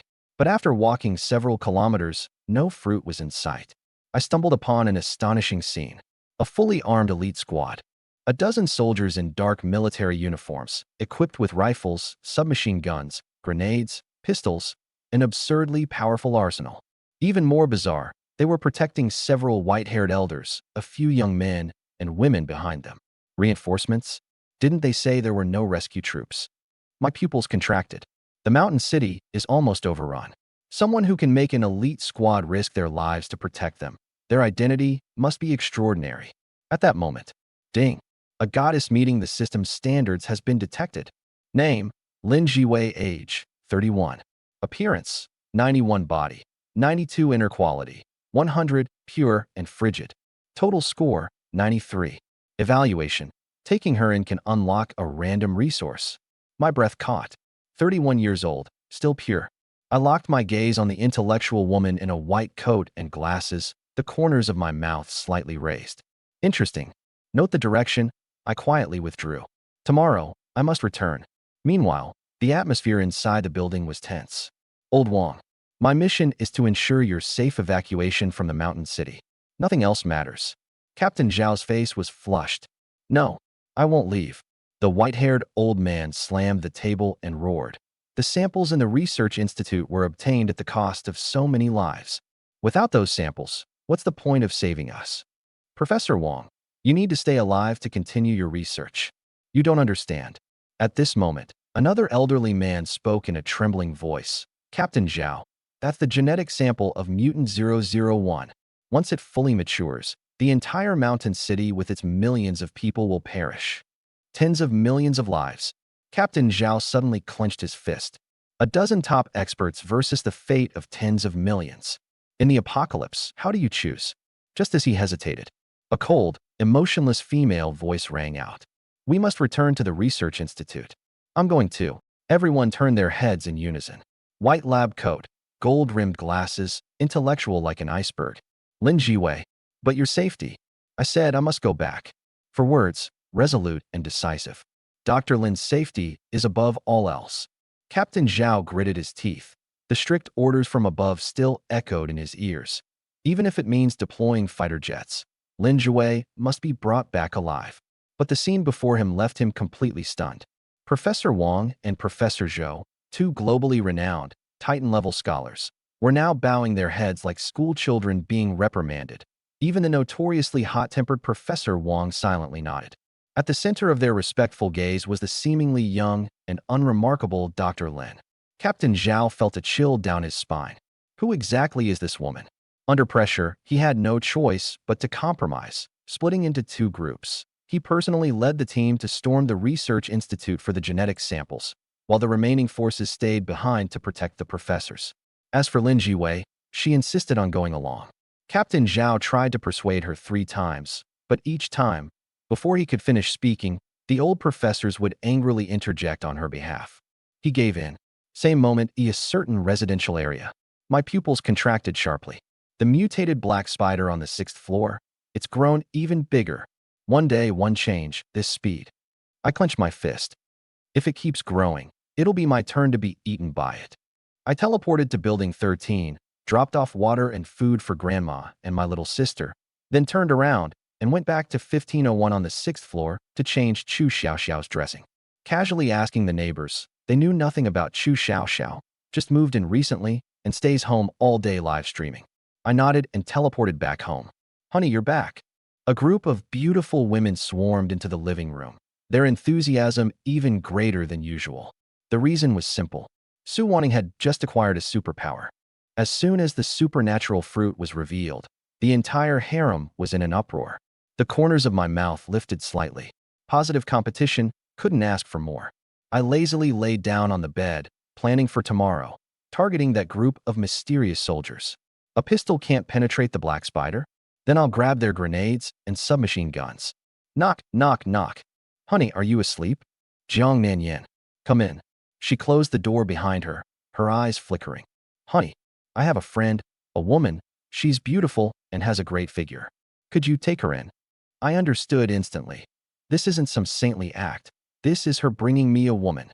Sure enough, when Su Wanning woke up, no one could stay calm. But I frowned. The internet is down. How will you contact her? We talked before. I know her location. I can drive there. No way. I rejected outright. The outside is already a hellscape. Jiang Nanyan is just an ordinary person driving. It's a death sentence. I don't lack the resources to support women, so there's no need to send my own people to their deaths. Unfortunately, aside from women, I don't have a single subordinate I can command. Wait. I suddenly sat up straight. Why not? Millions of supplies of water and food are piled up like mountains in the warehouse. In the apocalypse, this is the bargaining chip of a god. Plus, with my ability to see through hostility, anyone who dares to have ulterior motives, I'll take them out with one shot. I've made up my mind. My gaze was sharp. We'll establish a shelter. Jiang Nanyan was stunned. National rescue won't arrive anytime soon. We'll take in survivors, especially female survivors, to help us get things done. The literal meaning is to establish order. The subtext is, women who meet the system's standards will line up and come forward on their own. Finding one person is too slow. The assembly line is the way to go. Honey, just give the order, and I'll handle it tomorrow. Jiang Nanyan's eyes lit up instantly. Making a contribution means earning a superpower fruit. Using this neighborhood as a base, first, We'll count all the residents. The large flat has a good view and favorable terrain. I stood up. But before that, the monster on the 6th floor must die. I raised my hand from the system space, took out a few ability fruits. Eat them, and you'll awaken your abilities. I opened my palm, and 5 bright red ability fruits lay quietly in my hand. Zhang Nanyan's pupils contracted sharply. 5. You have to know, Su Wanting fought tooth and nail to get just one. But her? She got 5 in one go. Thank you, hubby. She practically pounced to grab them, her eyes blazing with wildfire. In this post-apocalyptic world, she had finally figured out the rules of the game. Sending women to her husband was the most profitable trade.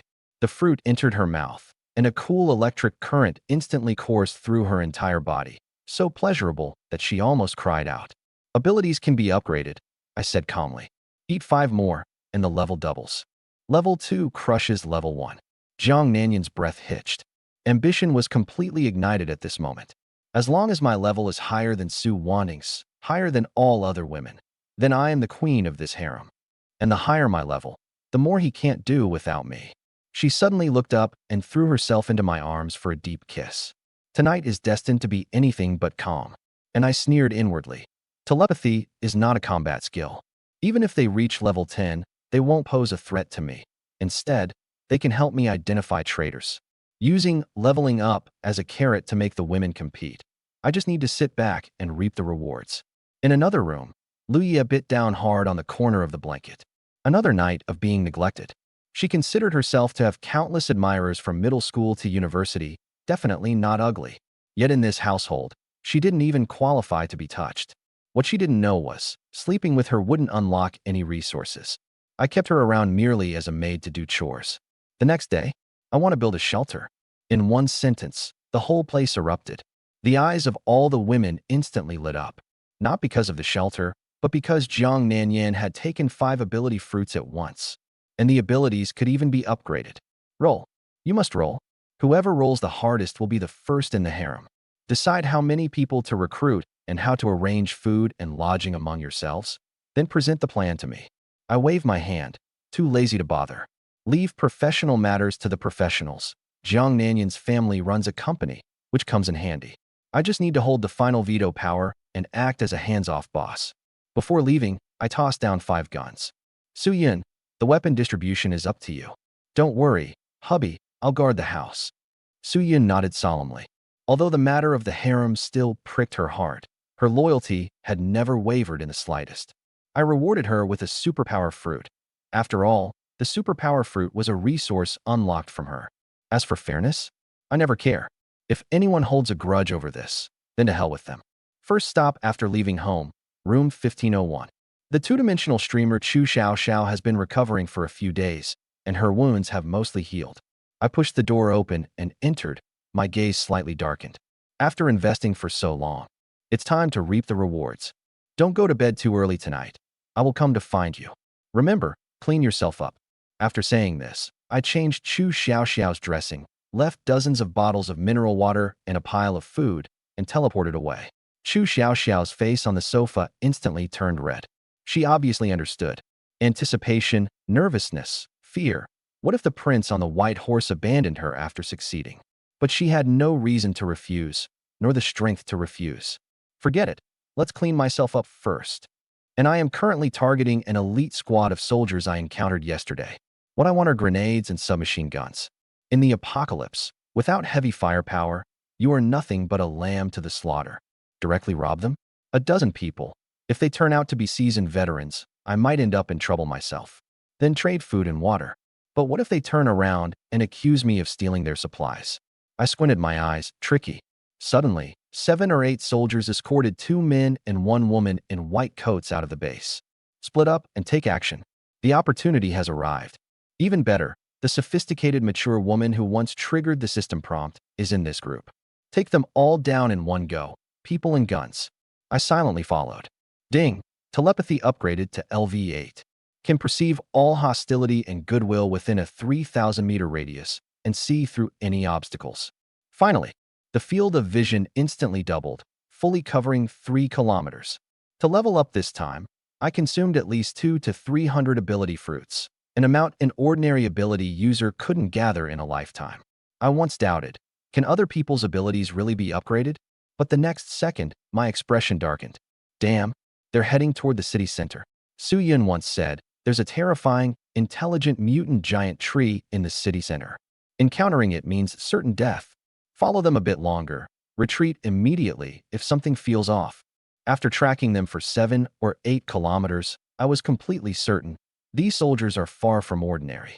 Their reactions, coordination, and tactics are all at the level of top-tier special forces.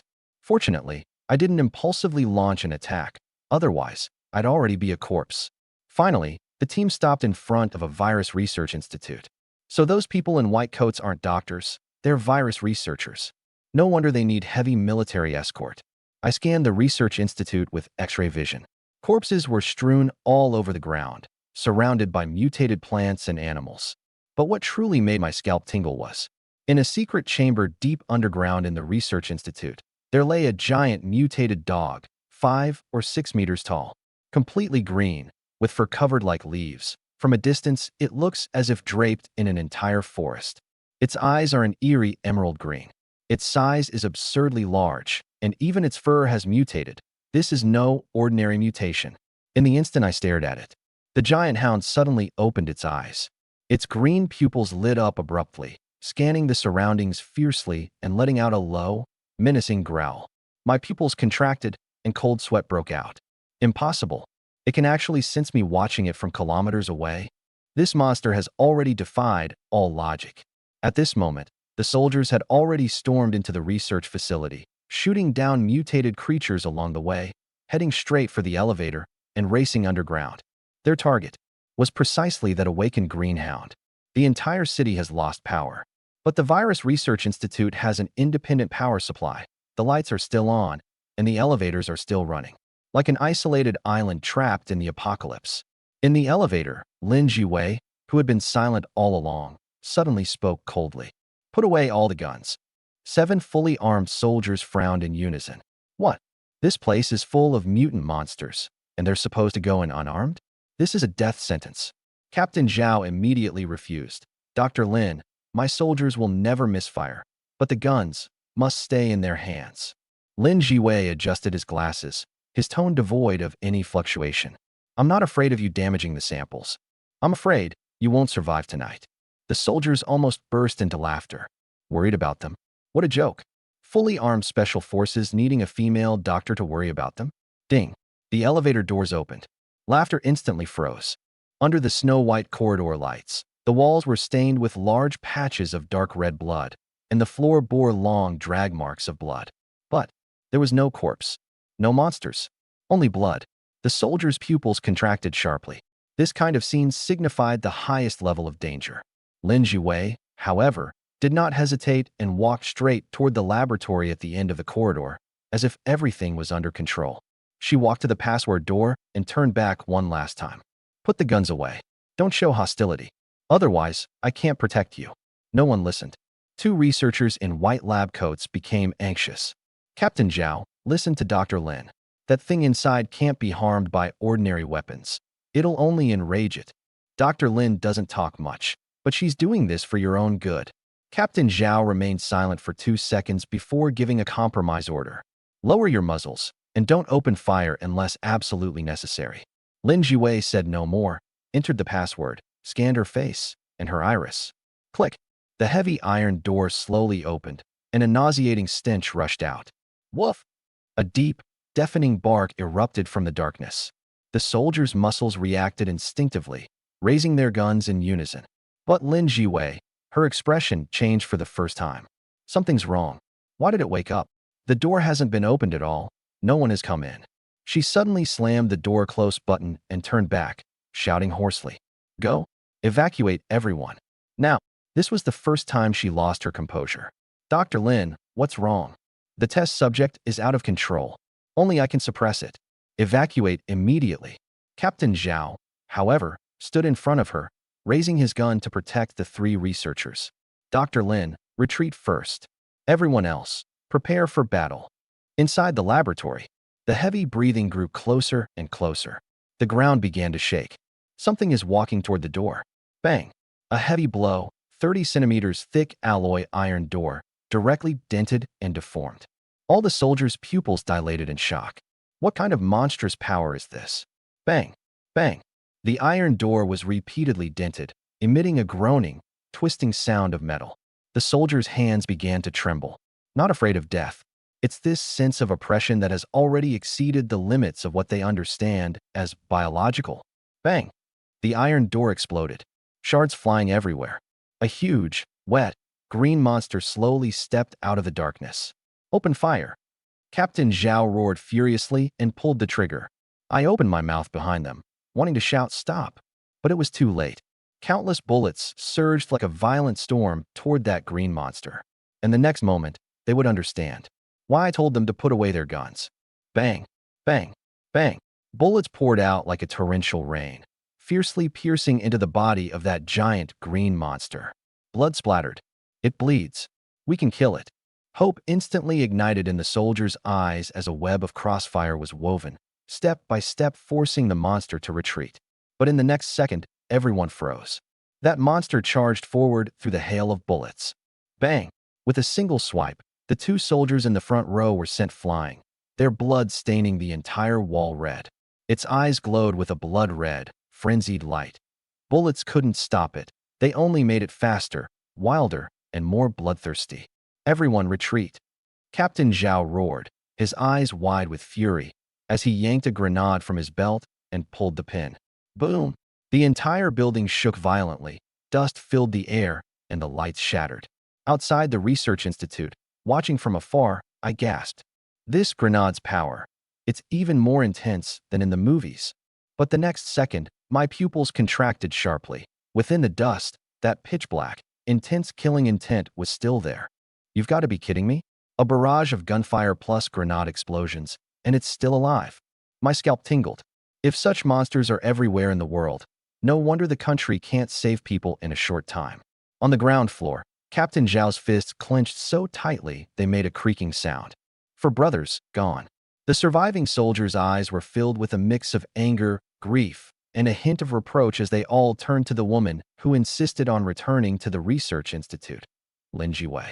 Dr. Lin, we've retrieved the data, but the underground level is inaccessible. Can we leave now? Captain Zhao suppressed his anger.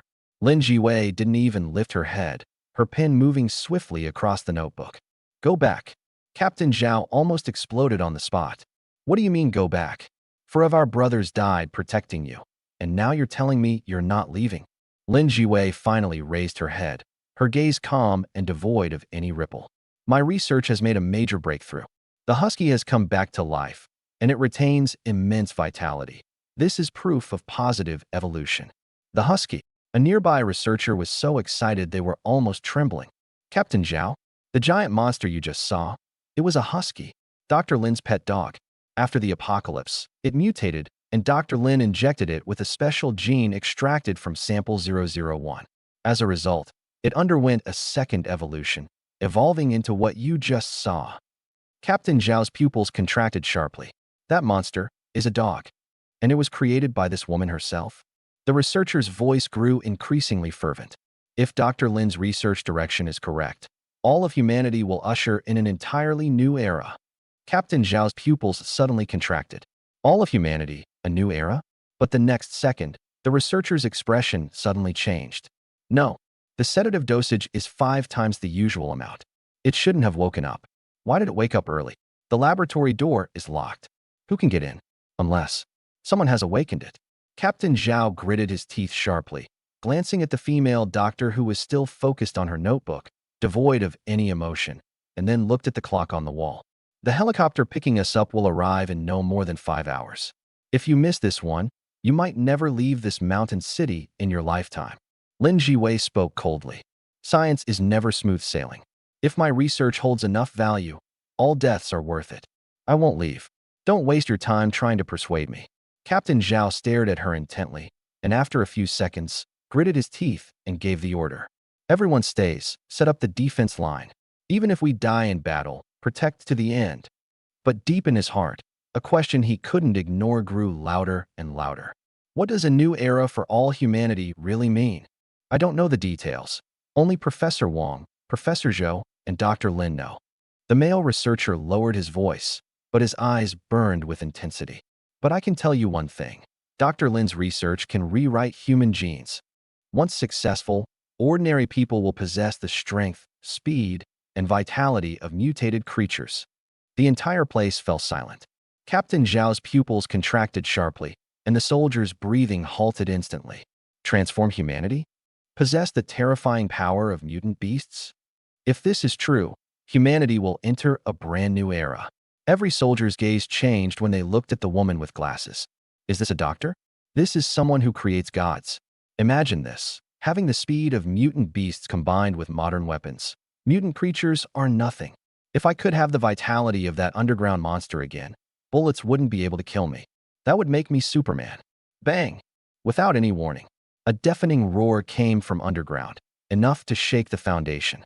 Immediately after, bang, bang, bang. It felt as if something was crawling up from hell. The soldiers' faces instantly turned pale, all looking toward the elevator in unison. Lin Jiwei suddenly stood up, a crazed fire igniting in her eyes. It's alive. Number 001 fusion succeeded. Captain Zhao felt his scalp tingle. Dr. Lin, are you saying that the mutated dog we just blew to bits has come back to life? Impossible. Any creature should have been obliterated under that kind of explosion. Lin Jiwei closed her eyes to sense for a few seconds, then slowly opened them. Not just alive. Its wound is healing at a speed visible to the naked eye. There wasn't a trace of fear on her face, only an almost frenzied excitement. And the faces of the others had already turned pale. That monster isn't dead? It's still recovering? Did the four brothers just die in vain? Dr. Lin, what do we do now? Captain Zhao asked through gritted teeth. After the disastrous failure in the basement, he finally understood. Professional matters must be left to the professionals. Lin Jiwei replied with just one sentence. All of you retreat. From now on, I'll handle this alone. Captain Zhao's eyes widened. You're alone? How are you going to deal with that monster? It's my pet. Lin Jiwei adjusted his glasses, calm as water. But it's already mutated now. What if it doesn't recognize you? Then I'll be killed by a single swipe of its claw. She answered lightly, as if discussing today's weather. But the madness in her eyes, the kind that made Captain Zhao's scalp tingle. She wasn't even sure if she could survive. Yet she still wanted to gamble. Bang! From the depths of the elevator shaft, another loud crash echoed, even closer this time. That thing is about to break through. Retreat immediately. Lin Jiwei turned back and shouted coldly. Staying here will only provoke it. Captain Zhao clenched his teeth. Retreat. Take the researchers away. We'll wait for Dr. Lin outside. The soldiers, without a word, dragged and carried the two unwilling researchers out. Just as they rushed out of the research institute's gate. Boom! The entire elevator was torn apart from the inside. Steel wreckage exploded and flew like rain. A giant greenhound staggered out from the ruins. It was covered in wounds, with one front leg blasted down to bare bone. But at the mangled, bloody stump, new granulation tissue was growing wildly. Its eyes were blood red, ferocious and menacing, exuding a suffocating killing intent. It limped, yet walked toward Lin Jiwei without hesitation. The giant dog stopped in front of her, lowering its massive head that could swallow her whole in one bite. Little hump. Lin Jiwei remained motionless, locking eyes with those blood-red pupils. The next second, that massive claw, capable of shattering concrete, slowly lifted and heavily pressed down toward her head. Still don't recognize me? Lin Jiwei let out a soft sigh. Just as the massive claw was about to crush her skull, the claw stopped, suspended half an inch above her head, as if held in place by an invisible hand.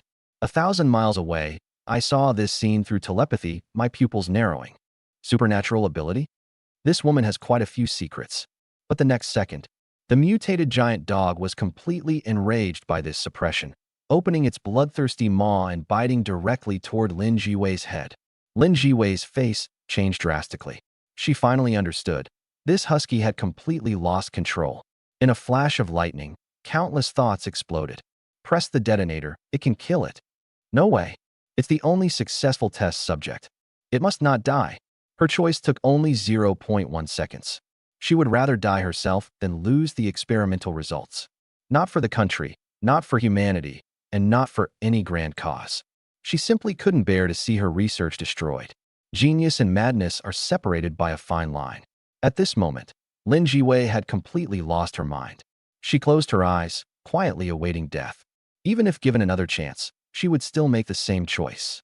Not only that, she will integrate more genes, making this monster evolve into something even more terrifying. 1 second, 2 seconds, 3 seconds. She's still alive? Lin Jiwei suddenly opened her eyes. That gaping, bloody mouth was right above her head, less than 10 centimeters away. The giant dog's fangs gleamed coldly, but they seemed to be nailed in the air, completely motionless. She suddenly looked up. A man's figure stood quietly about 10 meters away, without her noticing when he had appeared. Lin Jiwei's pupils contracted sharply. Was it him who did it? You have powers too? Lin Jiwei adjusted her glasses, her eyes instantly shining like 2 stars.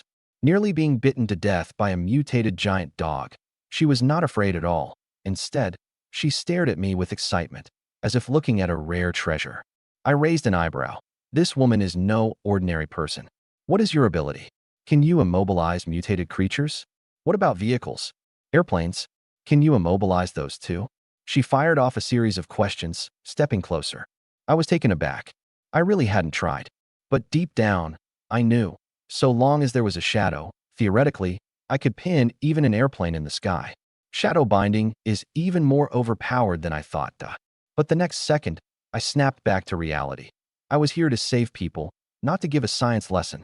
The energy in my body is rapidly draining. I speak directly, coldly. Do you want to live? If it were an ordinary woman, she would have already clung to this lifeline, kowtowing in gratitude. Lin Jiwei, however, calmly asks in return.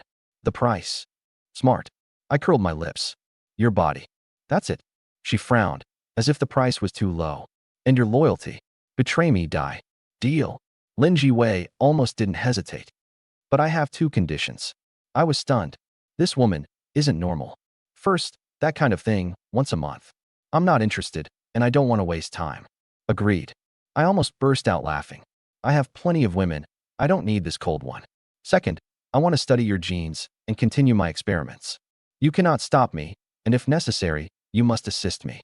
In return, all research results, the first right to know and use, will belong to you. Without your approval, no one else can touch them. I pondered for a moment. I need to build a shelter, and I'm in dire need of scientific talent. Deal. I didn't know that the mutated giant dog outside was created by this woman herself. Even more so, I didn't know that this seemingly delicate female doctor was a complete lunatic. Let's go. I prepared to teleport. Wait, let me grab something. Lin Jiwei turned around and picked up a stack of documents and notebooks, her gaze calm as she walked back to my side. How are we going to leave? The place is full of soldiers outside. But inwardly, she was calculating. If he doesn't have the ability to take me away, I'll let the soldiers capture him and study him thoroughly. I didn't move and suddenly asked, why aren't you running? Why aren't you calling the soldiers outside to come in and save you? Lin Jiwei looked straight at me, utterly calm. Because you won't let me run. If I don't agree, you'll either kill me yourself or set the dog on me to tear me apart. I sneered coldly. Good that you understand. Don't try any tricks. Before leaving, I glanced at the giant dog. Era? Is that its name? Yes, my pet. Lin Jiwei looked at the creature, her eyes filled with pride. My brow twitched. Raising a pet to turn out like this, what's there to be proud of? The next second, I held her close and teleported away. The giant dog regained its mobility, roaring madly and smashing the entire research facility to pieces. The soldiers outside turned pale. 2 fanatical researchers tried to rush in to save people, but were firmly restrained. Captain Zhao gritted his teeth and issued the retreat order. He believed Dr. Lin was already dead. Is this teleportation? Isn't it? As soon as she landed, Lin Jiwei burst out like an unstoppable chatterbox. How does it feel? Did we pass through a wormhole? Or enter another dimension? How many superpowers do you actually have? Her thirst for knowledge was 10 times stronger than her survival instinct. I stared at this relentless female doctor, doubting my life for the first time.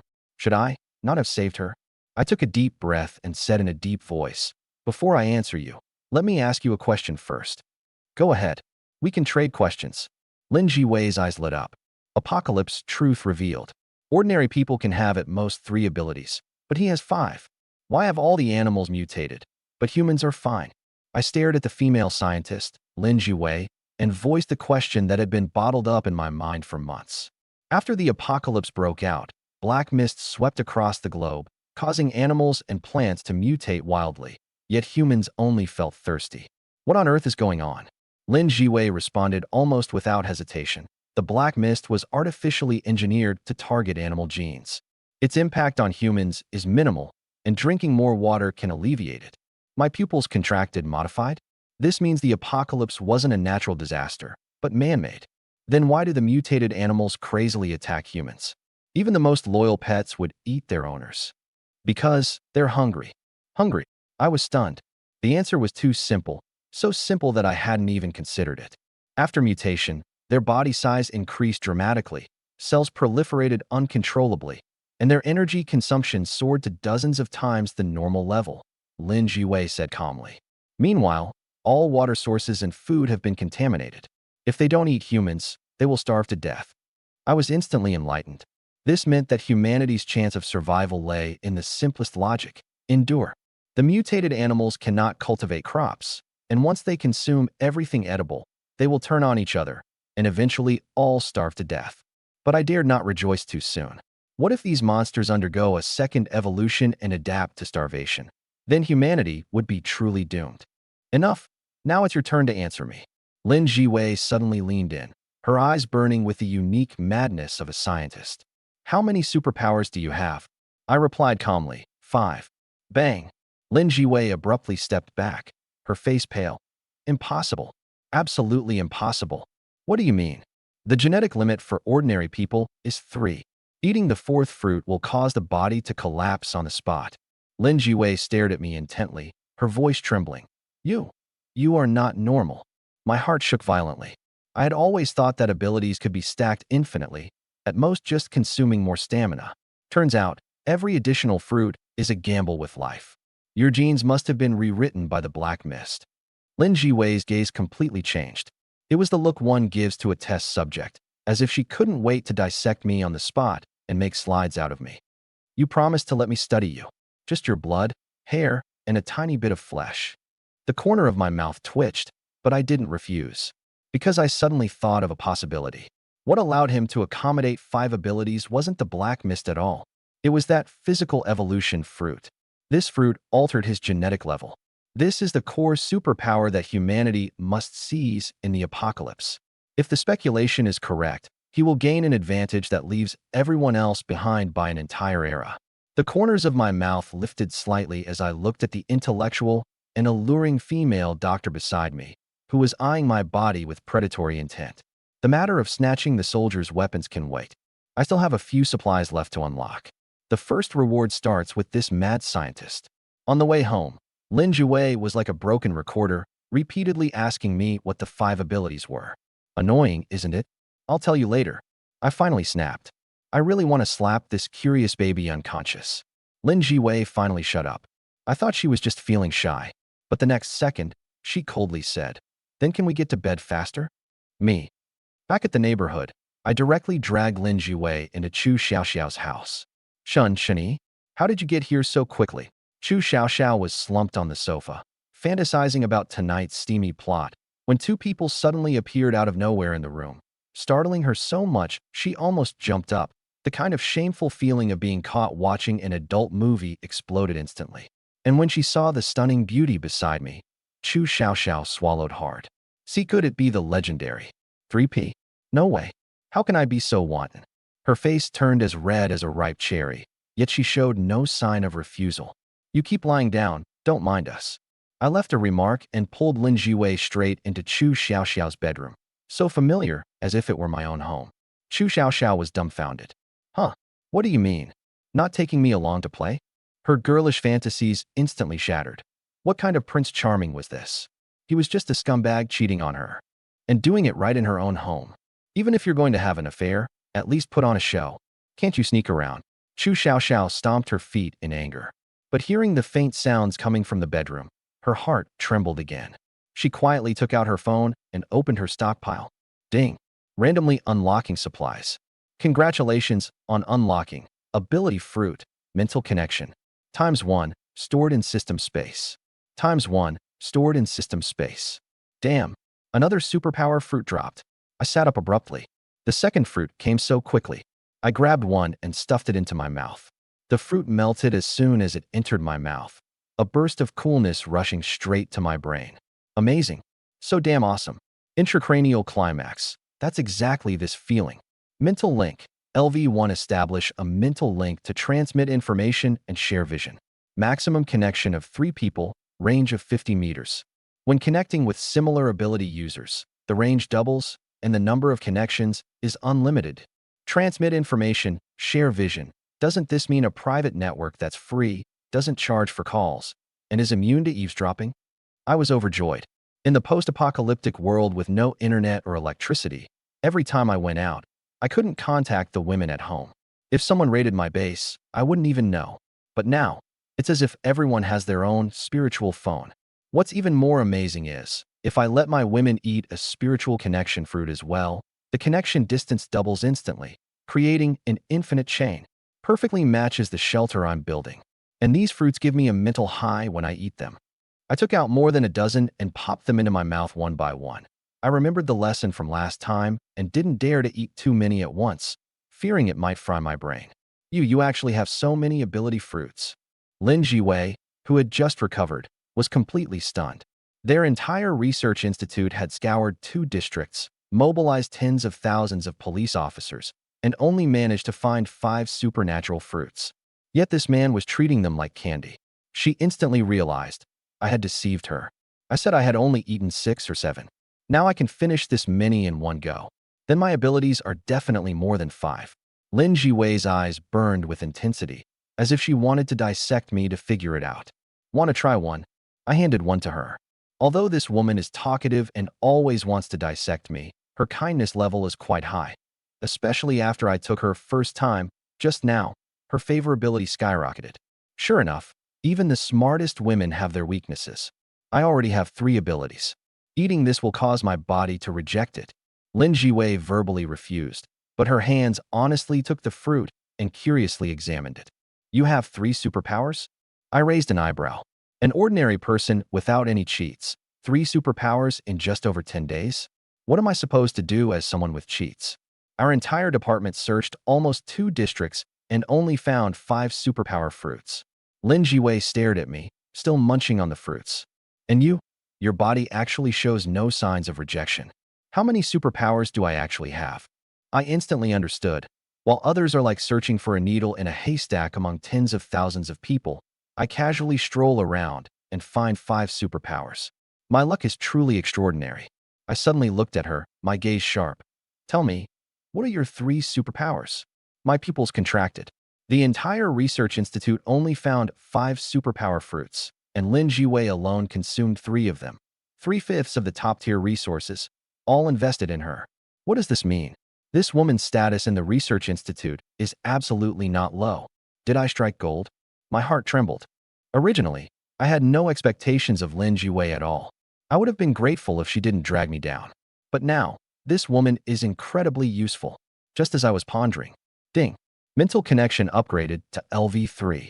Maximum distance, 300 meters. Number of connectors doubled to 600 meters. The corner of my mouth lifted. Level up a few more times, and I'll be a living walkie-talkie. Exchange terms. Lin Jiwei adjusted her glasses. Her gaze so calm, it was almost icy. I'll tell you my ability, and you'll tell me yours. Each one must be demonstrated on the spot. I raised an eyebrow. This woman is the only one who isn't afraid of me. She's not a dependent, nor does she fear death. Even if you drive her away, she won't leave, because she wants to study me. In just a few short hours, Lin Jiwei had already seen through it. This man's secrets are 10,000 times more terrifying than that mutated giant dog. She wants to dissect me. From my soul to my abilities, everything. All right. I smiled faintly. Anyway, I have plenty of abilities. What's the harm in deceiving her with a few? If she dares to harbor murderous intent, I'll send her on her way first. Lin Jiwei closed her eyes. First ability, X-ray vision. Within 100 meters, darkness is ignored, clearer than night vision. Her tone was as calm as if she were reciting a thesis. At this moment, on the living room sofa, your girlfriend is watching an adult film, and her pants are already off. The corner of my mouth twitched, and I instantly activated telepathy for a quick scan. Sure enough, Chu Xiao Xiao, this movie-watching girl, is actually indulging in self-comfort. However, Lin Jiwei's ability is indeed impressive. Don't I need to go out and verify? She opened her eyes. The second one. I interrupted directly. Talking to this woman feels like being in school, one question after another.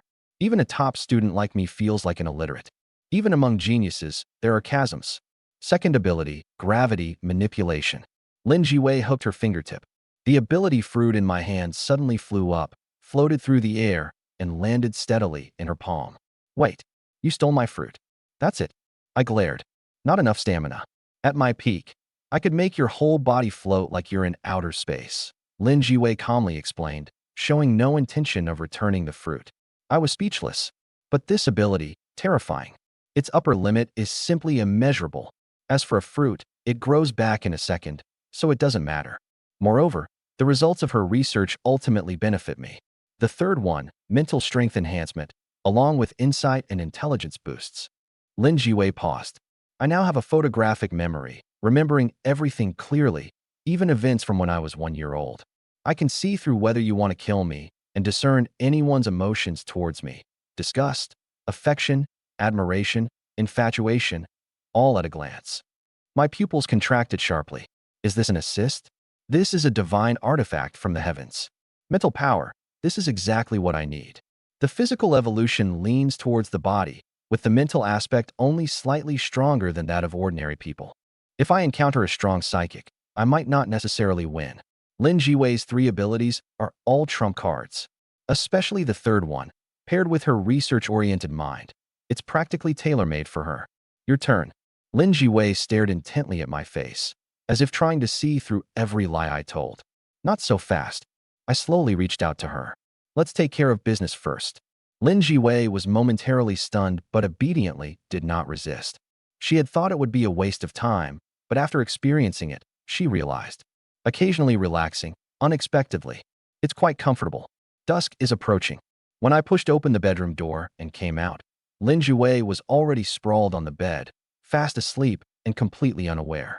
That usually aloof and cold genius scientist no longer had the energy to probe the secrets of supernatural abilities. Stubborn yet soft-hearted women. I curled my lips into a smile. After all, I had overdrawn several months' worth of energy in one go today. Turning my head, I saw Chu Xiaoxiao on the sofa. Her face flushed red, secretly watching some indescribable short videos, completely engrossed and oblivious to the danger behind her. I quietly walked over and hugged her from behind. How did you get out? Chu Xiaoxiao was so startled, she almost jumped, hurriedly locking the screen, but the sound from the phone still played, growing louder the more she tried to muffle it. Don't turn it off. Let's watch together, I chuckled softly. She wanted to refuse, opened her mouth, but in the end, not a single word came out. After all, this man was her savior, her knight in shining armor. Ding. Random supplies unlocking. Unlock successful. Black-skinned watermelon. Black-skinned watermelon +1. Black-skinned watermelon +1. Black-skinned watermelon +1. My eyes lit up. Black-skinned watermelon. With an annual global production of only a few dozen, and a single one once auctioned for thousands of dollars. Based on the system's usual style, it must be the king of watermelons. Creak. The bedroom door opened. Lin Jiwei walked out barefoot, lazily yawning, and without even glancing at Chu Xiaoxiao, who was pretending to sleep, she directly said, "Go back to the bedroom to sleep. I have serious matters to discuss with Shun Yi." Chu Xiaoxiao could no longer keep up the act. Her face flushed as she looked up. Does this woman have no sense of shame? After what just happened, she can still so calmly approach me. She clutched her clothes and fled in panic, darting into the bedroom. Lin Jiwei sat next to me wearing only thin underwear, her gaze sharp. I've been thinking, your genes have undergone some kind of beneficial mutation. That's why you can accommodate multiple abilities. I was stunned. Didn't you just pass out from pleasure? You can still think. Lin Jiwei glanced at me expressionlessly. I can stay mentally clear even while asleep. The body needs rest, the mind doesn't. What the hell? An innate superior physique. Focus. She continued. If your genes have indeed undergone a beneficial mutation, then perhaps you can use the genetic evolution serum I developed. My pupils contracted. Genetic evolution serum? It's only been a few days since the apocalypse, and she's already come up with something like this? What effect? What side effects? You're not planning to use me as a guinea pig, are you? I asked warily. No, Lin Jiwei replied earnestly. My potion has already undergone live testing and has shown initial success. Which live subject? The one you've seen, my mutated pet dog. It's a very successful test subject. Lin Jiwei's eyes even flashed with a hint of pride. My pupils quaked. That thing was created by you? That damn thing is a monster. A green giant beast that spits acid and runs faster than a car. Is that success? My gaze toward Lin Jiwei completely changed. This woman is a mad scientist. A doomsday-level hazard. Disasters in movies are 9 times out of 10 caused by people like this. After evolution, it possesses a stronger physique, power, resilience, and vitality, Lin Jiwei said passionately. Swept by submachine gun fire, blown apart by grenades, it can recover completely within minutes. Shun Yi, don't you want this kind of power? I was tempted. An immortal body, who wouldn't be tempted? But I immediately became wary. What if I turn into a giant green furry monster? Then what's the point of living? 2 questions. I stared at her intently. First, after being bitten, will I turn into your dog? Of course not. Lin Jiwei immediately denied it. You're human. How could you turn into a dog? I had just breathed a sigh of relief.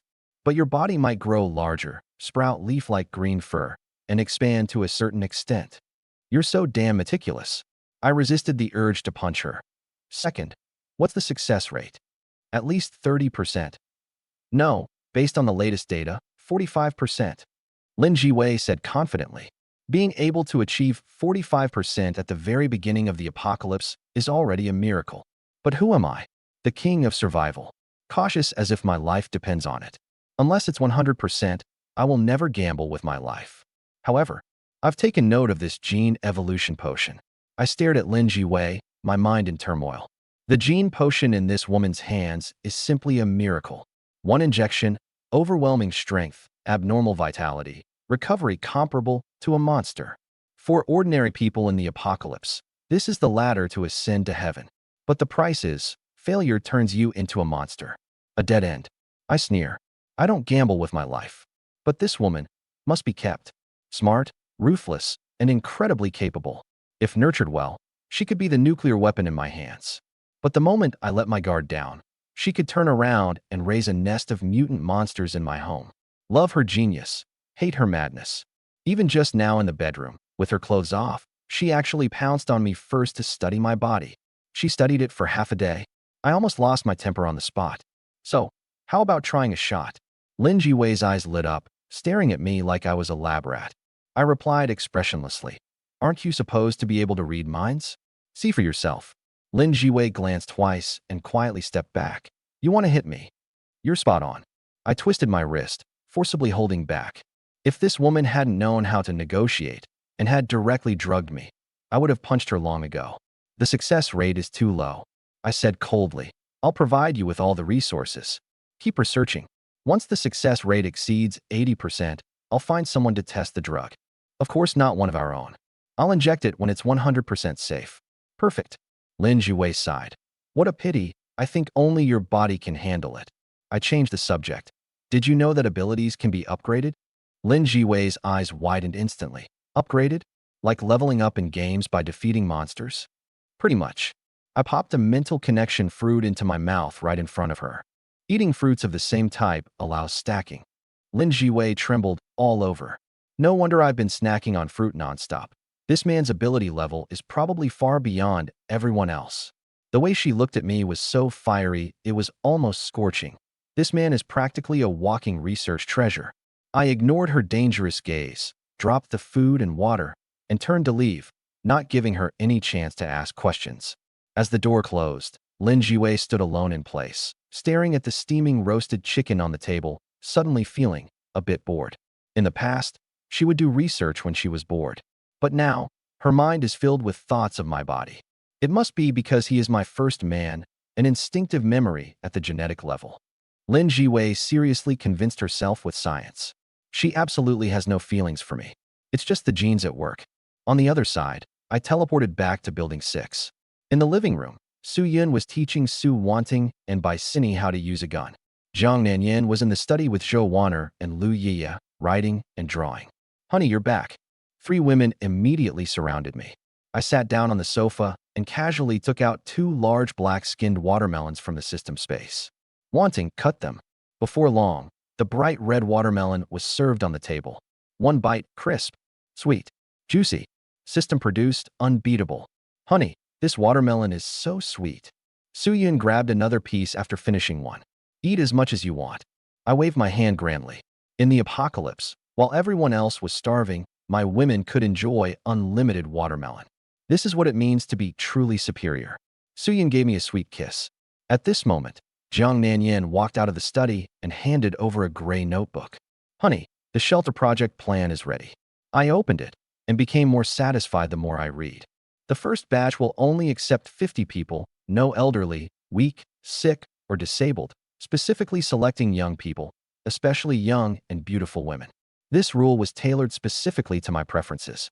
The people brought in are divided into 5 teams, 2 teams for patrol and security, and 3 teams on standby for assignments, searching for supplies, and doing dirty and heavy work. The core idea is just one sentence. The sole purpose of existence for all survivors in the entire shelter is to serve Shun Yi. Unwilling? Get lost. Overbearing, dictatorial, utterly inhumane. But it makes sense. You're eating and drinking at my expense, so why shouldn't you work your life off for me? The corners of my mouth lifted. This is why I chose Jiang Nanyan to draft the plan. Soo-yoon is too kind, Baisini is too soft-hearted, but only Jiang Nanyan, utterly selfish, cold-blooded to the core. As long as I can benefit, what does the life or death of others have to do with her? Increase the number to 100. I'll supply the resources. I closed the notebook. Accommodation, assigned freely below the 20th floor. Jiang Nanyan immediately nodded and took note. Baisini gently picked up a tissue and wiped the watermelon juice from the corner of my mouth. My gaze turned cold as I issued the final ironclad order.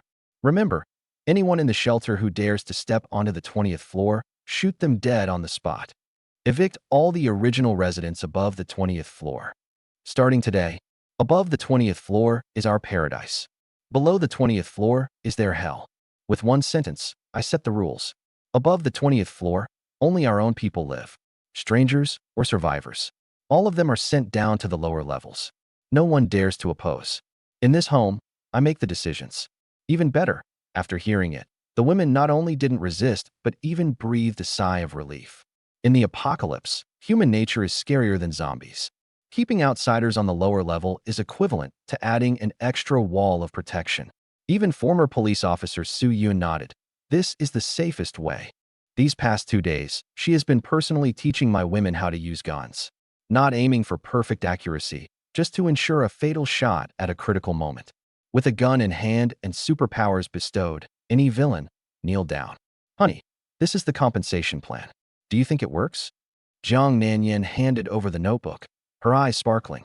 I opened it and took a look. This woman, ruthless. The first iron rule. Recruiting people must require family members to live in the shelter together. Bachelors? Especially men? Absolutely not.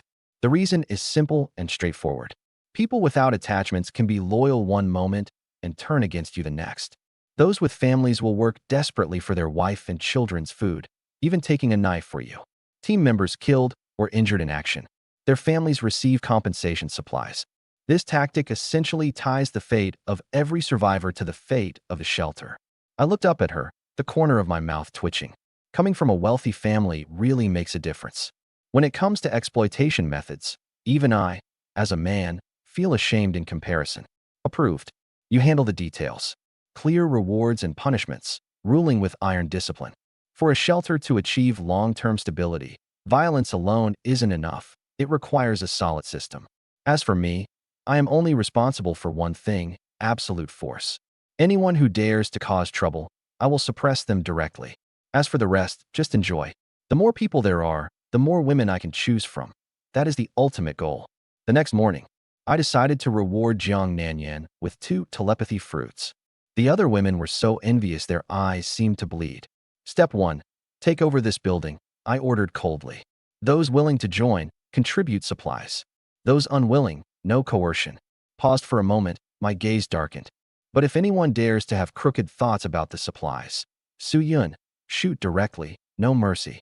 Soo-yoon nodded, her gaze cold and firm. 7 guns, a former policewoman, and a manager with supernatural abilities. More than enough to take down a timid resident. Before I left, I fed each woman a spiritual connection fruit. As long as they remain loyal, they can communicate with me at any time, share my vision, and ignore distance.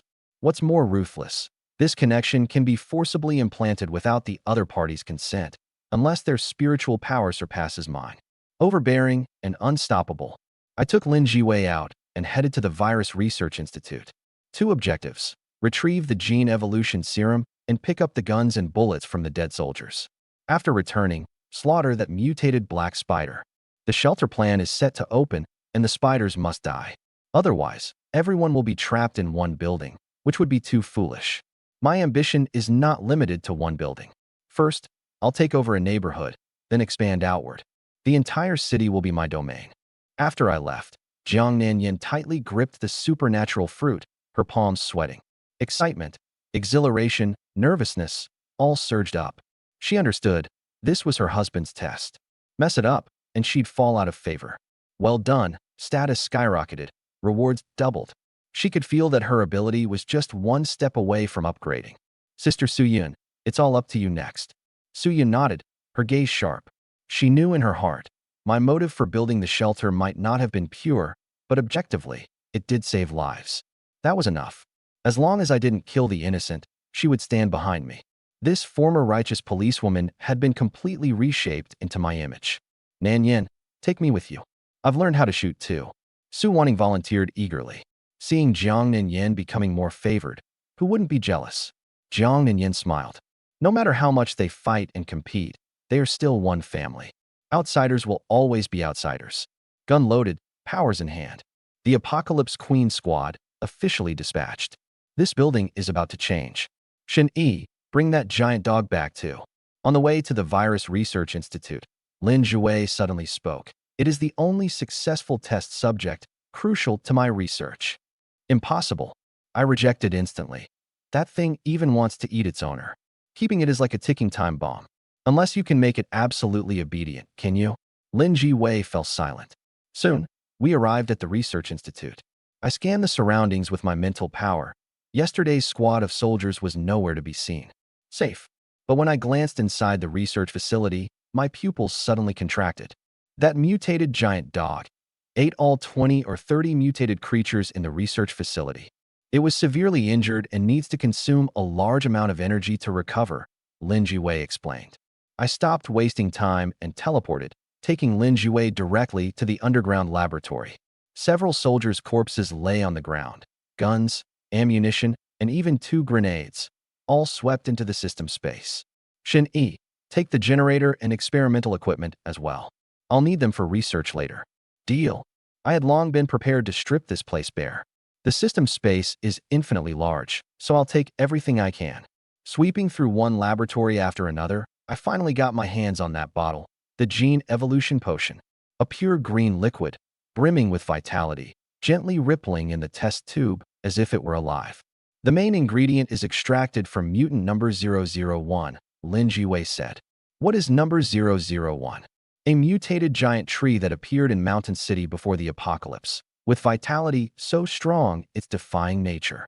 The government initially wanted to study it, but things got out of control. My heart trembled. That giant tree in the city center. Just the genetic samples extracted from it could create those terrifying giant hounds. How monstrous must the original body be? No wonder even the military can't handle it. If you can help me get sample 001, my research can break through all bottlenecks. Lin Jiwei's eyes lit up. I couldn't even be bothered to respond. Are you kidding? Approaching that tree is tantamount to suicide. Better to lie low and develop first. Let's talk again in half a year. Bang, bang, bang, bang. Suddenly, the sound of a rapid submachine gun burst erupted upstairs. I swept my mental energy. Those soldiers from yesterday are back, and their numbers have doubled. I abruptly turned my head to stare at Lin Jiwei. This woman. Could she be planning to betray us at the last minute? Doesn't matter. The mission reward is in hand, and so is the potion. If she dares to betray me, I'll silence her immediately. They're here for me, Lin Jiwei said calmly. Coming now just to collect your corpse? I sneered. Captain Zhao should have received a mandatory order from his superiors after returning yesterday. Lin Jiwei said softly. The ones coming today are probably not just ground forces. There might even be fighter jets and helicopters. Boom. My scalp tingled. Half a month into the apocalypse, I had never seen the military deploy a single aircraft. And now, just to save one woman, they're even sending out fighter jets. I stared intently at Lin Jiwei, my pupils contracting sharply. This woman is definitely not just a scientist. Her identity and background are far more terrifying than I imagined. If it's discovered that I abducted this national treasure, I'll become the #1 target on the nationwide wanted list. Do you want to kill me? Lin Jiwei met my gaze, her red lips slightly parted, her tone eerily calm. Yet in those eyes, there was a trace of an elusive emotion quietly shifting. In that instant, the thought of killing her crossed my mind. Kill Lin Jiwei, destroy the body, clean and efficient. This way, even if the military really comes after me, there will be no evidence. What I truly fear has never been Lin Jiwei being taken away, but that once she returns to the military, she will expose my most fatal secret. My body can accommodate more than 3 abilities. This secret is enough to drive the whole world crazy for me. Any force would stop at nothing to capture me for dissection. I have a system and a few decent superpowers, but I'm not arrogant enough to take on an entire national army head-on. A surge of murderous intent rose for a second, but I forcibly suppressed it. The value of Lin Jiwei being alive far outweighs her being dead. Not killing now. I spoke coldly. Lin Jiwei glanced at me, then silently turned around to gather her materials. She's unhappy? I don't care. We've only known each other for a day. What feelings are there to talk about? Besides, this woman has been fixated on treating me like a lab rat to dissect and study ever since she met me. The apocalypse has arrived, and romance is dead. Band together to survive, bound by interests, and that's all there is. The gunfire upstairs suddenly stopped. I scanned with telepathy. The mutated giant dog was being suppressed by the firepower of the special forces. Leaving behind a trail of blood, it fled into the black mist in a sorry state. No matter how strong the recovery ability, it's a joke in front of an elite special forces unit. The soldiers began searching the research institute. I grabbed Lin Jiwei and teleported. The moment our figures disappeared from the basement, the soldiers broke through the door. In the ruins of the mall, I took a sip of mineral water and stared at Lin Jiwei. Be honest, has something major happened to the military too? Otherwise, how could the rescue be this slow? Lin Jiwei nodded, his tone somber. Before the black mist appeared, the surface cracked first. Roads and bridges collapsed entirely, and the military couldn't mobilize in time. Immediately after that, birds mutated.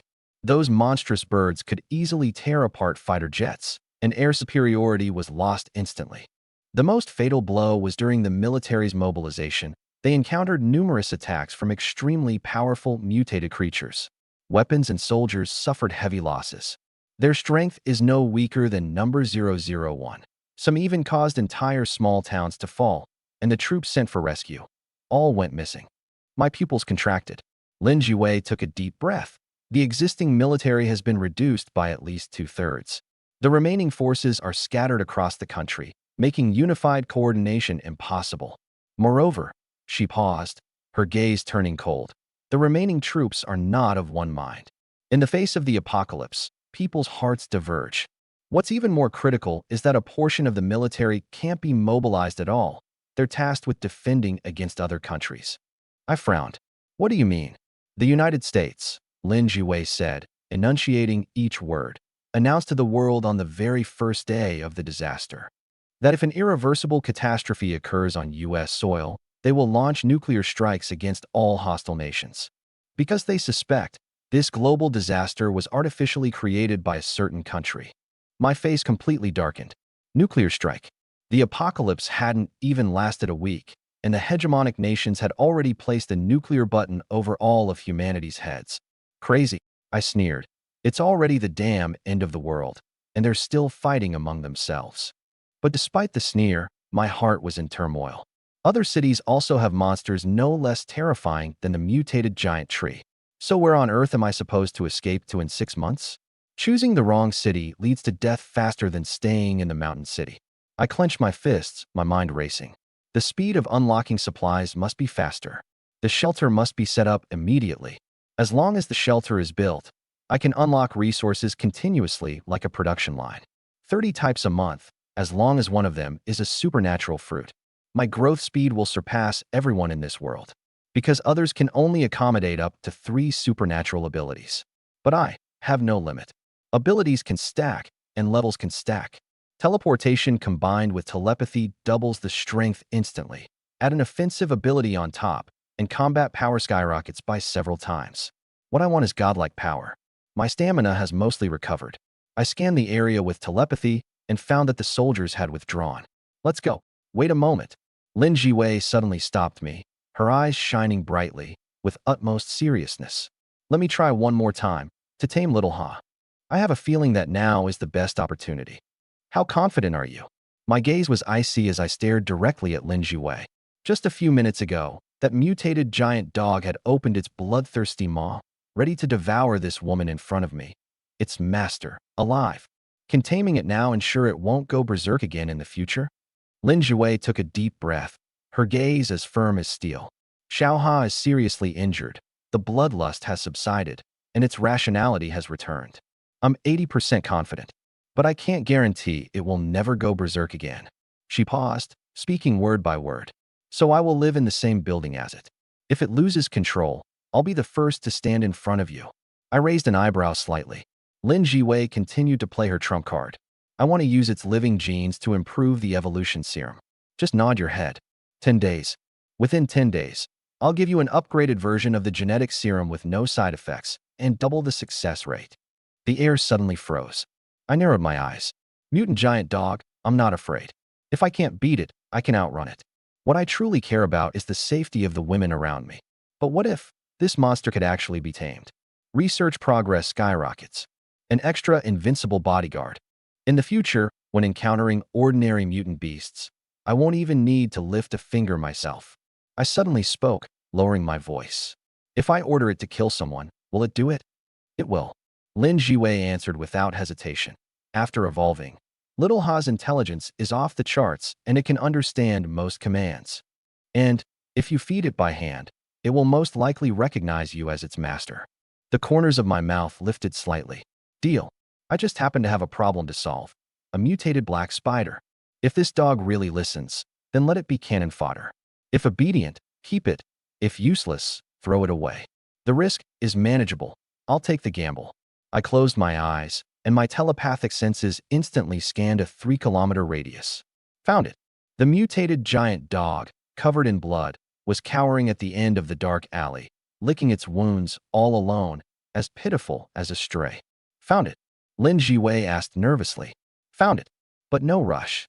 I looked up at the luxury shopping mall in front of me, the corner of my mouth curling up. Start by sweeping the goods. The next scene left Lin Jiwei dumbfounded. Men's clothing section, women's clothing section, shoe section, underwear section. With just one thought, entire floors of racks and merchandise vanished. 4 floors, over a dozen luxury brands, cleared out. Lin Jiwei couldn't help but speak. Shun Yi, just how big is your space? I don't know, I said calmly. I can't see the edge. Maybe it's infinite. No, infinite. Lin Jiwei froze in place. She was a top scientist, but after the apocalypse, her proud scientific theories were shattered time and time again. Teleportation, space traversal, mysterious black fog. These things have already surpassed science and are approaching theology. But she quickly calmed down. If something is incomprehensible, just set it aside for now. When she becomes stronger in the future, she can revisit it to solve the mystery. Obsessing over it will only waste life in vain. After a dozen minutes, at the alley entrance, I withdrew my telepathy in advance. I remembered that this monster had an extremely keen sense and had once instantly detected my probing. I'll give it a try. As long as it recognizes me, it will definitely obey, Lin Jiwei said softly. Be careful. I spoke lightly, with teleportation and binding abilities already poised to strike. Lin Jiwei was slightly startled, then immediately understood. In our brief interaction, she had already seen through me. Meticulously self-serving, extremely sensitive. If someone threatens me, even if it's the woman I share a bed with, I won't hesitate to take action. But as long as no one crosses my bottom line, deep down, I'm actually a good person. Give me some food, I'll use it to tame it. With a flip of my hand, 2 bloody raw steaks appeared in my palm. Lin Jiwei took a deep breath, and slowly walked into the dim alley. The end of the alley. The mutated giant dog, covered in blood, suddenly raised its head. Its pair of emerald green eyes lit up like ghostly flames, locking onto the approaching figure. The next second, its gaze trembled violently, as if it recognized something. Xiaoha, come here. Lin Jiwei held up a piece of bright red steak, standing motionless.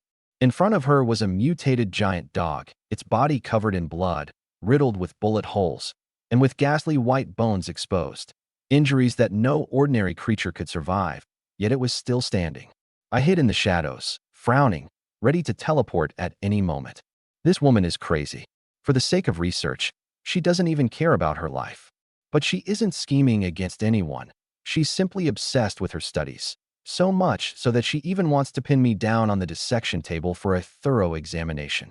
Simple, pure, dangerous. The giant dog limped toward her, letting out a low whimper from its throat. Lin Jiwei's eyes lit up. That was the sound Little Ha would make only when being affectionate. After raising the dog for 6 years, it really recognized her. Do you want to eat? She stepped forward to meet it. The giant dog obediently lay down, gnawing on the steak, allowing her to stroke its blood-soaked massive head. Test time. I appear. Huh. The giant dog instantly turns its head, its green eyes like ghostly flames, emitting a deadly warning as a black aura of menace instantly condenses. It recognizes me, the terrifying man who once paralyzed its entire body, rendering it immobile. Lin Jiwei slapped its head. The giant dog forcibly suppressed its killing intent, staring at me intently with a wary gaze. Rational good. I sneered. Training a dog is like training a person, a stick and a sweet date. The next second, I teleported beside the giant dog in one step. Woof! The giant dog instinctively tried to pounce, but with a flash of the flashlight, the shadow binding instantly locked its entire body. A familiar sense of suffocation. A familiar threat of death. The giant dog's pupils contracted sharply. It was scared, but I was secretly alarmed. The effort it took to restrain it this time was only 1/3 of what it took yesterday. In other words, its recovery, though strong, is far from invincible. This monster, I can kill at any time. Keeping my expression unchanged, I pulled out a fragrant roasted chicken from the space and tossed it in front of it. From now on, I am your second master. Obey me. There will be meat at every meal.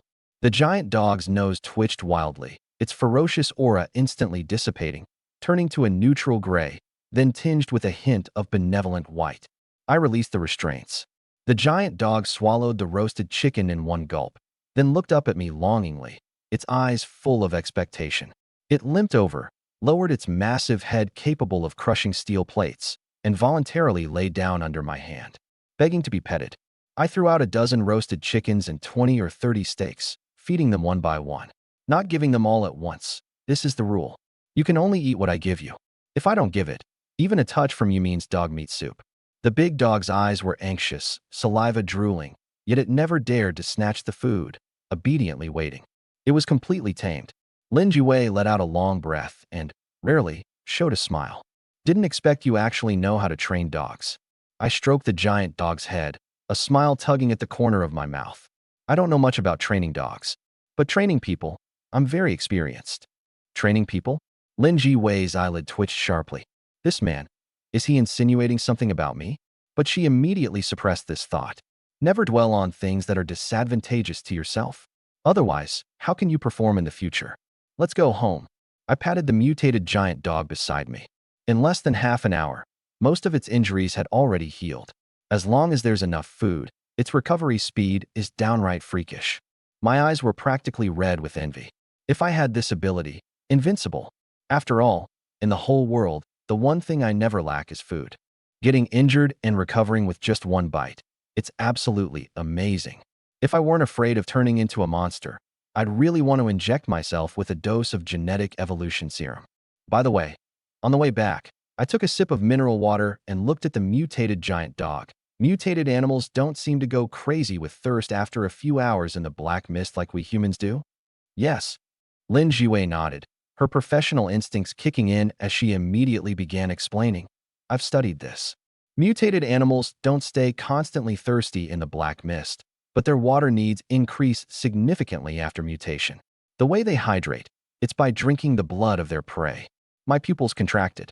Can they drink contaminated water? Most of it can't. A small portion can, but long-term consumption would corrode even mutated animals. I fell silent. Water sources are the most critical thing in the apocalypse. Fortunately, the first thing my system unlocked was mineral water. Otherwise, forget about surviving. I wouldn't even be able to stay alive. People can survive a few more days without inhaling the black mist, but if they are immersed in it every day, without 3 or 4 bottles of water a day, death is certain.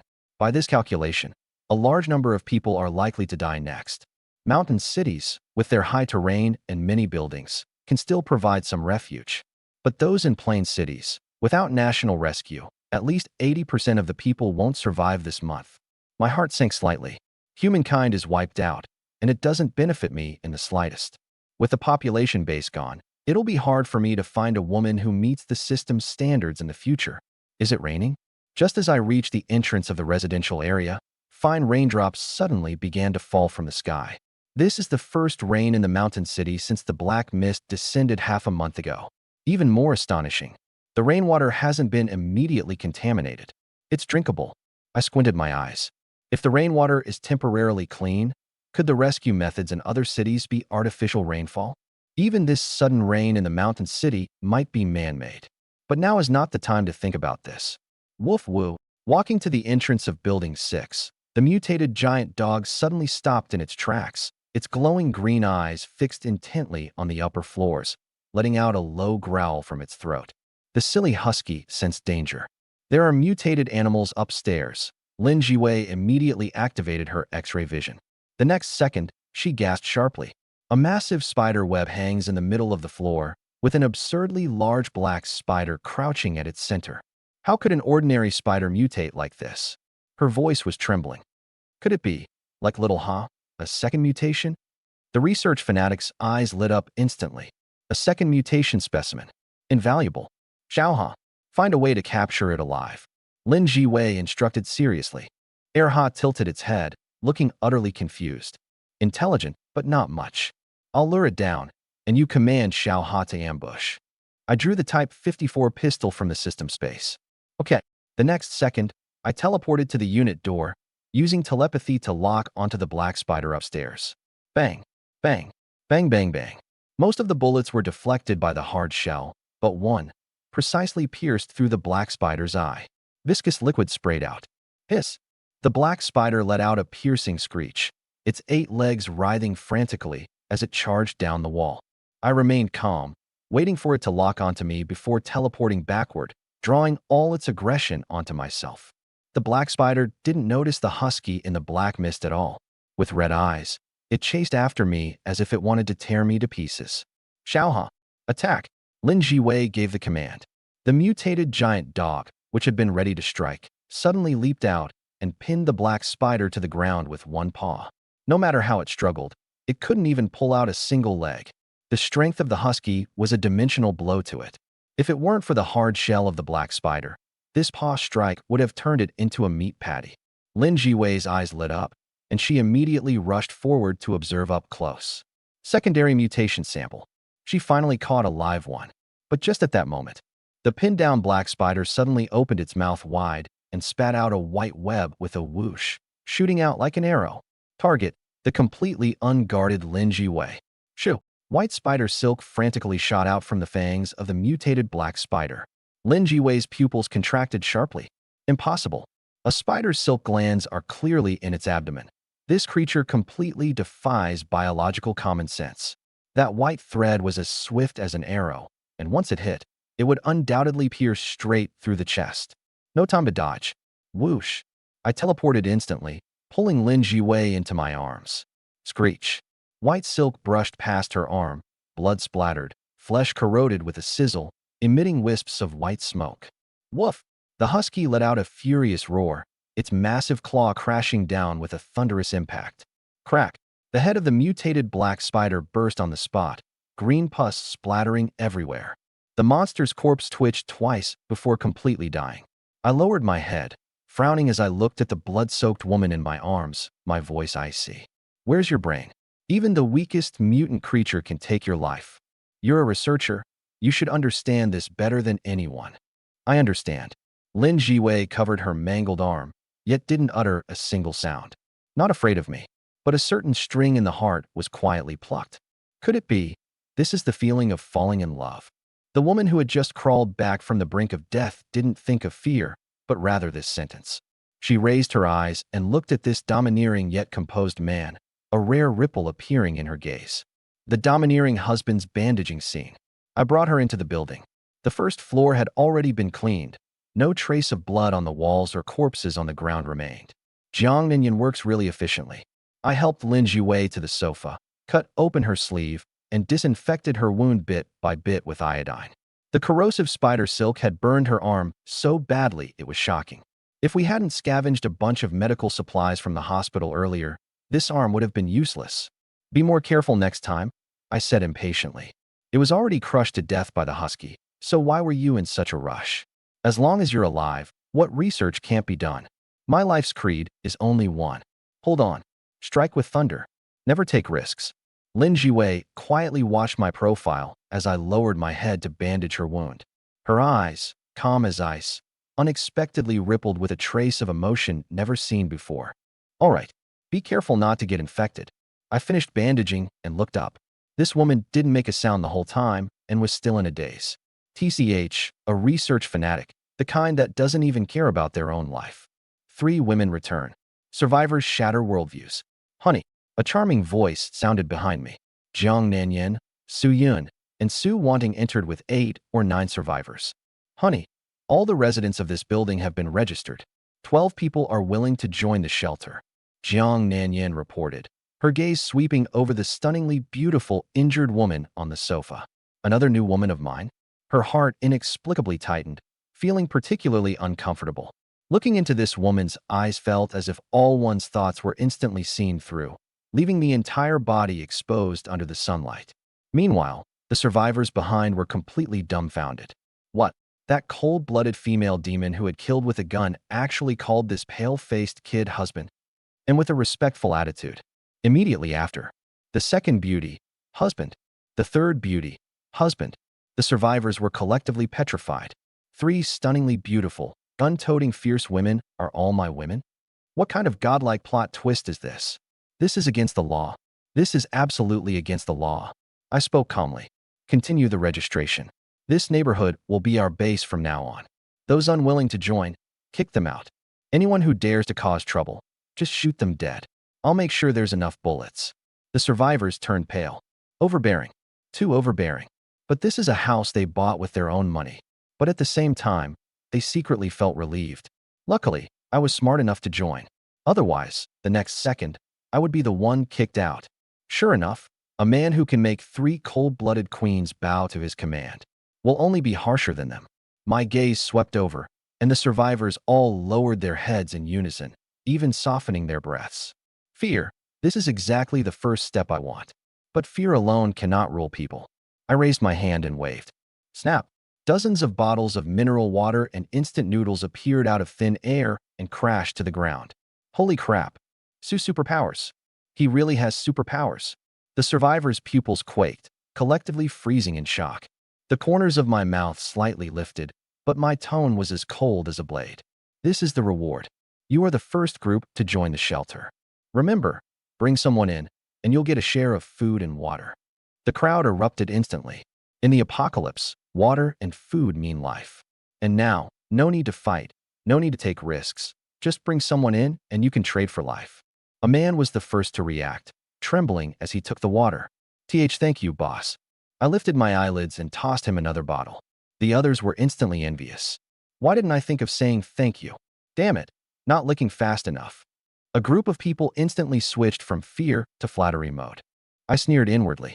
Cowardly, afraid of death, no ambition, perfect tools. Honey, I'll go search for survivors in the building next door now. Jiang Nanyan eagerly stepped forward.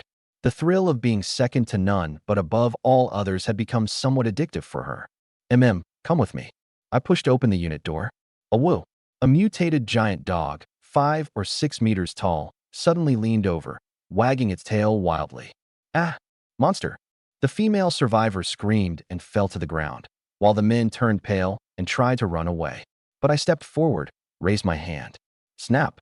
Directly slapped on the giant dog's head. The entire scene fell silent. Husky, remember, don't touch them. I pointed at the three women, Jiang Nanyan and the others. The mutated giant dog turned its green eyes and obediently lowered its head. I casually tossed out a few steaks, and the giant dog happily started chewing, looking just like a large golden retriever. The survivor's eyes were about to pop out. A pet. This thing can smash a van with one swipe of its paw. They're actually keeping this kind of monster as a pet. Fear instantly escalated into absolute admiration. Who would dare go against such a big shot? But following such a big shot, who would dare to bully us in the future? Some people have even started to imagine, once the boss's pet takes action, not a single thug will escape. I collected the corpse of the mutated black spider on the ground and said calmly, "Go. Bring back more people." Yes. Jiang Nanyan led the team, bypassing the meat mountain giant dog, and rushed out of the unit door. Fear plus profit plus sense of security. My shelter is officially open for business. And this is just the beginning.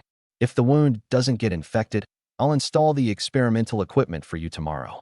I left Lin Jiwei at Chu Xiaoxiao's house, tossed over some anti-inflammatory medicine and gauze, and turned to leave. What I need are workhorses, not corpses. Behind me, Chu Xiaoxiao stared at Lin Jiwei's wound and cautiously asked, "How did you get hurt?" "Spider silk scratched it," Lin Jiwei said coldly. "SP spider?" Chu Xiaoxiao's pupils contracted, but the other party couldn't be bothered to respond. Chu Xiaoxiao bit her lip and tactfully walked away. In the apocalypse, no one has the right to be picky. She knew better than anyone. She didn't even have the right to refuse me. I stepped out of the hallway, and my telepathy instantly spread out. Target, Murong Shui. Appearance, figure, temperament, the woman with the highest system rating. I've been eyeing her shelter, packed with supplies, for several days now. The light is on in the 18th floor, but no one is there. Daring to go out and wander during the apocalypse? If she dies out there, I'll suffer a huge loss. With a sweep of her mind, the entire building. Found it. My pupils contracted.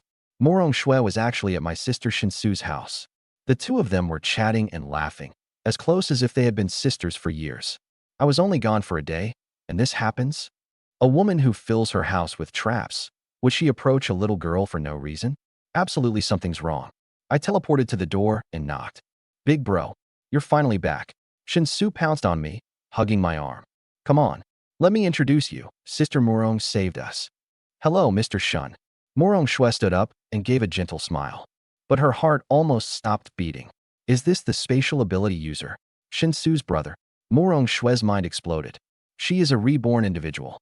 In her previous life, Shinsu wouldn't appear in Mountain City until 2 months later, and her brother had already gone missing.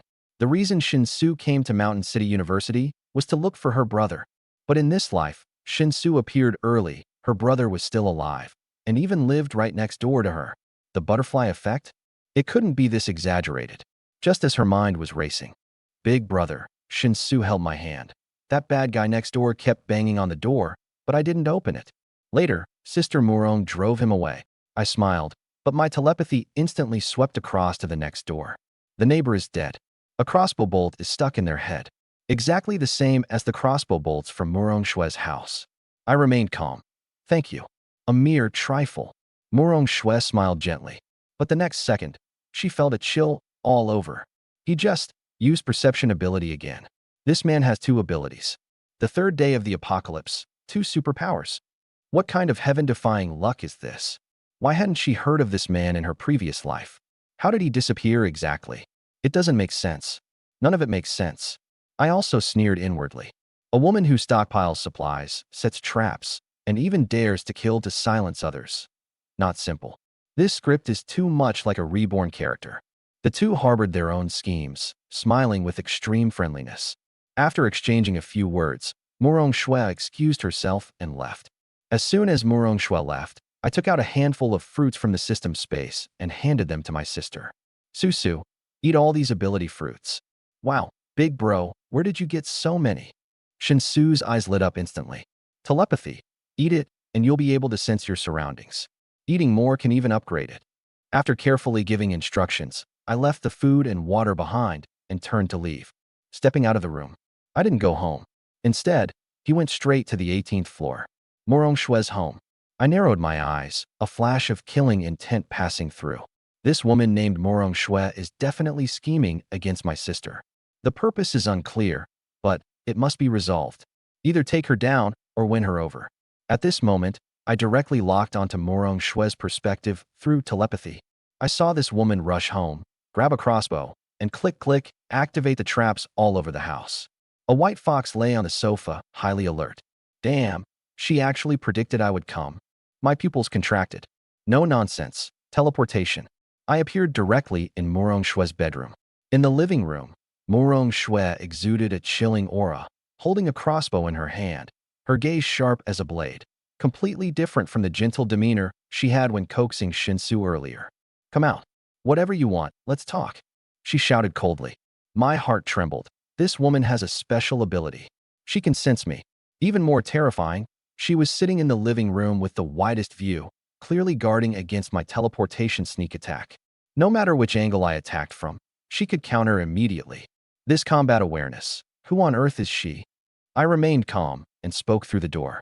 Morong Shui, who exactly are you? Morong Shui was suddenly startled, the crossbow creaking. It's over.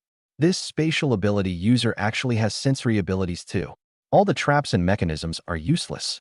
She suppressed her racing heartbeat and said coldly, What nonsense are you talking about?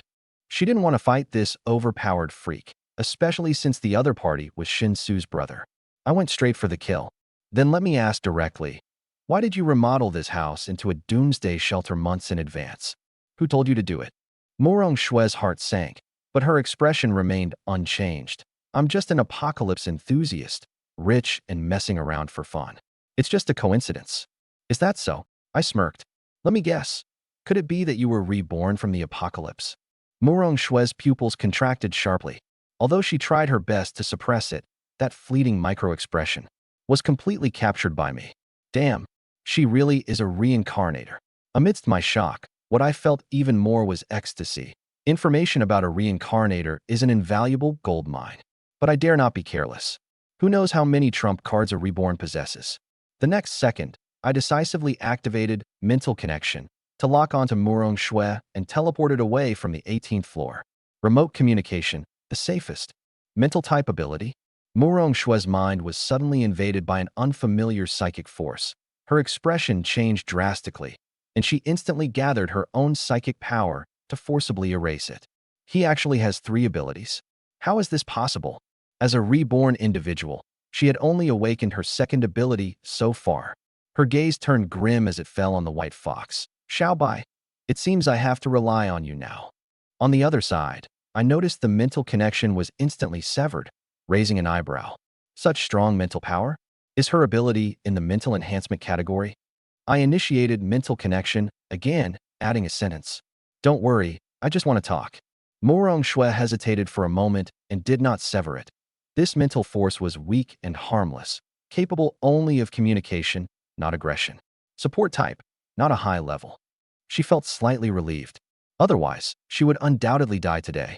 But immediately after, an even more terrifying thought exploded in her mind. How did he guess in one go that I am a reborn?